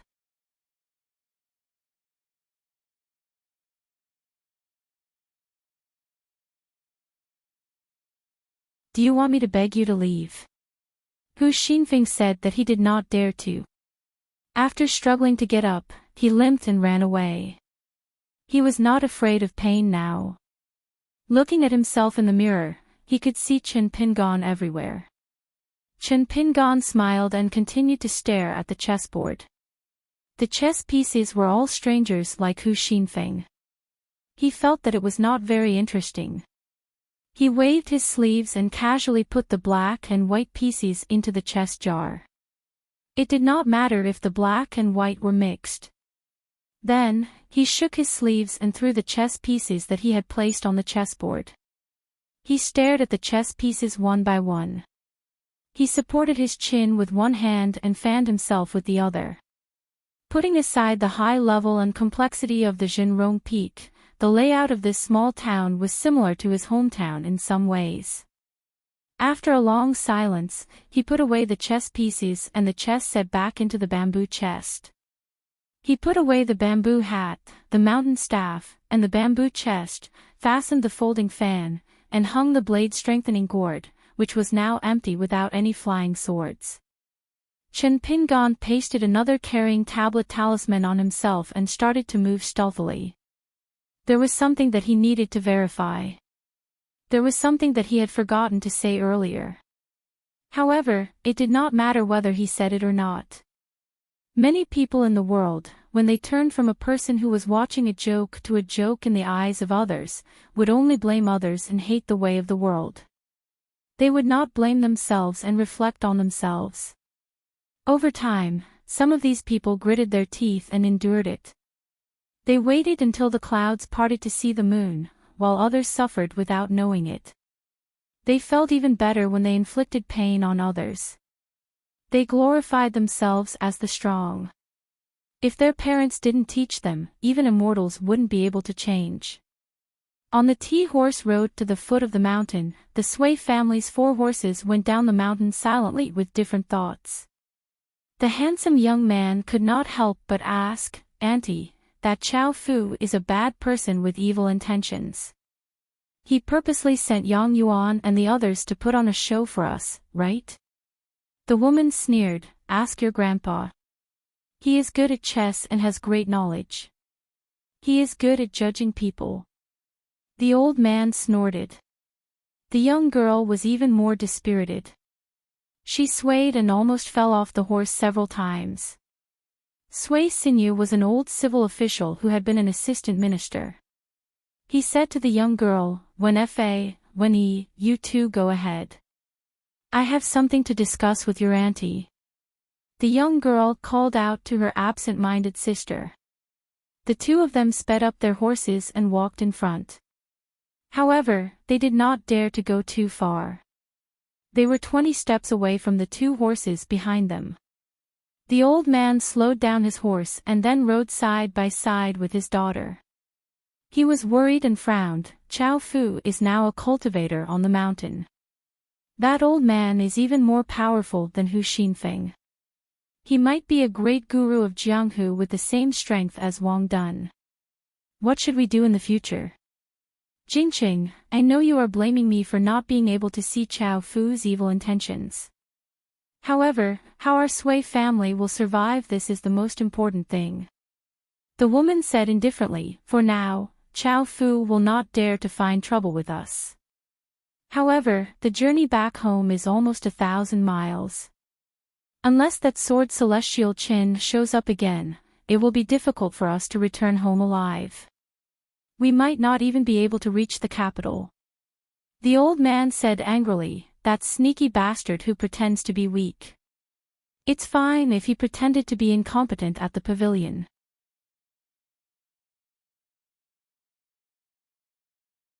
Then, let's find an opportunity to pretend that the sword immortal with the surname Qin is secretly tailing us. We can also make it so that Chao Fu and Lin Yun will see us. They will be alarmed and will not dare to bet their lives with us. The old man smiled. This is a brilliant plan. Jingqing, let's plan it well and try to do it flawlessly. The girl's expression dimmed, but even if Chao Fu is bewitched by us, it is actually very easy for them to resolve this situation. If I can think of it, I believe that Chao Fu will think of it sooner or later. The old man was alarmed and puzzled. What do you mean? She said with a bitter smile, won't it work if we let that river flood dragon, Yang Yuan, kill us again? The old man's face was filled with grief. My life is over. Tears streamed down her face for no reason. She put on the hedgerow again and turned to say, Father, you are right. No matter what, it is all my fault. If it wasn't for me, there wouldn't be so many disasters. Perhaps I would have married a scholar, and now I am married to a faraway place to take care of my husband and children. Father, you can continue on your journey and go with Hu Xinfeng to the capital of Dezhuan. Perhaps you won't be able to get the 100 treasures embedded in the offerings, but if you play chess with someone, you will buy a new and exquisite chess manual and bring it home. You will also send 1 or 2 copies to your daughter and son-in-law. She choked on her words. The old man was speechless for a long time. He sighed and finally smiled bitterly. Forget it, silly girl. I don't blame you. I don't blame you for anything. The father and daughter rode slowly. On a tree branch far away from the tea-horse road, a green-robed scholar leaned against the tree trunk and gently fanned himself. He looked up at the sky with a smile on his face and lamented, how can there be such a shrewd woman, and her gambling luck is top-notch. She is even more shrewd than Yao Jinji from the Tongye continent. If she follows Cui Dongshan up the mountain to cultivate for a period of time, who knows if she will play countless cultivators in the palm of her hand when she goes down the mountain. Interesting. It can be considered a new chessboard. After a moment of silence, Chen Pingan gradually stopped smiling. He murmured, the chessboard is a new chessboard. What about people's hearts?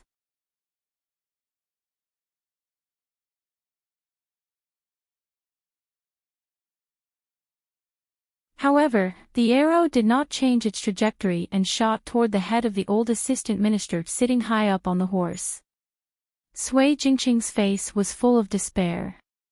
Even if he had secretly given the silk bamboo robe to his father to wear, if the arrow hit the head, even if it was a legendary immortal robe, how could it save him? Sui Jingqing opened his eyes wide and tears immediately gushed out of his eyes. At the moment of life and death, his sincerity could be seen. Even if Sui Jingqing did not completely approve of her father's conduct as an official, the relationship between father and daughter could not be faked. Just like the silk bamboo robe that was as thin as a cicada's wing. Part of the reason why Sui Xinyu wore it was because Sui Jingqing guessed that his life was not in danger for the time being. However, in the face of a great disaster, not all children in the world were willing to gamble like Sui Jingqing. This was especially so for a smart girl like Sui Jingqing who aspired to cultivate immortality. The next moment, a white-robed man carrying a sword appeared out of thin air and stood right on top of the arrow. He hovered it near Sui Xinyu and his horse and gently floated down. The arrow under his feet fell to the ground and turned into fine powder. Another arrow whistled through the air. This time, it was extremely fast and exploded with the aura of wind and thunder. Before the arrow pierced through the air, there was the sound of a bowstring snapping. However, the arrow was caught by the white-robed young man and shattered in his hand. The white-robed sword immortal looked at the arrow and laughed, Shao Shai, aren't you a bladesman? Why did you change to a bow? The white-robed sword immortal swept over. Sui Jingqing shouted, be careful of the strategy of luring the tiger away from the mountain. However, the white-robed sword immortal who had changed his attire turned a deaf ear to him and chased after him alone. A white rainbow rose from the ground, dazzling the onlookers. Sui Jingqing immediately mounted his horse and urged it to leave. With a wave of his hand, he collected the 3 golden hairpins that had fallen on the road and shouted to the 3, "Let's go." The 4 Sui family horses galloped away. After galloping for a few miles, they still could not see the outline of the relay station. The old assistant minister only felt that his bones were about to fall apart from the jolting of the horse. Sui Jingqing raised his arm high and suddenly stopped the horse. The other 3 horses also quickly pulled on the reins. On the road, Chao Fu had one hand behind his back. He smiled and extended a hand to the woman in the hedgerow. "Jingqing, follow me up the mountain to cultivate. I can guarantee that as long as you enter the mountain with me, the future generations of the Sui family will have riches and honor waiting for you." Sui Sinu's expression changed. Sui Jingqing sneered, "If that's really the case, why would you, Chao Fu, go through so much trouble?"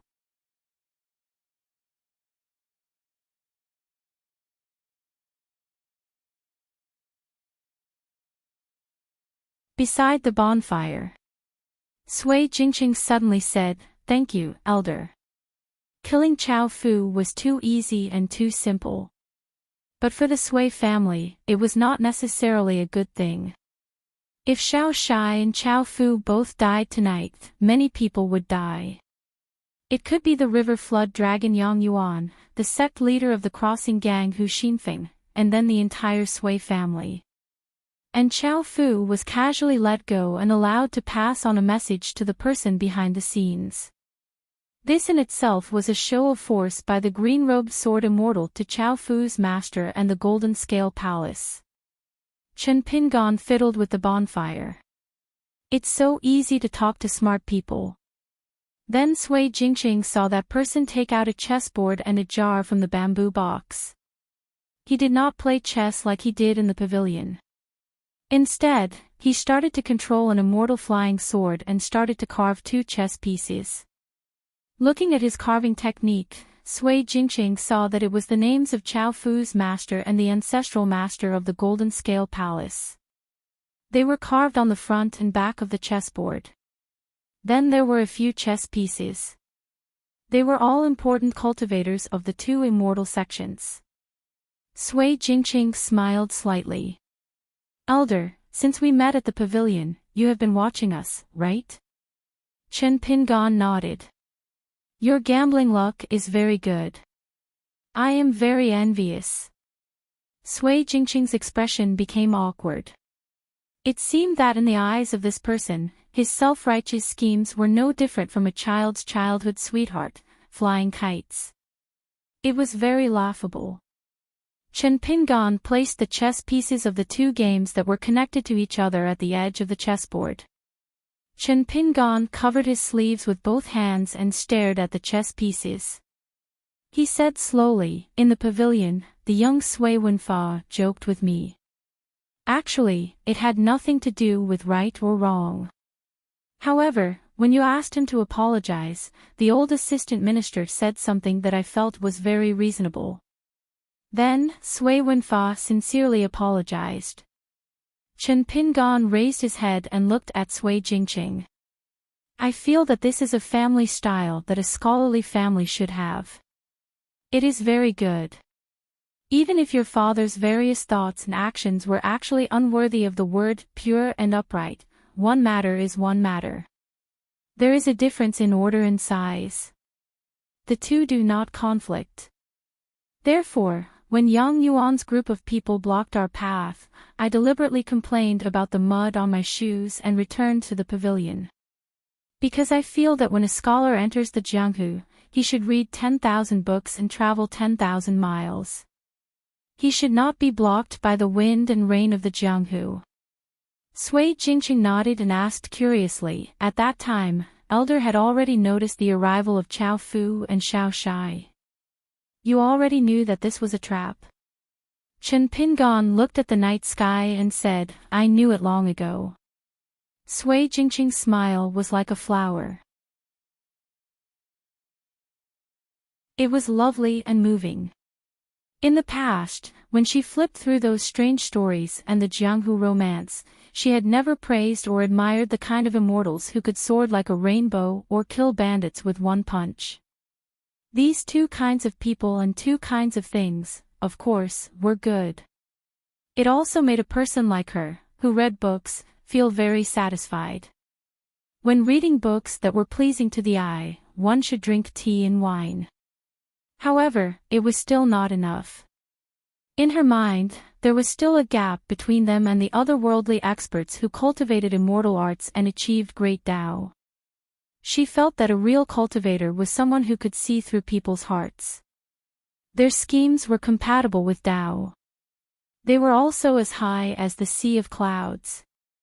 They were the real people who had achieved Tao. They were the real immortals who sat high above the sea of clouds. They were high above and looked down on the human world. However, they did not mind playing with the human world when they walked down the mountain. They were still willing to punish evil and promote good. Chen Pingan said slowly, "The intelligence and stupidity of the human world is a double-edged sword. As long as the sword is unsheathed, there will be good things and bad things in this world. Therefore, I have to take a look again, carefully and slowly. You better remember what I said tonight, so that you can tell someone in detail in the future.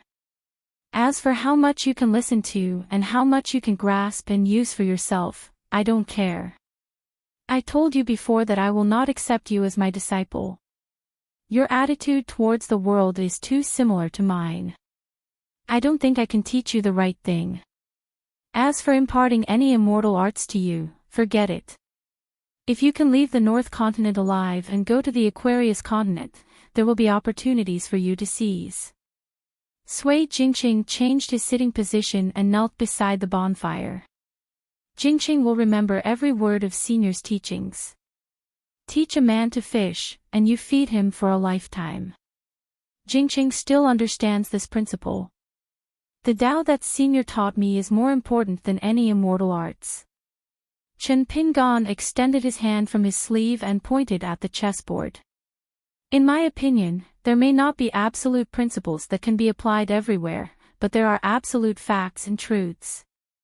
When you first see the truth behind these words and actions, you will know the sequence of events.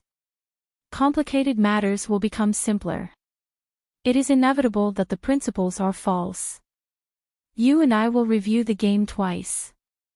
Chen Pingan picked up a chess piece. In between life and death, there will be great evil in human nature. It is understandable that people will use unscrupulous means to survive in death. As for whether they accept it or not, it depends on the person. He raised the chess piece and gently placed it on the chessboard. Hu Xinfeng of the Crossing Gang chose evil at that moment. Therefore, he is responsible for his own life and death. On my side, it may not be right, but on the chessboard at that time, he succeeded in seeking life in death. Because he is different from you, Sui Jingqing. From beginning to end, he never guessed that I was also a cultivator, and even dared to observe the situation in secret. Sui Jingqing asked, if he swore to protect the 4 members of the Sui family, what would Senior do? Chen Pingan slowly said, then Wuling country should continue to have such a true hero and continue to roam the Jianghu. After the storm, if such a hero is still willing to treat me to a drink, I will feel very honored. Chen Pingan pointed at the 2 chess pieces that had not yet entered the game.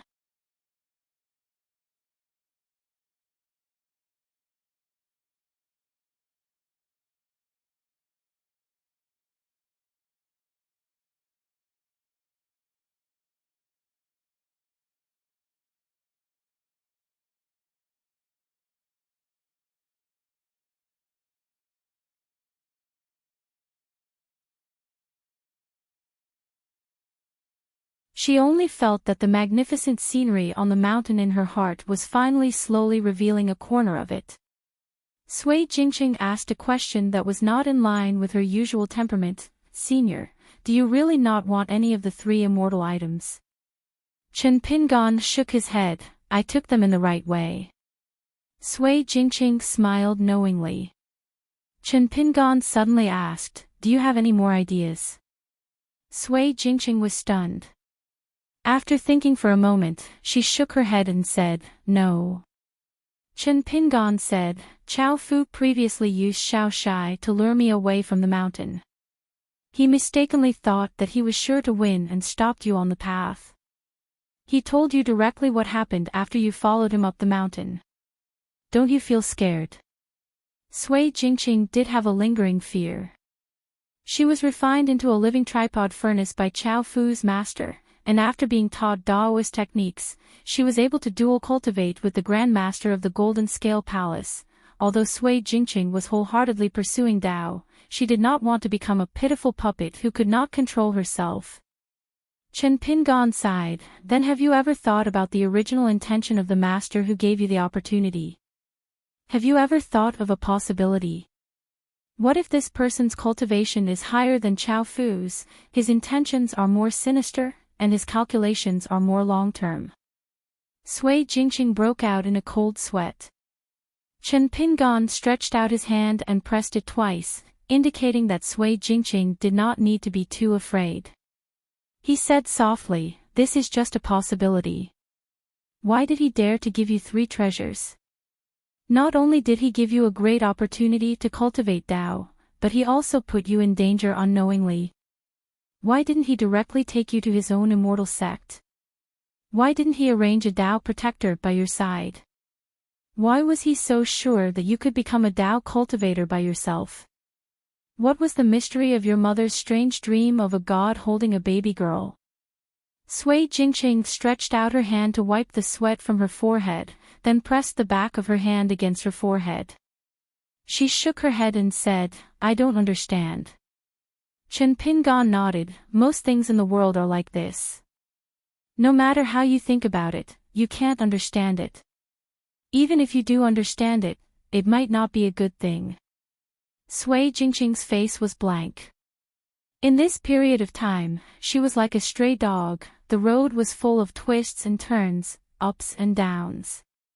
Tonight's matter, this person's few words had caused her mood to rise and fall greatly. Chen Pingan said, "I only told you this after you decided to go to the Aquarius continent, because I want you to make another choice in your state of mind. How should you treat the wandering master who may not appear in your lifetime, but may appear tonight?"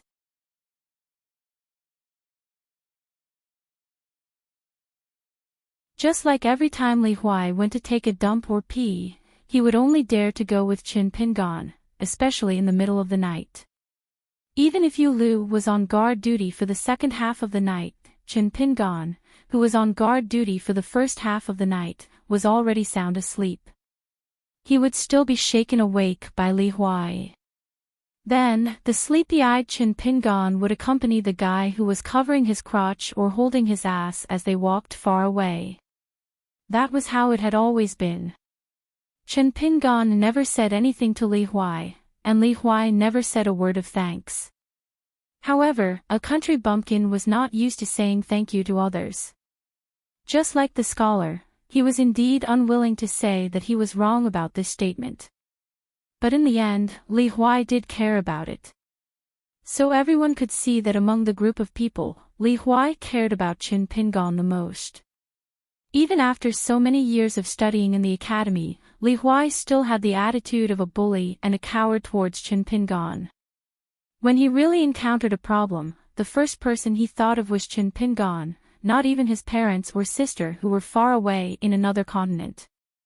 It was just that one was dependence, the other was nostalgia. Different feelings, but equally deep. And although Sui Jingqing was a half-baked cultivator, she still had not fasted. Moreover, she was a woman, so the trouble was actually not at all. It was very little. So when Chen Pingan bought a carriage in a bustling county, he deliberately stayed for one more day and stayed in an inn. At that time, Sui Jingqing, who felt that she weighed 160 kilograms, was relieved. She borrowed some money from Chen Pingan, saying that she was going to buy some things. Then, she changed into a new dress and bought a hedge to cover her face. It was not that he deliberately took care of Sui Jingqing. In fact, Chen Pingan himself was not in a hurry. He had a rough idea of the route and would not delay. He just needed to reach the Green Oriole Kingdom in autumn. So one day, at the edge of a turbulent river, Chen Pingon took out his fishing rod to fish. The sand moved, but the stone did not move.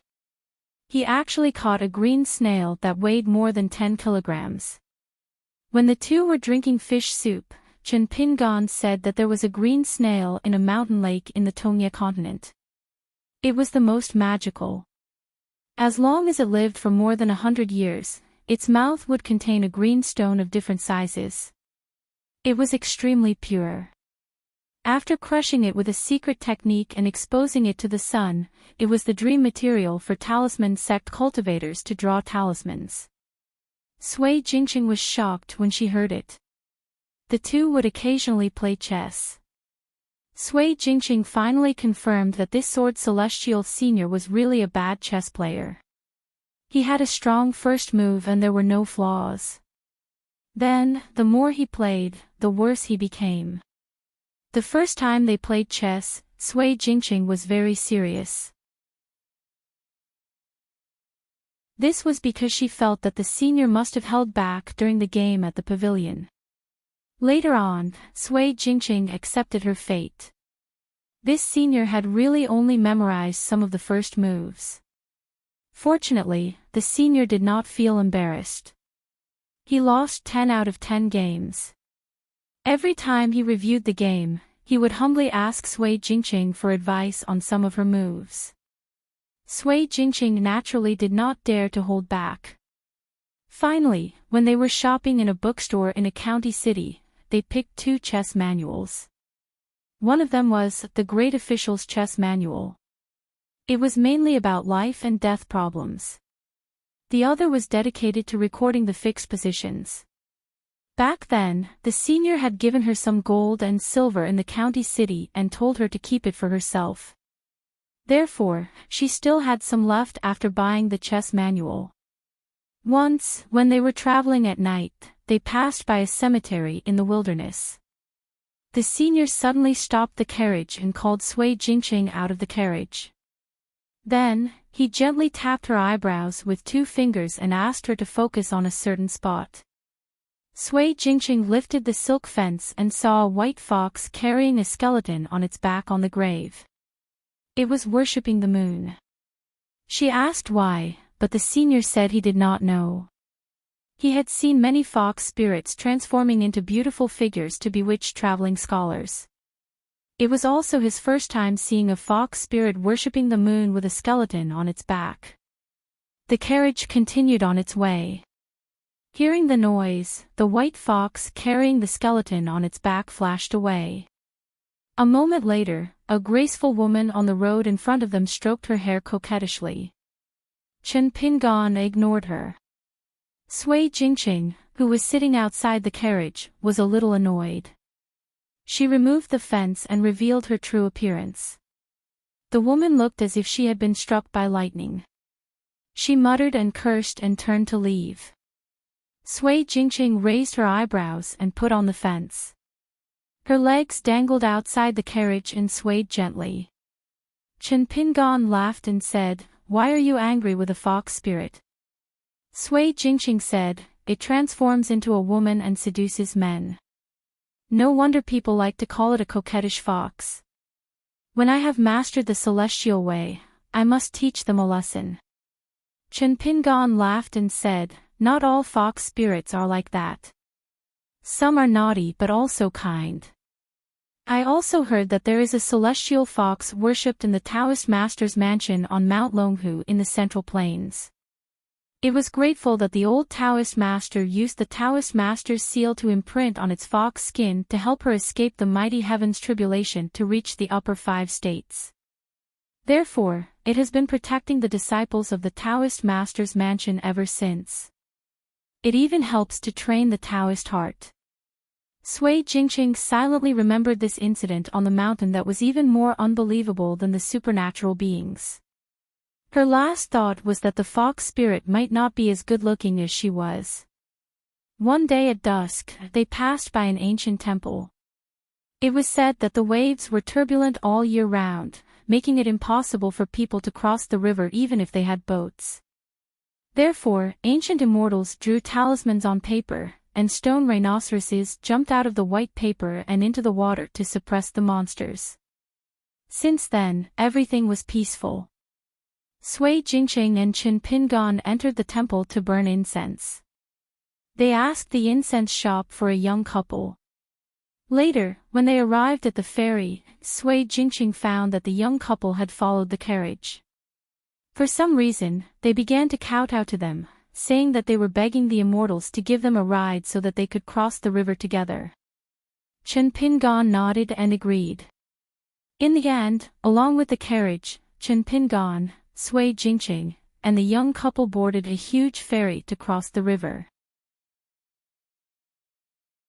After they reached the shore, the carriage slowly traveled for a few miles before the young couple asked to alight. Sui Jingqing and the young couple sat in the carriage and it was slightly crowded. They discovered even more strange things. When the couple was crossing the river with the carriage and the ferry, they were sweating profusely, as though the boat would capsize and sink at any moment. The two of them leaned against each other and held hands, looking as though they were facing death. This made Sui Jingqing worried. He mistakenly believed that there were spirits causing trouble in the river and that the ferry would capsize at any moment. However, when he thought of the sword immortal sitting outside, he felt a lot more at ease. After the young couple alighted, they kowtowed again, kowtowing 3 times and kowtowing 9 times. Sui Jingqing saw that the senior did not say anything. He just stood there and accepted the kowtow.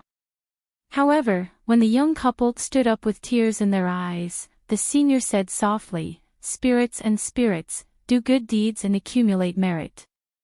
The Tao is not biased and will naturally protect you." Sui Jingqing felt that strange things were happening one after another. After the young couple heard this, they felt as though they had been pardoned and were enlightened. They actually knelt down piously again. However, this time, the senior extended his hand to support the young man. "Let's go. The mountains and rivers are far and the Tao is arduous. Do your best." The young couple did not walk on the official road. Instead, they walked off the road. A distance away, the young woman stopped and turned around. One of them bowed with their hands clasped, while the other gave a curtsy. Then, when the carriage drove into a small path, Sui Jingqing, who was about to ask the couple about their origins, suddenly widened his eyes. He saw ripples appear as a golden-armored deity with a metal spear in hand stood on the path. Qin Pingan stopped the carriage and floated to the ground. He cupped his fists and asked, "Did we make things difficult for you by acting on our own accord?" The golden-armored deity with a solemn expression shook his head and said with a smile, "In the past, we were bound by the rules. It was my duty and I could not show favoritism. That couple should be blessed to be protected by your merit. They have waited bitterly for 100 years before crossing the river." The golden-armored deity opened up a path and stood to the side. He gently stabbed the ground with his spear and said, "I'll send you on your journey." Qin Pingan cupped his fists once again and bade him farewell with a smile. He returned to the carriage and slowly drove past the golden-armored deity that presided over the river. Sui Jingqing fell silent for a long while before asking softly, "Senior, is this what it means to be successful in cultivation?"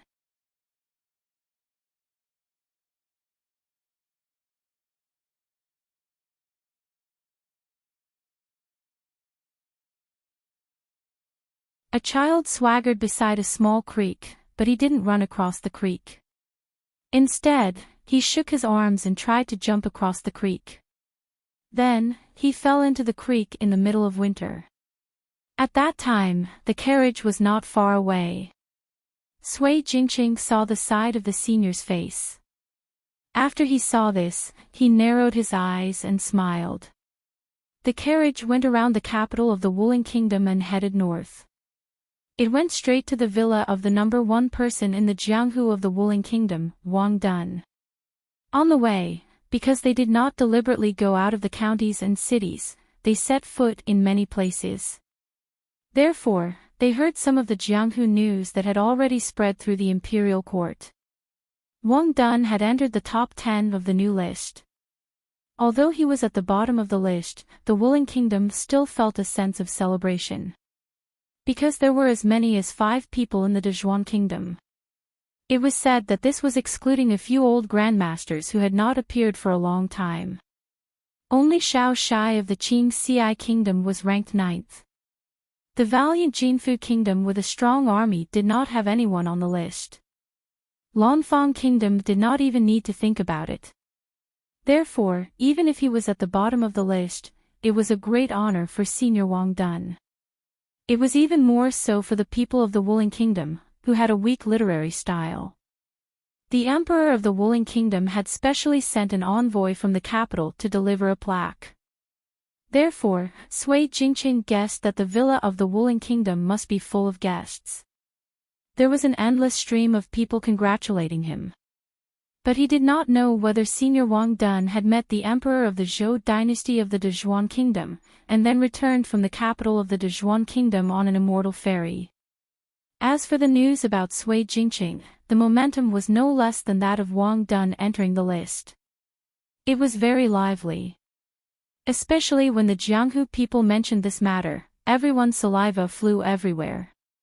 The women who wandered the Jianghu by the side were mostly unhappy.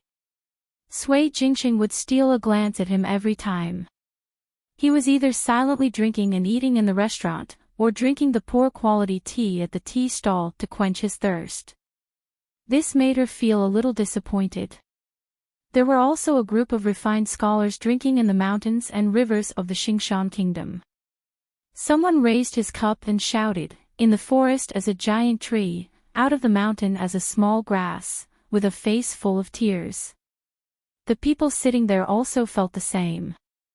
Someone stood up and performed a sword dance. It was probably considered impassioned. The carriage slowly passed by. Sui Jingqing smiled and said, "If it is the talk of famous scholars, do you know which 2 types of people are the most indispensable?" Chen Pingan smiled and shook his head. "I have never participated in it. Tell me." Sui Jingqing smiled and said, "In these literary gatherings, there must be someone who can write a popular poem. It is best if there is also someone who can draw the faces of the people. If there is one of the 2, it will be recorded in history. If there is both, it will be a grand event that will be passed down for thousands of years."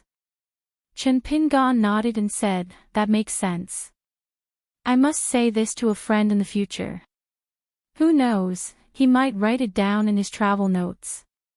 Sui Jingqing covered her mouth and laughed. She sat sideways outside the carriage and swung her legs. They were close to Sagu Mountain Villa. In a county town, Chen Pingan sold the carriage at a discount. He asked for 2 rooms in the inn.